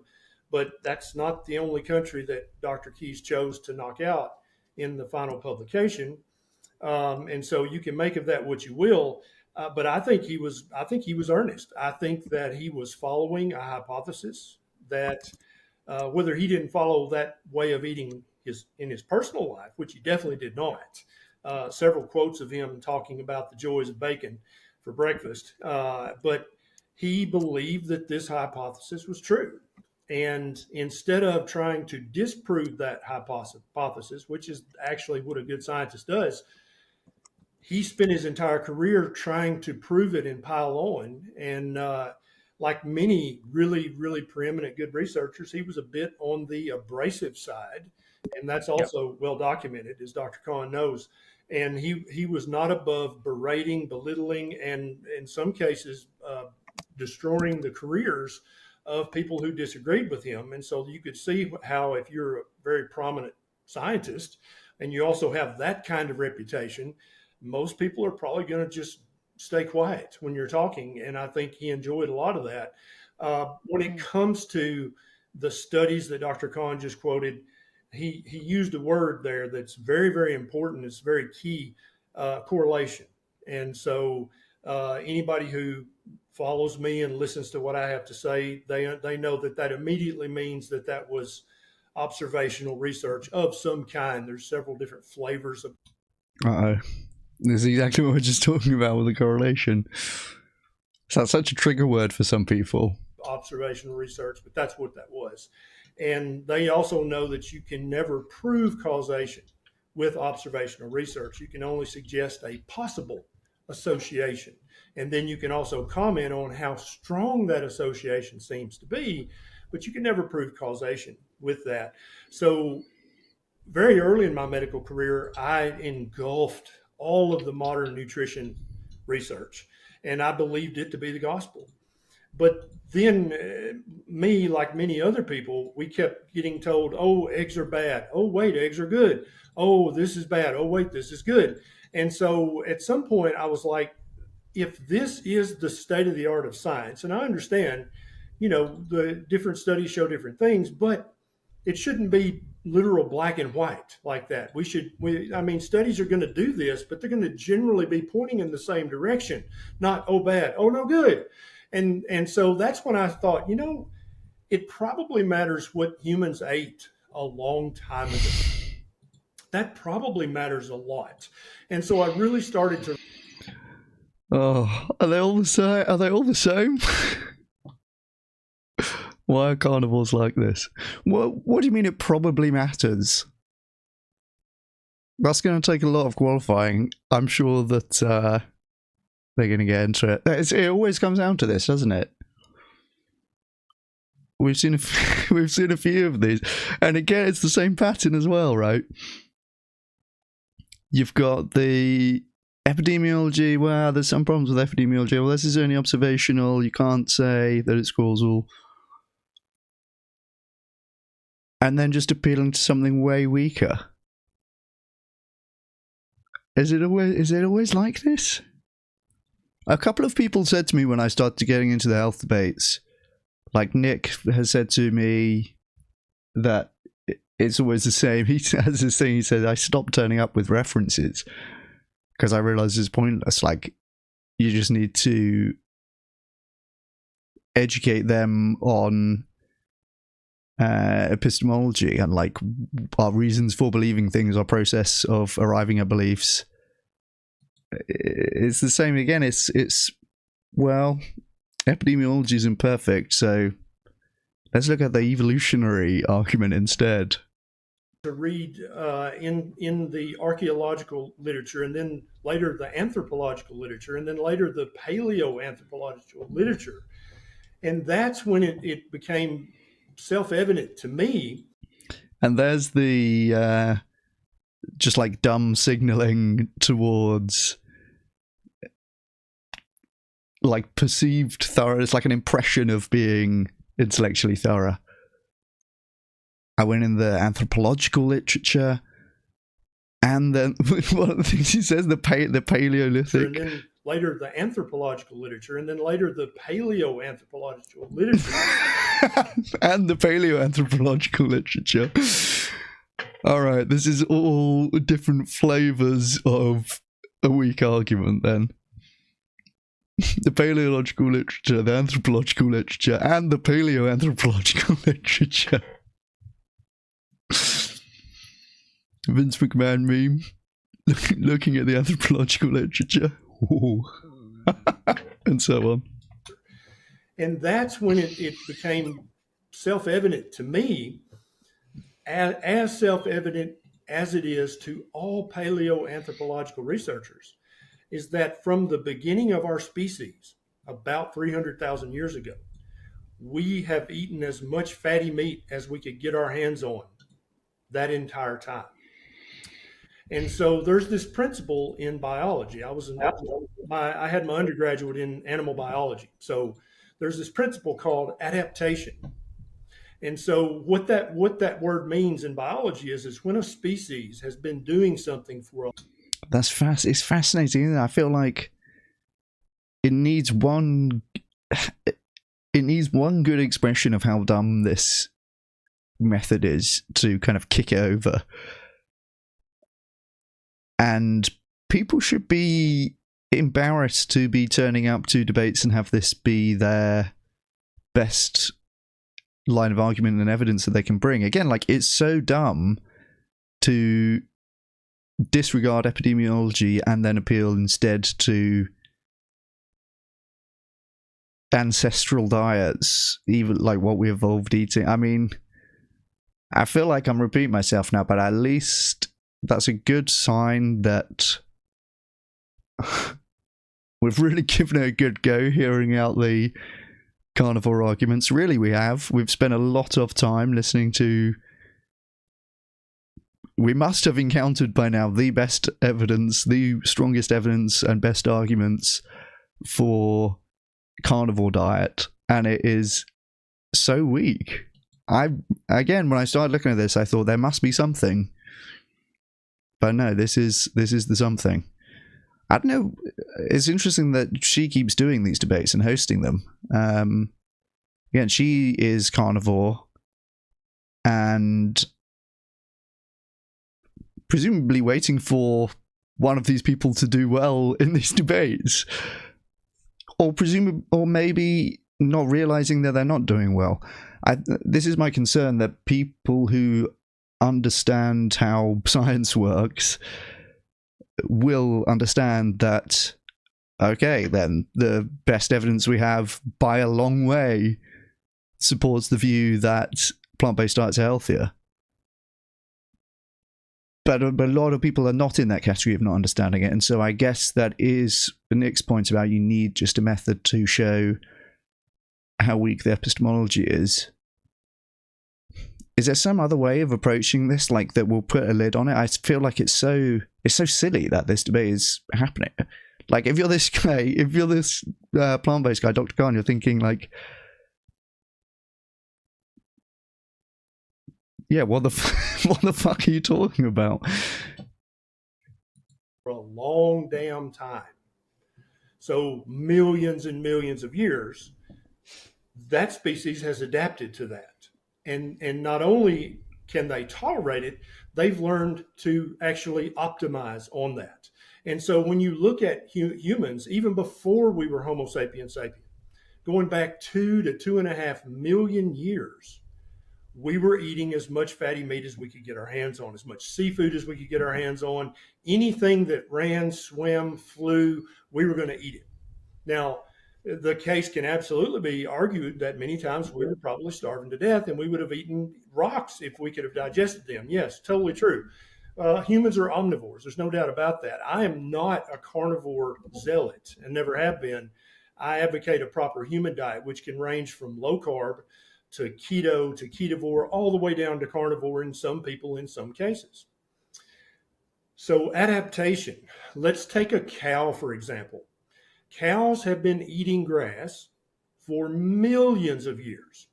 And so if Ansel Keys or if Dr. Kahn or some of their colleagues in the plant-based world, if they did an observational study on cattle and they said, we've noticed that when cows add some meat into their diet, that the odds ratio is a little bit better for them. Just on its face, to say that cows should eat meat, that's an extraordinary claim. And so you can't even come at me with observational research. You can't. I don't understand how anyone thinks this would be weaker than an appeal to evolution. Like, an appeal to evolution is just getting you as far as saying some theoretical reason to think that meat would be healthy, for example, and is immediately undone if the association of the observational data is in the other direction. Again, very simply, you would just say, cool idea, you've looked at evolution, what we ate during evolution, let's test this out, look for associations of people eating more of this food. Oh, well, they actually have worse health outcomes. Okay, I guess that theory is wrong or is just not relevant to the type of health problems that we're facing today. The example I gave when talking about acting is like the seatbelt thing, right? I could make a theoretical idea that if you don't wear a seatbelt, you're going to drive more carefully, and therefore you're actually going to decrease your chance of getting into an accident. You're actually going to be safer than if you wear a seatbelt. There's kind of a story as to how that would work, right? And I could tell that story. But if you have that idea, and then you look at data on people who drive with or without a seatbelt, and find that actually, in fact, the people who drive without a seatbelt are dying at much higher rates than the people who drive with a seatbelt, then disregard that theory. Like, there's something wrong with that theory because it doesn't actually map onto reality. I feel like any more examples like that to kind of crystallize is just so obviously not the way to think about things. But we'll see what Dr. Kahn said. I mean, yeah. You can't come at me with epidemiology. That's not going to cut it, because what you're making is a fantastic claim that cows should eat meat. That's foolishness on its face. And if you're going to argue that position, that's just an appeal to absolutely nothing, isn't it? Like, if you did have data, if you're like, wow, okay, really, this is contrary to our expectations, but it looks like cows who are eating meat are living longer than cows who are not eating meat. If that is what the data showed, then that would warrant investigation, right? And like some rethinking of your theory that cows have eaten meat for millions of years. I love how they hit the millions so hard as well. Like, it's as if you can make some components of the appeal to evolution so rhetorically compelling, like, if there's enough million years of evolution, then it'll be a good argument. Like, no, it's still not. Like, millions and millions and millions of years we've been eating meat, millions of years. Like, there's not going to be a number of millions that's going to make me go, actually, fair play. Then you need to have compelling, controlled research that shows beyond a shadow of a doubt that that's true. I don't believe that the plant-based community has that kind of compelling research, but I do know that through stable isotope analysis, we can tell what our ancestors have been eating for 2.5 million years. And it's been lots of meat, whether it's meat that swims or meat that crawls and runs or meat that flies. We've always eaten lots of meat, and we can tell that very clearly. And so if you ask any paleoanthropologist, they're like, well, yeah, we're basically effectively super carnivore. 70% of our food comes from animals, and it has for 2.5 million years. So to say that we should not eat what we've eaten for 2.5 million years is an extraordinary claim that Dr. Kahn. Imagine having this as your basis for your healthy dietary advice. Like, hey, do you want some of these? Do you want some of these vegetables I made? And my paleoanthropologist says that I shouldn't eat that stuff.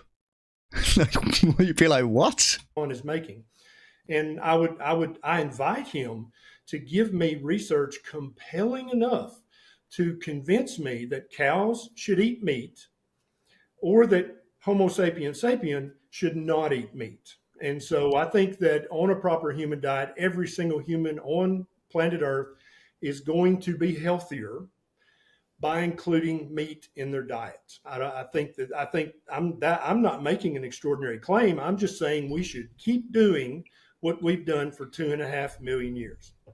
You actually are making an extraordinary claim because, again, there's an overwhelming amount of evidence that red meat is associated with higher increase of heart disease, colorectal cancer, and overall mortality. So it doesn't matter if you have the story that we've been doing this for 2.5 million years. You actually are making an incredible claim. Right. Okay. And really quick, Dr. Kahn, I just want to say something really quick just to get clarity on this. So just yes, no answers, if you guys could quickly. Dr. Kahn, you've been vegan for many years now. Do you eat vegan to be healthier, or because it's a lifestyle choice for you to help animals be happier? Sorry, that's not a yes, no. Do you eat it to be healthier or not necessarily? 4 fundamental reasons. I do it for religious reasons because I honor something called kosher dietary laws. It's very easy to do that. I do it because of the, I would say, 500 to 1 medical science, because there's almost no medical science. There's lots of Twitter, lots of YouTube, lots of Instagram. There's almost no medical science for the carnivore diet and cardiovascular disease, carnivore diet and reduction in cancer. It doesn't exist. I look for it every day. It doesn't exist. 500 times more papers. Just this. The guys are correct. Yeah, that's right. Yeah, there's fucking no science whatsoever. Yeah. That's true. That's correct. Week, I can quote you 3 or 4 of them. Relate a whole food plant-based diet to reduce cancer risk, diabetes risk, dementia risk, and cardiovascular. So I do it for health. I do it for animals. That wasn't the initial incentive.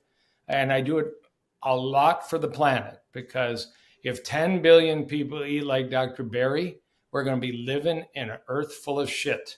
And if 10 billion people eat like I eat or some modification, we might make it through the growth of the planet in 2050 to 2100. And there's an interesting strategic consideration here. Obviously, I agree with what he's saying in terms of the ethics and environment and so on.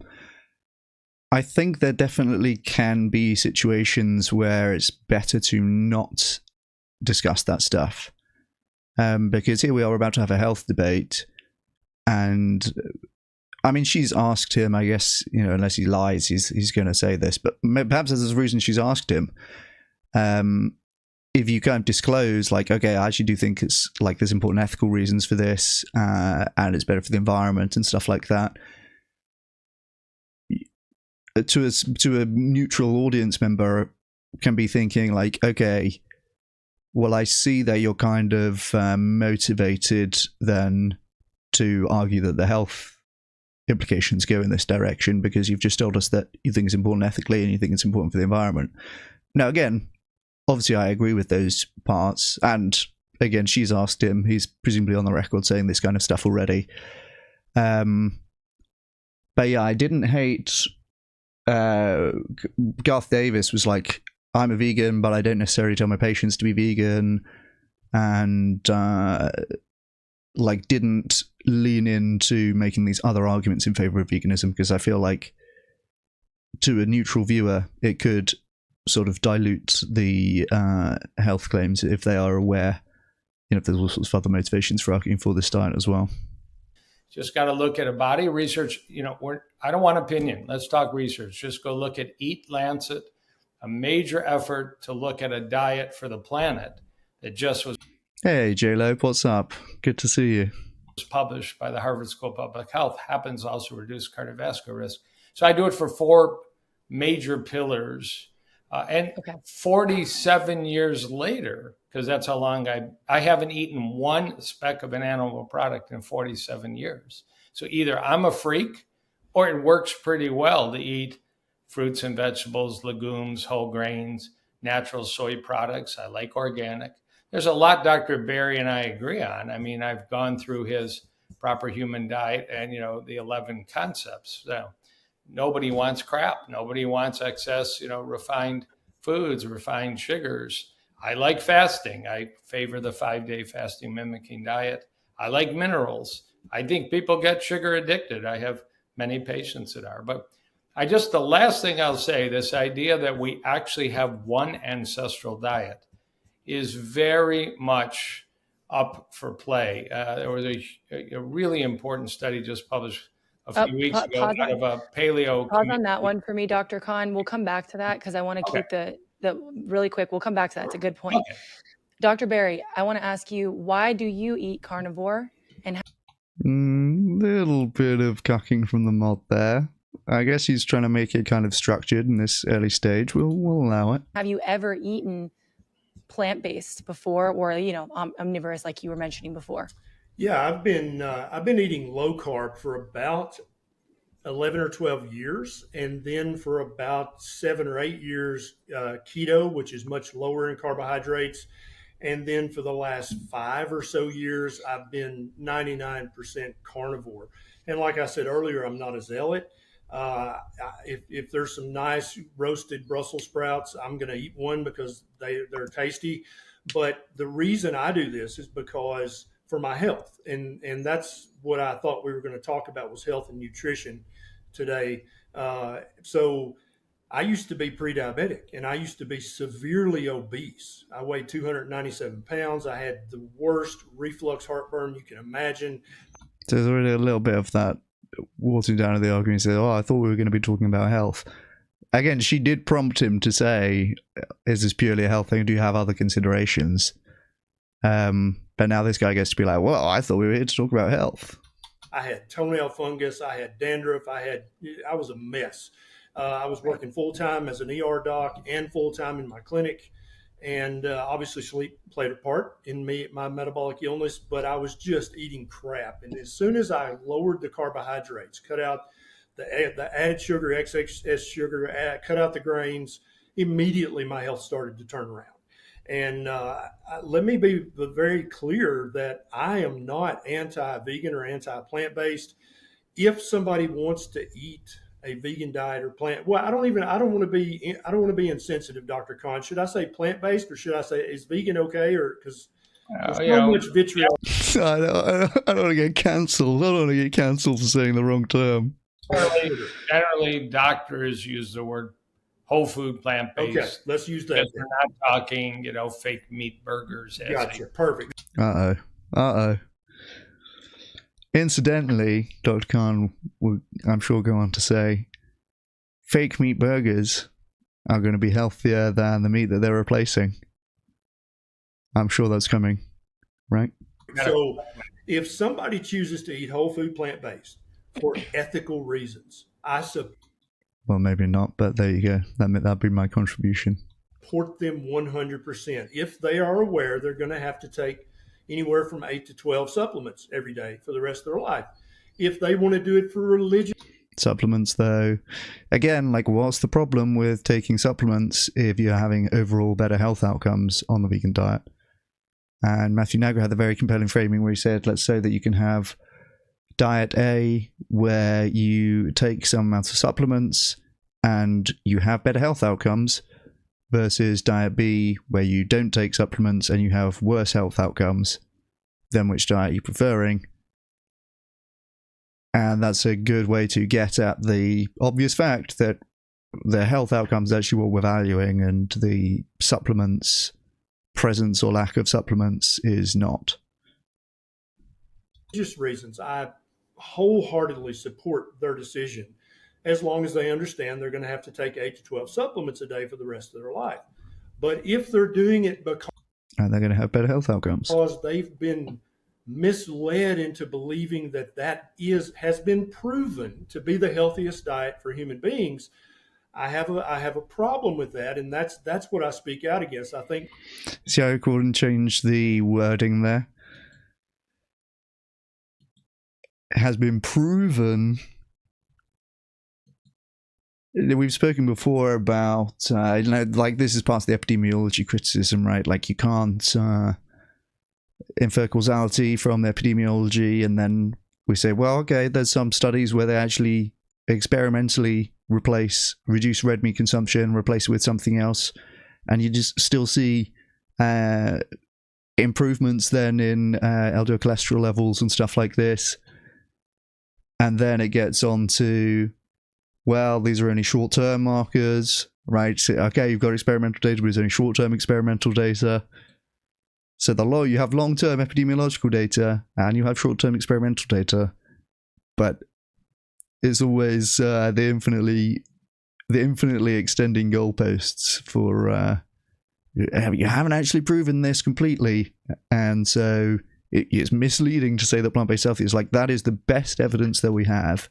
The best evidence that we have all suggests that plant-based diets are healthier, and you can set up some impossible goalposts to reach in terms of like you can't say that until you have long-term experimental outcomes, which is not practical to do at all. Then they get to say, well, this hasn't actually been proven, and so that's misleading. Dr. Kahn will agree that I'm again, there's like really no evidence for the carnivore diet, which this guy seems to have agreed to in the first half hour. Never bash vegans like some other people in this sphere, and I never intend to do that, because vegans are just like carnivores. We're just trying to do the best we can and be as healthy as we can and try to make the best moral decisions that we can. We disagree on a few basic premises. It's interesting that he's now mentioning moral decisions. I feel like there's not any consideration of that on the carnivore side. It's exclusively a health argument, and then it's a very, very weak health argument, as far as I can tell. But that doesn't mean that we have to hate each other or bash each other. And I don't see a place for that at all. And that's why I was happy to do this evening with Dr. Kahn, because I think he's an honorable gentleman. I think he's earnest. I think he's doing what he believes in, and he's promoting what he believes in. And I'm doing the same thing. And I think this kind of discussion, instead of the bashing that we see on social media, is going to go a long way towards helping just regular folks make up their minds. Right. And I think it's exactly what the goal is here. We're all trying to help people, but let's work together.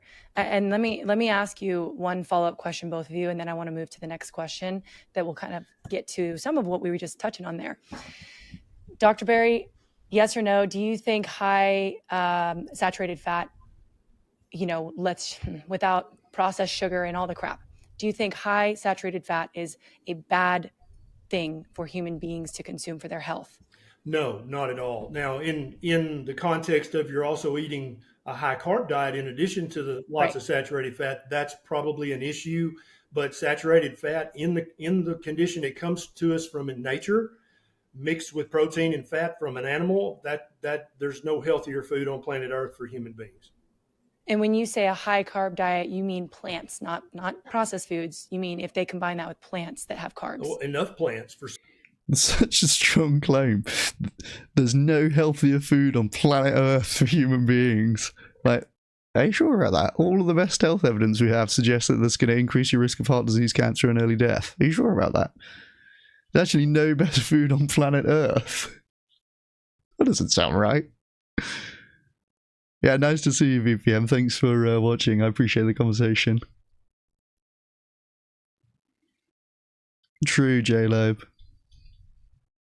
Some people, and like I mentioned earlier, I went low carb. I lost a little weight, but I still classified as obese. Even eating, I was basically vegetarian, and I included very lean poultry, a few occasional lean beef, but I average vegetarian. I mean, what? They all say this as well, I swear. They'll like kind of pretend that they used to be vegetarian somehow. Anthony Jeffrey was doing this the other day, wasn't he? This same mod asked to Matthew Nagra, have you ever done a carnivore diet? And he's like, no, I haven't. I used to do a lot of meat, but I've never done a carnivore diet. And then she asked Anthony Jeffrey, have you ever done a vegan diet? And he goes, yeah, I have. Yeah, I used to eat a lot of plants. Fucking broccoli, kale was a big one I would eat. Did I say broccoli already? Like, just say no. Just say no, you haven't. I was a vegetarian, but I ate lean chicken and lean beef. Like, what? I was effectively a vegetarian, and that You weren't. did improve my health. No doubt about it. I lost weight and my A1C came down a smidge, but I only low carb keto, very meat heavy keto is what reversed all of my metabolic markers back to normal. Got it. Okay. And Dr. Kahn, do you believe that a high saturated fat diet where you're not consuming any, processed foods, anything else, like I just said, is bad for one's health in the short term and the long term? When you deal with one patient, you have to look at pre and post and try and make this, there's a term personalized medicine. The likelihood that a total cholesterol, LDL cholesterol, and very ominous inflammatory markers are going to rise significantly is the real deal with high saturated fat diet. I like to talk literature. I already talked about Dr. Clark's metabolic ward studies, because metabolic ward studies are the cleanest studies that scientists have to deal with, because we're locking people up and we're controlling everything. And he published 395 of them, and the saturated fat in the diet and the blood cholesterol were related. And there's no doubt that many people suffer heart attacks, strokes, loss of legs, and death due to high LDL cholesterol. Now, the problem is there are some people that don't. It doesn't shake the entire lipid hypothesis. There are other factors, the health of their endothelium, cofactors like their genetics and their homocysteine and their insulin resistance for sure. But yes, I do believe that. I had a patient, and I don't like N-1 studies because I don't have any personal study. I've been healthy since age 18 when I started a whole food plant-based, and 47 years later, I'm still healthy. So I can't tell you about my health. It's been incredibly good, and I attribute a lot of that, not to genetics, because genetically I have disease in my family. But I saw a patient just Thursday, 2 days ago, and he came in sheepishly because I had already sent him his labs. His total cholesterol was about 380, and previously it was 250. And I said, what happened? He was on no medication, and he's had a calcium score 0, and he's had carotid studies. So I monitor him very carefully. I don't put everybody on statins for a number on paper. I monitor the blood vessels. And he goes, my wife went on a carnivore diet at the advice of a very good nutritionist, and to be loving and supportive for 8 weeks, I went on a carnivore diet. And yes, my cholesterol went from 250 to 400. And, maybe he's about 56. Maybe he'll be an 80-year-old man with a cholesterol 400, but he chose to give up on that. That's what you see commonly with a high saturated fat diet. And he had a clean high saturated fat diet. The bottom line is, if anybody listening to this is doing a carnivore, a ketovore, a paleo, high meat and saturated fat diet, just do your blood work at a minimum. Do it before, do it after. Make sure you know the consequences. And I'm totally familiar with Dave Feldman and lean mass hyperresponder, research, which I would say is in its infancy. But, you're also talking about 70 years of overwhelming data that many people will have a stroke, a heart attack, or die, predominantly due to high saturated fat in the diet and its impact on LDL cholesterol. Okay. And there's all talking points. Hey, the lean mass hyperresponder, we recognize that phrase from the Mac-Tung debate. So clearly very different opinions on that one. I think what's interesting about this is that so many people in the carnivore space actually don't look at high cholesterol really as the marker of bad health. They actually see it as the science is wrong. It's kind of like blaming the fireman for the fire, where obviously people in a whole foods plant-based lifestyle do not see it that way. So it's interesting because what we're talking about is like science, right? How do we understand this? We do it through data, right? Data is collected. Well, some of the problem that I think we run into for both parties having accurate data is transparently there hasn't been a lot of research done on a carnivore lifestyle without processed foods, right? Or just not processed meats. And so I think there's another dumb thing that gets repeated quite a bit. Like, this is why the dose response part is important. And another part that does point very strongly towards causation here, right? It's not just that red meat consumption is associated with increased risk of heart disease, cancer, and overall mortality. It's that more red meat consumption is associated with more increased risk of heart disease, cancer, and mortality. There's a dose response, right? So this controls to a large extent like the healthy user bias. Maybe the people who are avoiding red meat are healthy in other ways.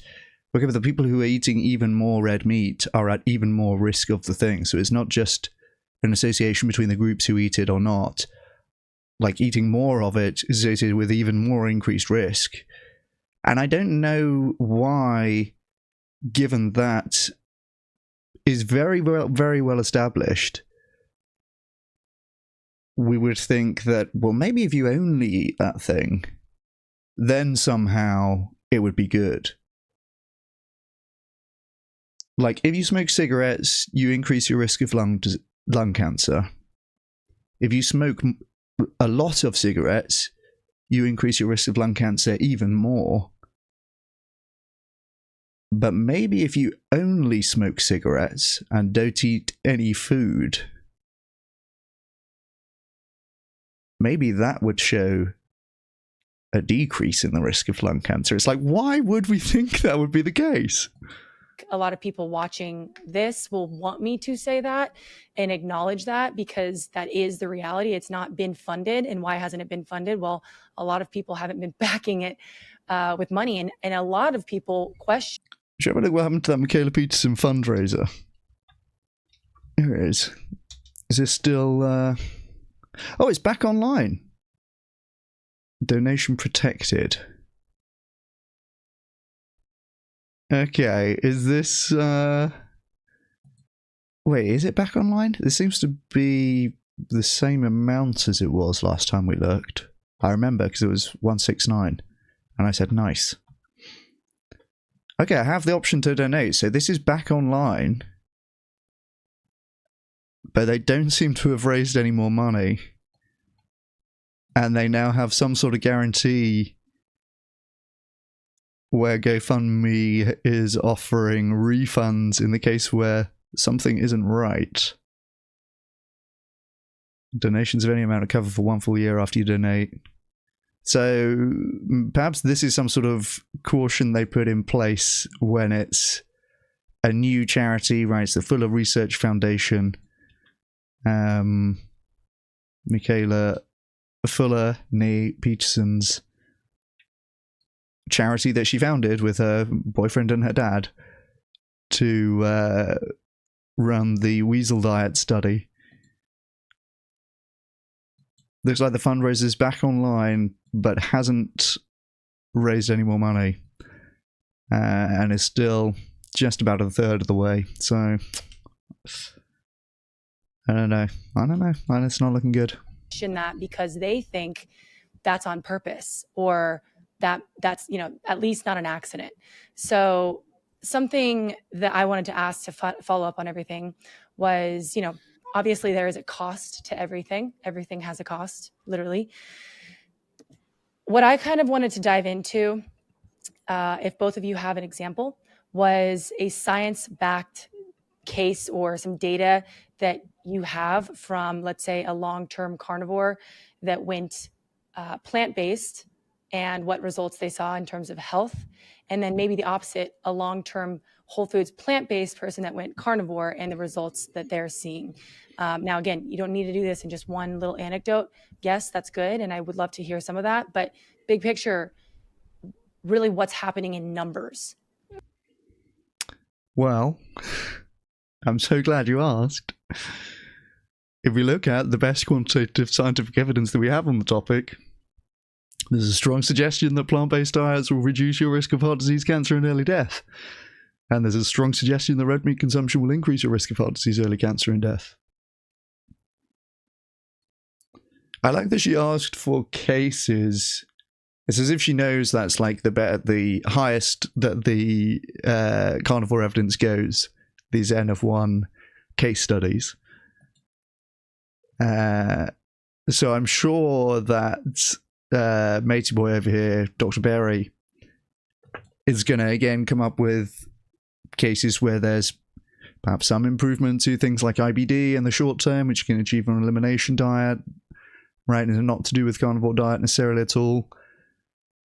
And a lot of these, like, subjectively felt better, felt more energy and stuff like this, which again is not going to be as important as long-term health outcomes. Like, you may well also be increasing your risk of having a heart attack by doing that. But yeah, again, the mod here is very much in the carnivore community, and I think that's reflected in the way that she frames a lot of these questions. I mean, it's either a bias towards carnivore or just like such, I mean, I suppose just like such familiarity with those talking points. Also, if she doesn't really understand how to navigate between different levels of strength of evidence, that's how you end up thinking, oh, well, it's all kind of a wash and there's problems with all studies. It's like, no. You can pick some holes in this like way stronger evidence that favors a plant-based diet, but there's nothing even on remotely the same level favoring a carnivore diet. It's it's just not the same level at all. Right, that we're seeing. So why don't we start with you, Dr. Berry? What are you seeing? Are you seeing people going from whole foods plant-based to carnivore, and what results are you seeing? And tell us a bit about that, please. So I'm a primary care doctor. I'm a family physician. And so I look for signal, and I suspect Dr. Kahn looks for signal in his practice as well. If there's a new medication that comes out that says, oh, it's going to do X, Y, Z, and I'm like, okay, the drug rep's very personable. I'm going to prescribe that to a few people. And those people come back in a few months and they're like, oh my God, my X, Y, Z is so much better. That's good, strong signal. I'm like, okay, and no side effects, everything's good. You see that? That's signal. That's what I mean when I say that word. Back when I was recommending to people who were severely obese, who had type 2 diabetes, hypertension, metabolic syndrome, fatty liver, when I was recommending what is effectively a plant-based diet, they not whole food plant-based, not vegan, but predominantly plants, 70, 80, sometimes 90% plants, vegetarian, very heavily plant-based, and say, okay, you need to eat less, move more, join the gym, join Weight Watchers, stop the bacon, stop the saturated fat, and that's going to help you lose weight. And they would come back in, they had not lost any weight. And I'm not talking about one patient, so this is not anecdotal. I'm talking about thousands of patients, because I practiced for 20 years full time. And so I would just not see the signal. And so I, for years, suspected these people of being fat and lazy and laying on the couch and eating Cheetos and not listening to me, until I developed prediabetes and severe obesity. And then when I tried to adopt what I had been recommending for them, because I was definitely eating junk at that time, I adopted that predominantly plant-based diet, only the leanest meats, poultry and fish. It didn't help me at all. And that was kind of my epiphany, like, maybe my people have been listening to me. Now, on the contrary, when I started recommending a meat-heavy ketogenic diet to people with type 2 diabetes and severe obesity and metabolic syndrome and hypertension, I saw in 3 months, 6 months, immediate signal. Oh my God, I've lost 40 pounds. Oh my gosh, my A1C is down by three full percentage points. Oh my gosh, I can get in the pants that I got married in. That's not just one case, one patient. That's hundreds and hundreds of patients. That was how much stronger the signal was for a meat-heavy keto diet versus a predominantly plant-based, super low saturated fat, diet. And so I'm just a dumb country boy. I just have to go by the signal. If I see signal coming back from my patients, then I go with that, because I would just ask Dr. Kahn, what's more dangerous? Strangely self-aware. That actually increases somebody's risk of having a heart attack. Is it being a type 2 diabetic, or is it having high LDL cholesterol? Which one is more dangerous, and how much more dangerous is it? And I know Dr. Kahn knows the answer to this, but many doctors do not know the answer to this. They'd be like, oh, well, high LDL is much more dangerous than having type 2 diabetes. Okay. So, and would you really quickly? Red meat consumption also associated with increased risk of type 2 diabetes. Like, I don't know why you would. I mean, I guess there's a thing about salience, and obviously if you are working with patients and these anecdotes are like very apparent in your own life, and you don't have visibility of the long-term outcomes, you can't see how many of these people go on to have heart attacks, but they say, oh, I lost weight and I whatever kind of other, I went to put food on, as you can tell. I don't see how you don't say, okay, I'm not really capable of making an assessment based on that, so I'm going to need to appeal to some more systematic way of studying this. And that exists. We do have large cohorts where people have been followed over a long period of time. We do have robust associations with different foods, with different disease outcomes. So, I mean, to me, it would just be obvious, like, oh, okay, my subjective view on what's going on is going to be unreliable in all sorts of ways, and that's why we have science. But how is he going to say, well, I have to rely on what I see? Like, no, you don't have to. Let me ask follow up on that.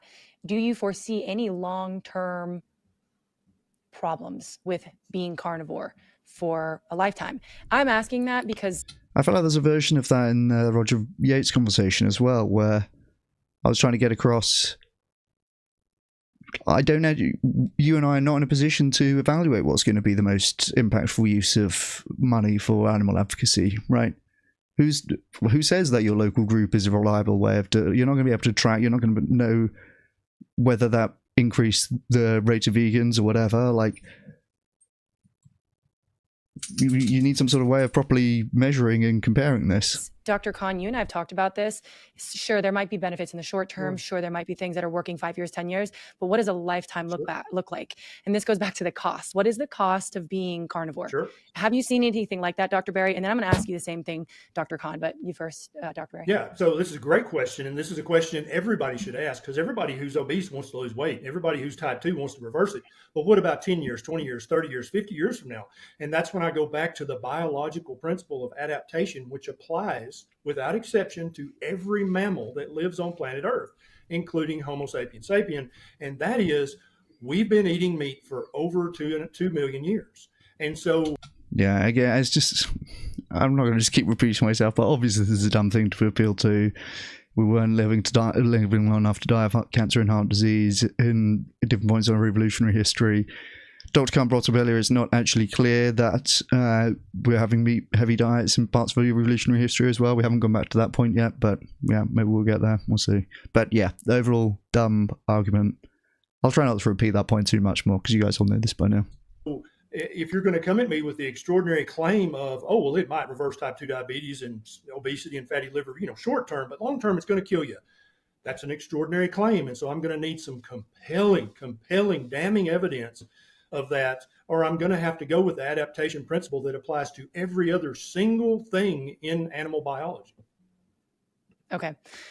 Thank you. Dr. Kahn, let's talk about the same thing. So if you have any kind of, just like Dr. Berry was saying, any numbers in terms of data from people who have been carnivore and now have gone vegan, you were just sort of touching on that a little bit earlier, but do you have a lot of people that come in and, they're carnivore, now they go vegan? And let's say you do, what results are you seeing from those people? Yeah, I don't attract a lot of carnivore patients. I welcome them. I have a few, but they know pretty much up front that they're not going to get yelled at, but they're also not going to get, supported as this is a breakthrough, and they're going to hear the full scientific spectrum of dietary, nutritional science, which is very robust and very favors whole food plant-based diets for body weight and blood sugar control and dementia reduction and mood reduction in terms of improvements, and certainly cardiovascular disease. Unlike Dr. Berry, I am a very busy cardiovascular specialist, and my job is to prevent people having strokes, heart attacks, leg amputations. And there's not even a debate that there's no carnivore data for reducing cardiovascular risk, and there are hundreds of well-done studies, not funded by industry, for whole food plant-based diets that continue on and on. The latest one was reversal of early cognitive impairment, published by Dr. Dean Ornish 8 weeks ago, with whole food plant-based diets and lifestyle, and just another extension of this switchblade called a whole food plant-based diet. What Dr. Berry and I both don't know, and this is the biggest problem with nutritional science, is he doing well on his meat diet? And I've done well for almost 5 decades on a zero meat diet, because something about my genetics, my microbiome is different than his microbiome. We know that, right? But that's because of the food we eat. But is there something about the genetics? I mean, I think the blood type diet is largely considered fraudulent in most academic medical centers, but is there something more profound about our genetics that allows him to flourish? And again, we have this common thread. We're not eating processed food, with rare exception. We're not abusing processed sugar and white flour. We're emphasizing whole foods. And, I know this doesn't directly answer the question you asked, and I'll get there. But, the idea that there actually is an ancestral diet, and there's one, and it was very meat heavy, is very much in play. I mean, if you're an academic scientist and you publish in a journal called Nature, you've done something very good, probably the #1 most respected journal in the world. And just April 2024, they looked at a paleo community in Morocco that has a cemetery 15,000 years old. And they identified, based on isotopic analysis, that it was a very heavy plant-based diet. It was not consistent with what Lauren Cordain talks about, or others that were pioneers in the paleo and certainly keto diet. So the idea that we've been eating lots of meat for a long time is, I think, very much academically up in play. You just got to read the most recent literature and not just go with hearsay. So yeah, but let me finish. Do I see patients? I mean, I don't think it's the most instructive comment. What do I see myself or in my clinic? Do I see patients that went off on a keto path? I mentioned one. Have I had 20 of them, 30 of them?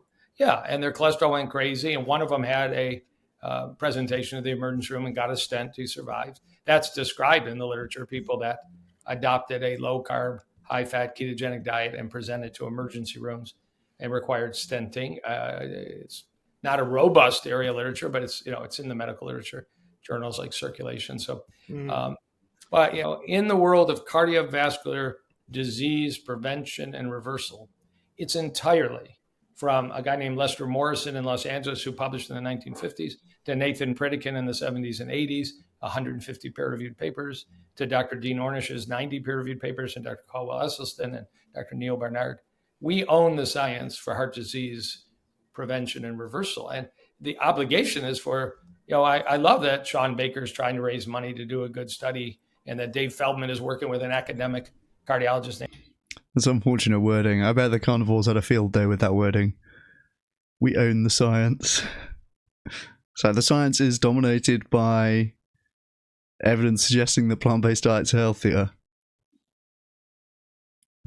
This way of expressing it, I feel, lends itself to conspiracism. Oh, you own the science. I bet they had a field day with that one. Named Matthew Budoff at UCLA. But, until then, a physician and a patient, Joe, I want to help you, reduce your risk of a heart attack. To recommend a meat-heavy diet is not consistent with good counsel to that person. Okay, thank you. And Dr. Berry, you were going to... Yeah, I was. Dr. Kahn mentioned a paper recently published. I actually read that paper. It's the only paper in the anthropological literature that suggests that humans were eating a predominantly plant-based diet before 12,000 years ago. What about the paleoanthropological literature?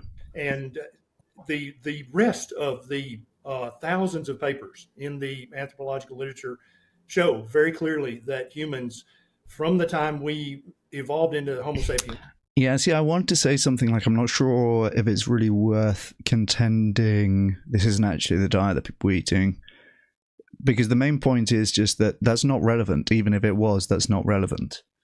And now it's given some argument this wasn't the diet that people were eating.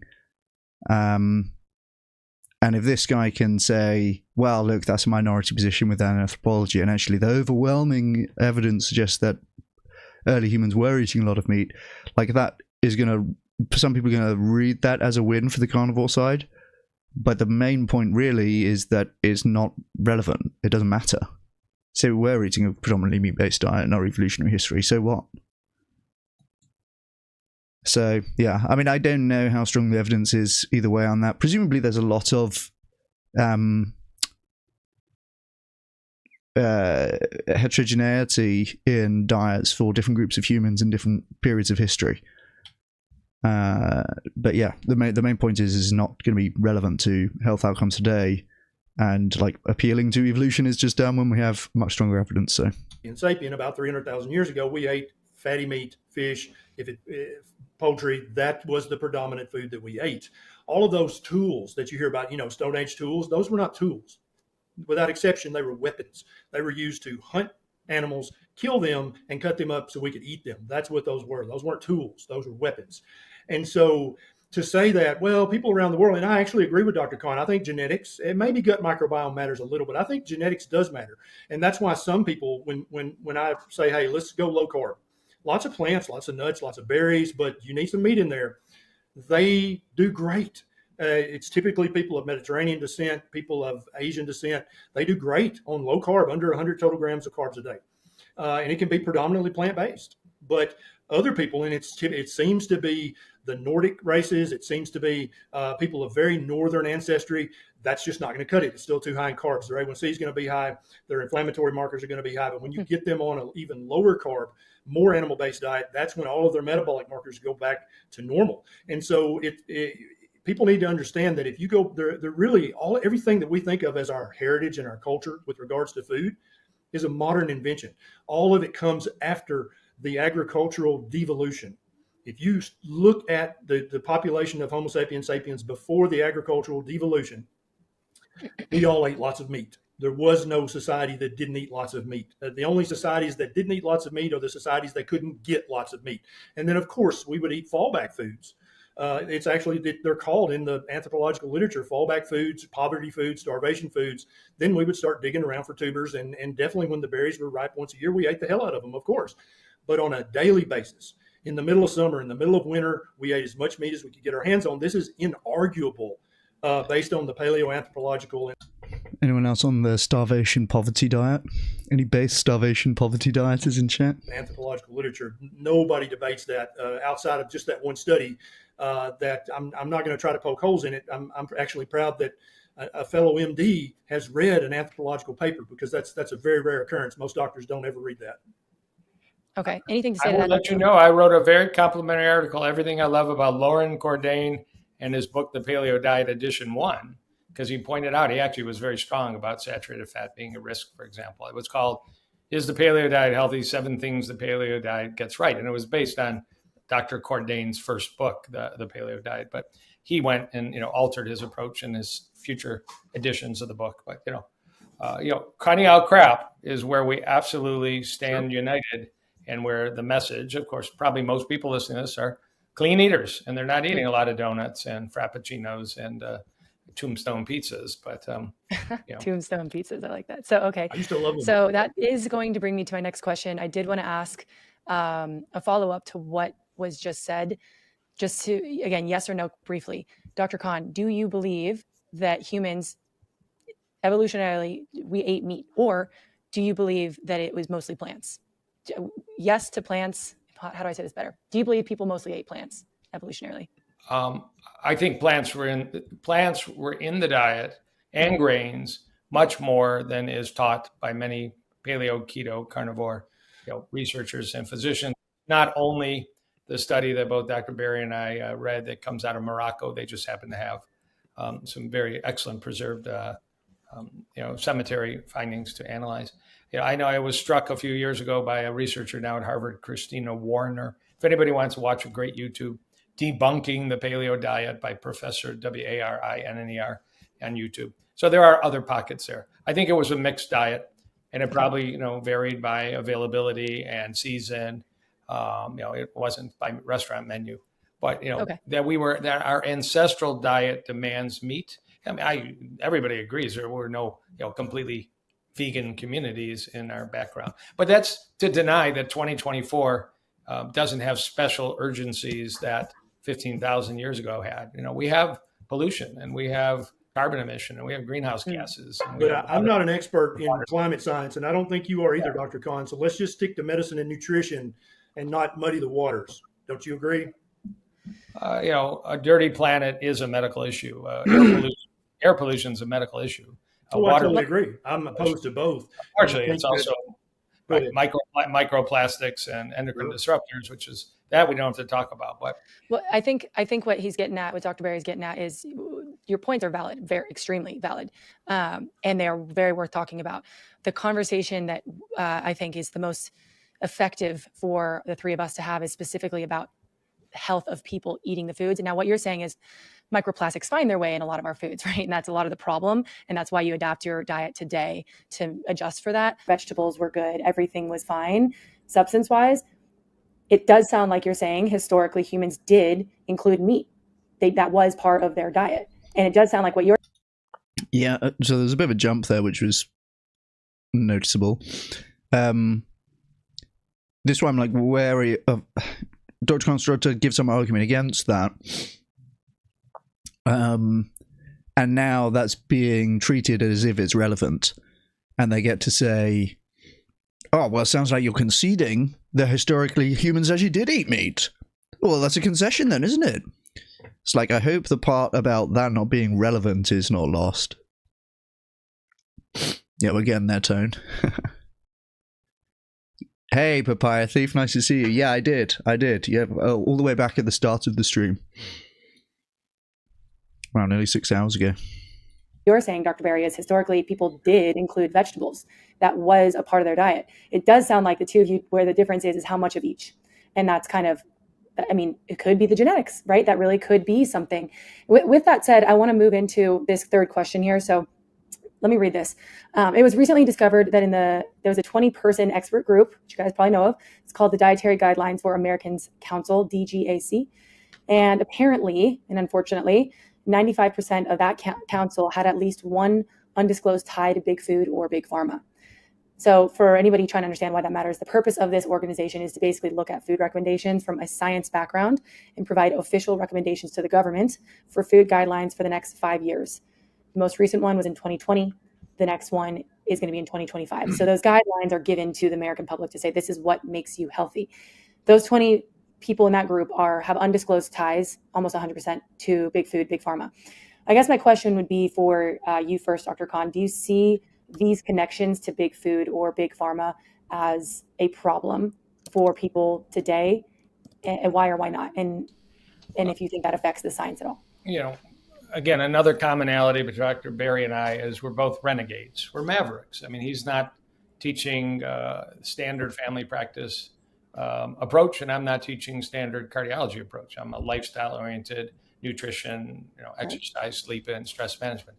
Do I think that the pharma industry and the FDA and the DEA and the rest are completely corrupted by money and conflicts, and has it entered into food guidelines and recommendations? 100%. It's undisputable. I mean, the one thing we do know that's very embarrassing for the research in the Ansel Keys area was there's no doubt that a researcher named Dr. Hegestead at Harvard took the equivalent, I think, of in modern dollars of about $50,000 from the sugar industry to write an insanely complex article in the New England Journal of Medicine, which I've read, and I don't think I understood 30% of it. I don't think it made much difference in American culture, but that a prominent Harvard researcher accepted money from a lobby. Now, that wasn't Dr. Keys. They were colleagues, but they were at different institutions. I'm unaware of anybody ever proving that Dr. Ansel Keys ever took money from anybody to influence. Was Dr. Keys aware of that? No, this all came out maybe 7 years ago. So, and he had been dead probably 15 years. So I don't know if he was, but it's certainly no reason to believe he was.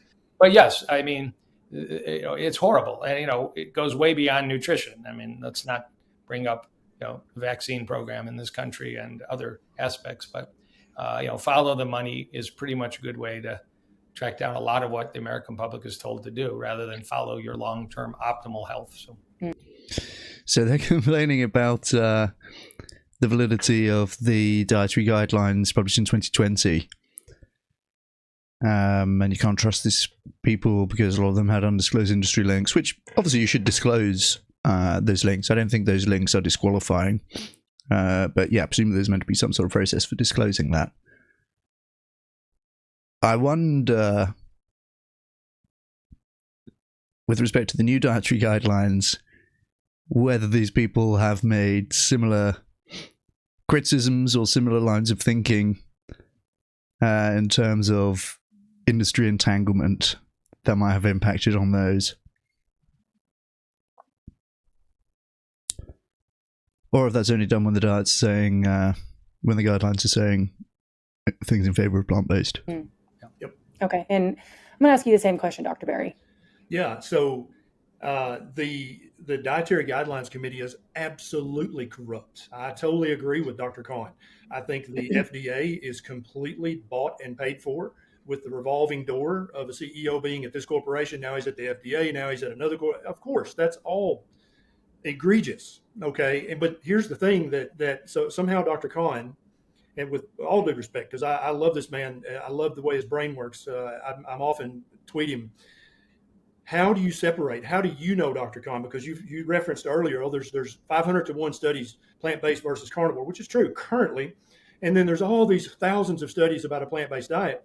How are you able to separate and say, well, yes, the Dietary Guidelines Committee, they're corrupt. The FDA is corrupt. My Plate's corrupt. The food pyramid was corrupt. All that's corrupt. But these studies that show a possible association between a plant-based diet and health benefit, they're not corrupt at all. I don't know where the line is to say, oh, well, all these researchers are corrupt. But these researchers who happen to agree with what I agree with, they're not corrupt.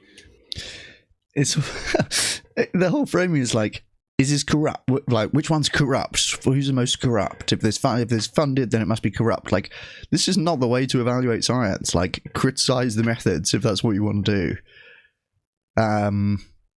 Yeah, the whole framing is like mad. Who won the debate, you or Roger?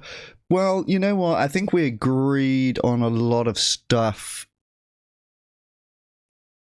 Well, no, there's definitely some fundamental disagreements, but I definitely didn't have a sense of really either of us being moved either way in the debate. But I do think I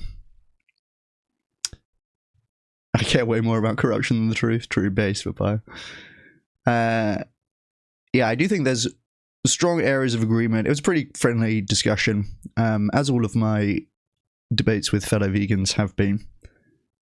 But if you want to see something more spicy, Tuesday at 3 p.m. UK time, 10 a.m. Eastern, will be a debate with the pig industry guy. So that's why we're consuming a little bit of health debates now. That was one of the main things that made me start to question the entirety of modern nutrition research, is because you can't get funding. If I was a young researcher at Harvard or at Tufts or at Princeton, Yale, UCLA, and I went to my program director and said, hey, I've been reading about this carnivore diet and I want to do a study. I want to do a randomized controlled trial. I'm going to do metabolic ward. I've raised the money. I got an angel donator, got $50 million. I want to put people on a carnivore diet. First of all, the ethics committee probably wouldn't approve it. But even if they would, the program director would kick that young researcher out of the office and say, if you want to ever rise in this institution, I don't want to hear any of that kind of foolishness again, because you cannot scale up and make billions of dollars of profit from an animal-based diet. It just doesn't scale. Whereas if you come up with a pea protein or a soybean protein. That's such a weird claim. Again, a lot of the carnivore stuff or the anti-plant-based stuff is this idea that, yeah, the processed plant-based foods are like owned by the mega corporations, and all of the meat is coming from, you know, the small family farmer, and they're independent, and this is like the food of the people, and the processed vegan foods is the food of the mega corps. Like, meat companies are some of the largest and most vertically integrated food companies in the world. Okay, Tyson, JBS, they own the entire stack. They are bigger food companies with more economic interests, like almost by definition, because of the food conversion ratios and everything, right? You have to consume more crops in order to produce the same amount of meat. It's just completely misguided. I think that's probably something that it's worth getting some stats on, just to illustrate that point very clearly, because this is definitely part of the what would you say, constellation of ideas that are underpinning the carnivore thing, is the idea that somehow meat is like this sort of democratic, small d democratic, like widely accessible, no megacorps involved food, and that's just not the case. It's like the most megacorps involved. JBS, Tyson, right? I mean, yeah, is this a dumb idea? I would have to pull some numbers on that, maybe make some graphs on that to underline that point. You can make frankenfood with that all day long and make $1 billion a year, and then you can fund all of this vegan research with your profits. And then researchers are like, okay, I eat plant-based. You are obviously a plant-based company. You're giving me this research grant. I pretty much know what I need to find in this so that this study doesn't get file drawered, meaning it disappears and nobody ever sees it. If I want to do this research. Let's just do US plant-based meat revenue.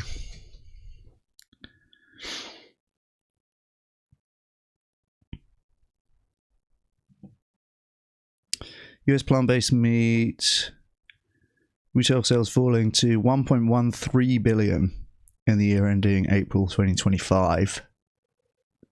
Now let's do, so 1.13 billion for the plant-based meat.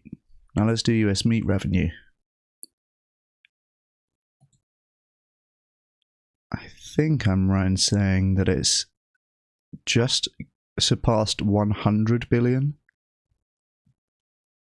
I remember reading that.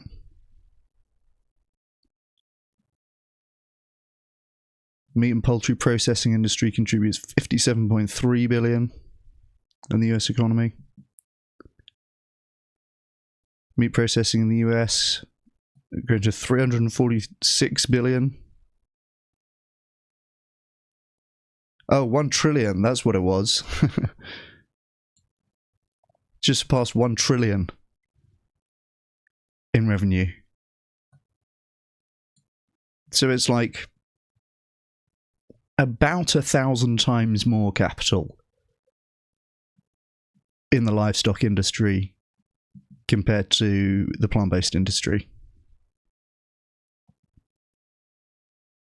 So I don't know how these people argue that the massive business interests are on the plant-based side with a straight face. And then rise in the ranks of nutrition researchers, I better find a certain thing.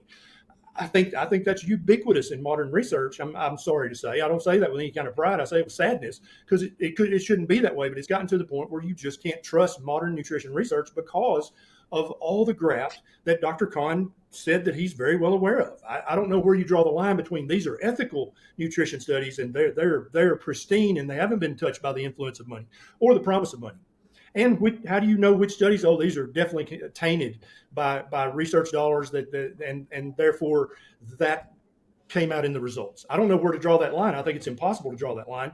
And therefore, I pay very little attention to modern nutrition research except for randomized controlled trials, which are very hard and very expensive. I'm well aware. But otherwise, I'm not interested in epidemiological research because I know how easy it is for the researchers' preconceived notions to bleed into the results. Sometimes unconsciously. Sometimes it has nothing to do. I wonder if we will get, hopefully we'll get Dr. Kahn bringing up some of the randomized control trials that do actually exist in this area, where there's the substitution analyses that Matthew Nagel was mentioning yesterday, where like this is an experimental setting now, right? You don't have the epidemiology critiques. We are talking about a situation where we're actually experimentally replacing red meat with nuts or with legumes or with plant-based meat, right? And we are seeing improvements in LDL cholesterol, in body mass, in blood pressure, right? So, and then if you do that, it's, well, these are only short term. Yeah, we'll see.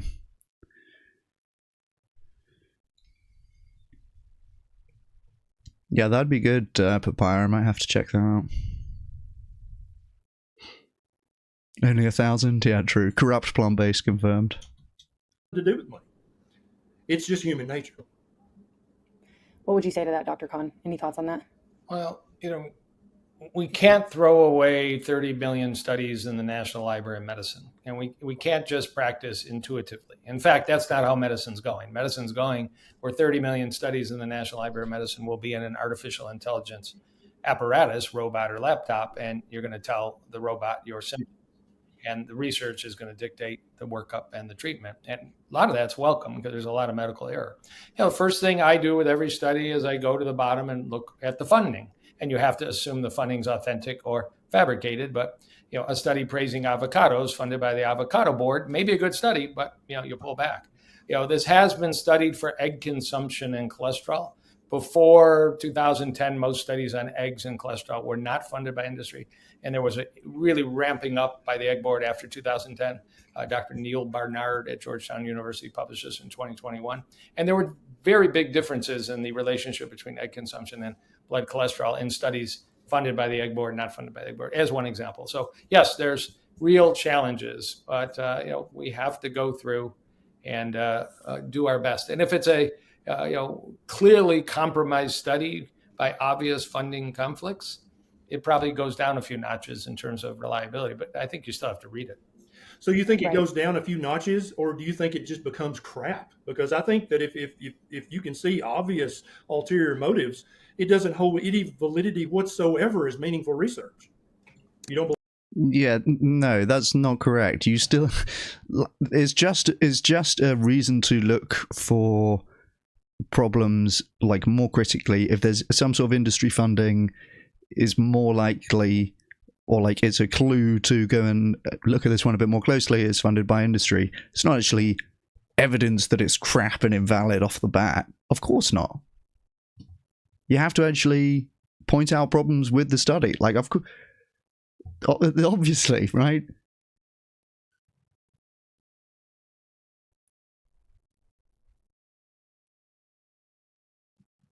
Believe that? I don't think you can completely discount it. Unfortunately, it's the same thing you said. Nutritional research is difficult, it's expensive, and sometimes the only way to get it done is through industry-based funding. And in the pharmaceutical world, that's close to 100%. Nobody's funding pharmaceutical research without pharmaceutical input. It's a big problem. We all know that. Huge and there's problem. there's no open access to the raw data that people that are smarter than me can actually go through it and see if it's true. That's a big problem too. Huge problem. Yes, sir. Yeah. And in the food industry, it's, less completely industry dominated, but, it's true. The avocado world, the egg world, the olive oil studies, they're, and sugar studies are usually industry funded, but I don't think we can throw them all out and totally disregard them. Something that I find interesting with that is another point on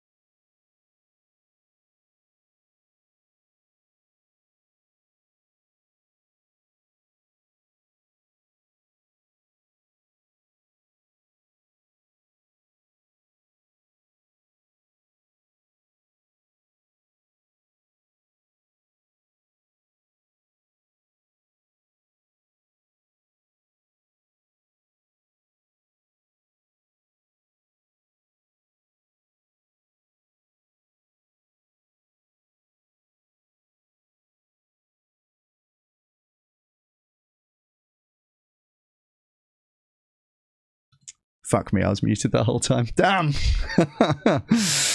Okay. Serves me right for not looking at chat. Just saying, on the point about industry-funded research, this particular study found that all studies which reported unfavorable or neutral, all independent studies with no funding from the red meat industry reported either unfavorable or neutral health outcomes from red meat. And all of the studies which did have red meat industry funding reported either favorable or neutral outcomes.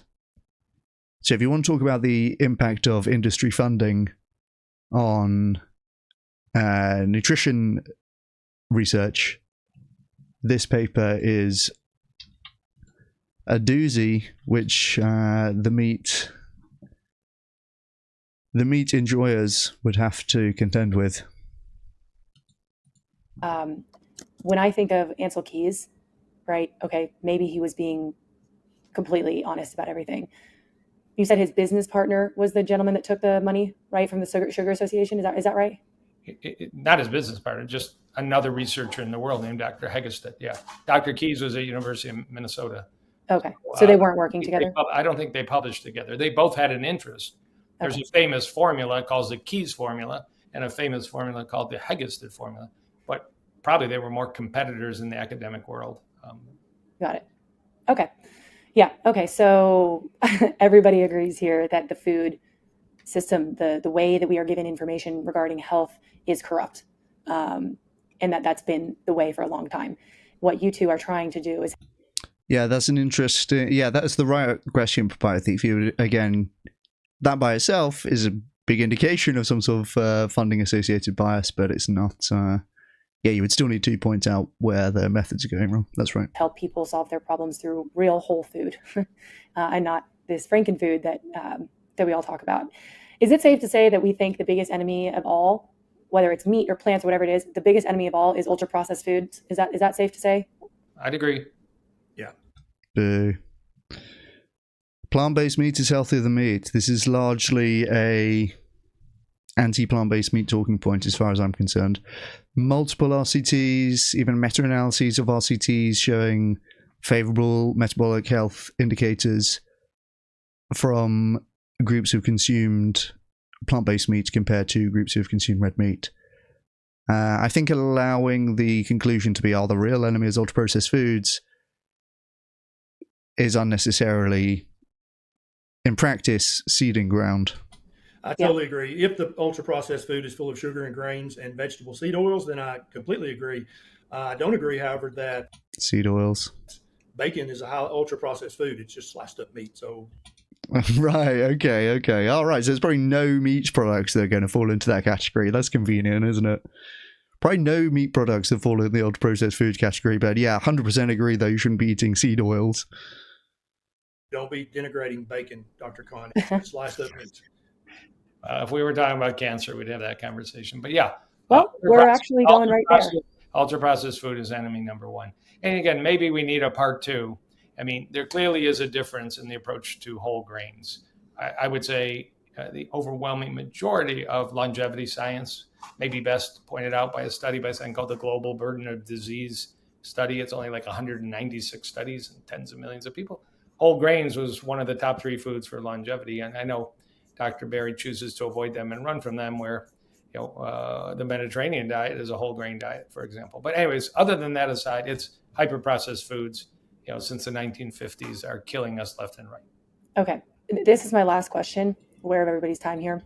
See, I don't like that as a conclusion to that part of the debate, because people are reading that then as he hasn't said this explicitly, but that people are hearing that as the plant-based guys conceding that presumably plant-based meats are going to be falling in the category of ultra-processed foods, right? And that association has been made repeatedly by meat industry lobbyists. And yeah, this guy won't say that bacon is in that category. When again, there's very strong evidence to think that that's associated with increased risk of heart disease, cancer, and overall mortality. So yeah, I'm not happy with that little micro segment of the debate there. We have just 10 or so more minutes to dive into another question. Sure. Good, Dr. Berry? Yep. Okay. All right. Do you believe that red meat causes cancer. Why or why not? I'm asking that because I grew up believing that eating meat was really bad and could potentially cause cancer, was going to make. Yeah, I think that's the one we watched on Friday, Papaya. Was that Anthony Chaffee? Yeah. Dr. Nagra is really, really good. He knows his stuff. We were seeing him earlier wading into a Ty Beale comment thread, who's, in many ways, Matthew Nagra's nemesis. Me as a female unhealthy. The language taught to me was salads. And that was a big fear of mine for a long time until honestly pretty recently. So I'd like to hear probably from you first, Dr. Berry, about that red meat causing cancer, why that was said and what you think now, yes or no. And then same to you, Dr. Kahn, please. Yeah, thank you. So first, let's go back to the biological principle of adaptation. Human beings have been eating as much fatty red meat as they could get their hands on for at least 2 million years. So to now say magically, starting in about the 1970s, that, oh my God, red meat causes cancer, so much so that the World Health Organization lists it as a possible carcinogen, is an extraordinary claim. So you better have compelling evidence. And I actually have links to all of the major research that Dr. Kahn and others would use to say, oh yes, this study suggests or shows an association between red meat and cancer. And if you actually look at those studies, the unprocessed red meat has a hazard ratio of 1.18. And if anybody knows about statistics or epidemiology, that's background noise. That literally doesn't, that's not even anything. A hazard ratio under 2 is irrelevant in the real world, especially with dirty studies that are using. I don't think that's correct. That's representing an 18% increase in risk, and you have a confidence interval as well. So if you have the confidence interval not crossing 1, then that's a statistically significant effect. This is not a proper representation of this. That's not background noise. We'll see what Dr. Kahn has to say about this. Reliable data like food frequency questionnaires. That's just bunk. That's worthless. Even for processed meat like bacon and salami and pastrami, the hazard ratio was 1.21. That's the best. That's what the World Health Organization listed meat as a possible carcinogen based on. There is no stronger evidence than that. You would think that they had some research like the epidemiologist who looked at cigarette smoking. And they said, we feel like this is causing lung cancer. Let's study this. Lo and behold, they came up with hazard ratios of 10, 20, 25, huge hazard ratios. And so, yeah, it doesn't prove that smoking causes lung cancer, but it sure is suggestive. It's a very strong correlation. But a hazard ratio. Yeah, that's a nice question to ask these guys as well, the epidemiology doubters. I had an interaction. There goes my doggo. I had an interaction like this on LinkedIn. My wife's just gone home from her day.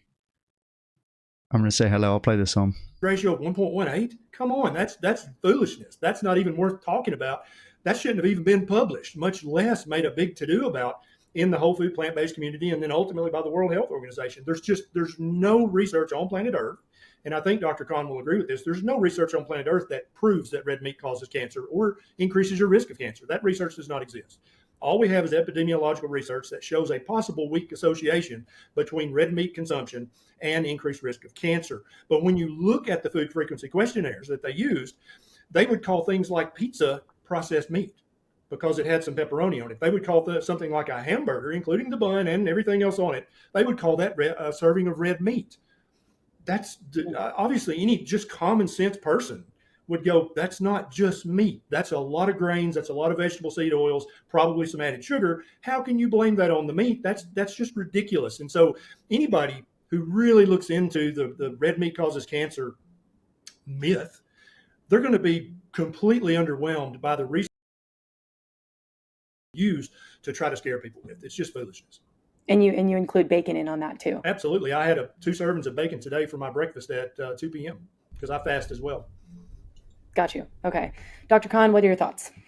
I disagree. I don't think, again, Dr. Berry's quicker than I am to throw out, again, none of us, Dr. Berry and I, weren't born with a Bible from Mount Sinai that described nutritional science and its outcomes. True. It's Right. difficult and it's challenging.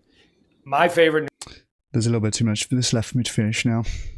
I'm going to put the link in chat in case people want to go watch the rest now, but I will go over the rest of this probably just before my debate on Tuesday. The debate on Tuesday is going to be 3 p.m. UK time, 10 a.m. Eastern.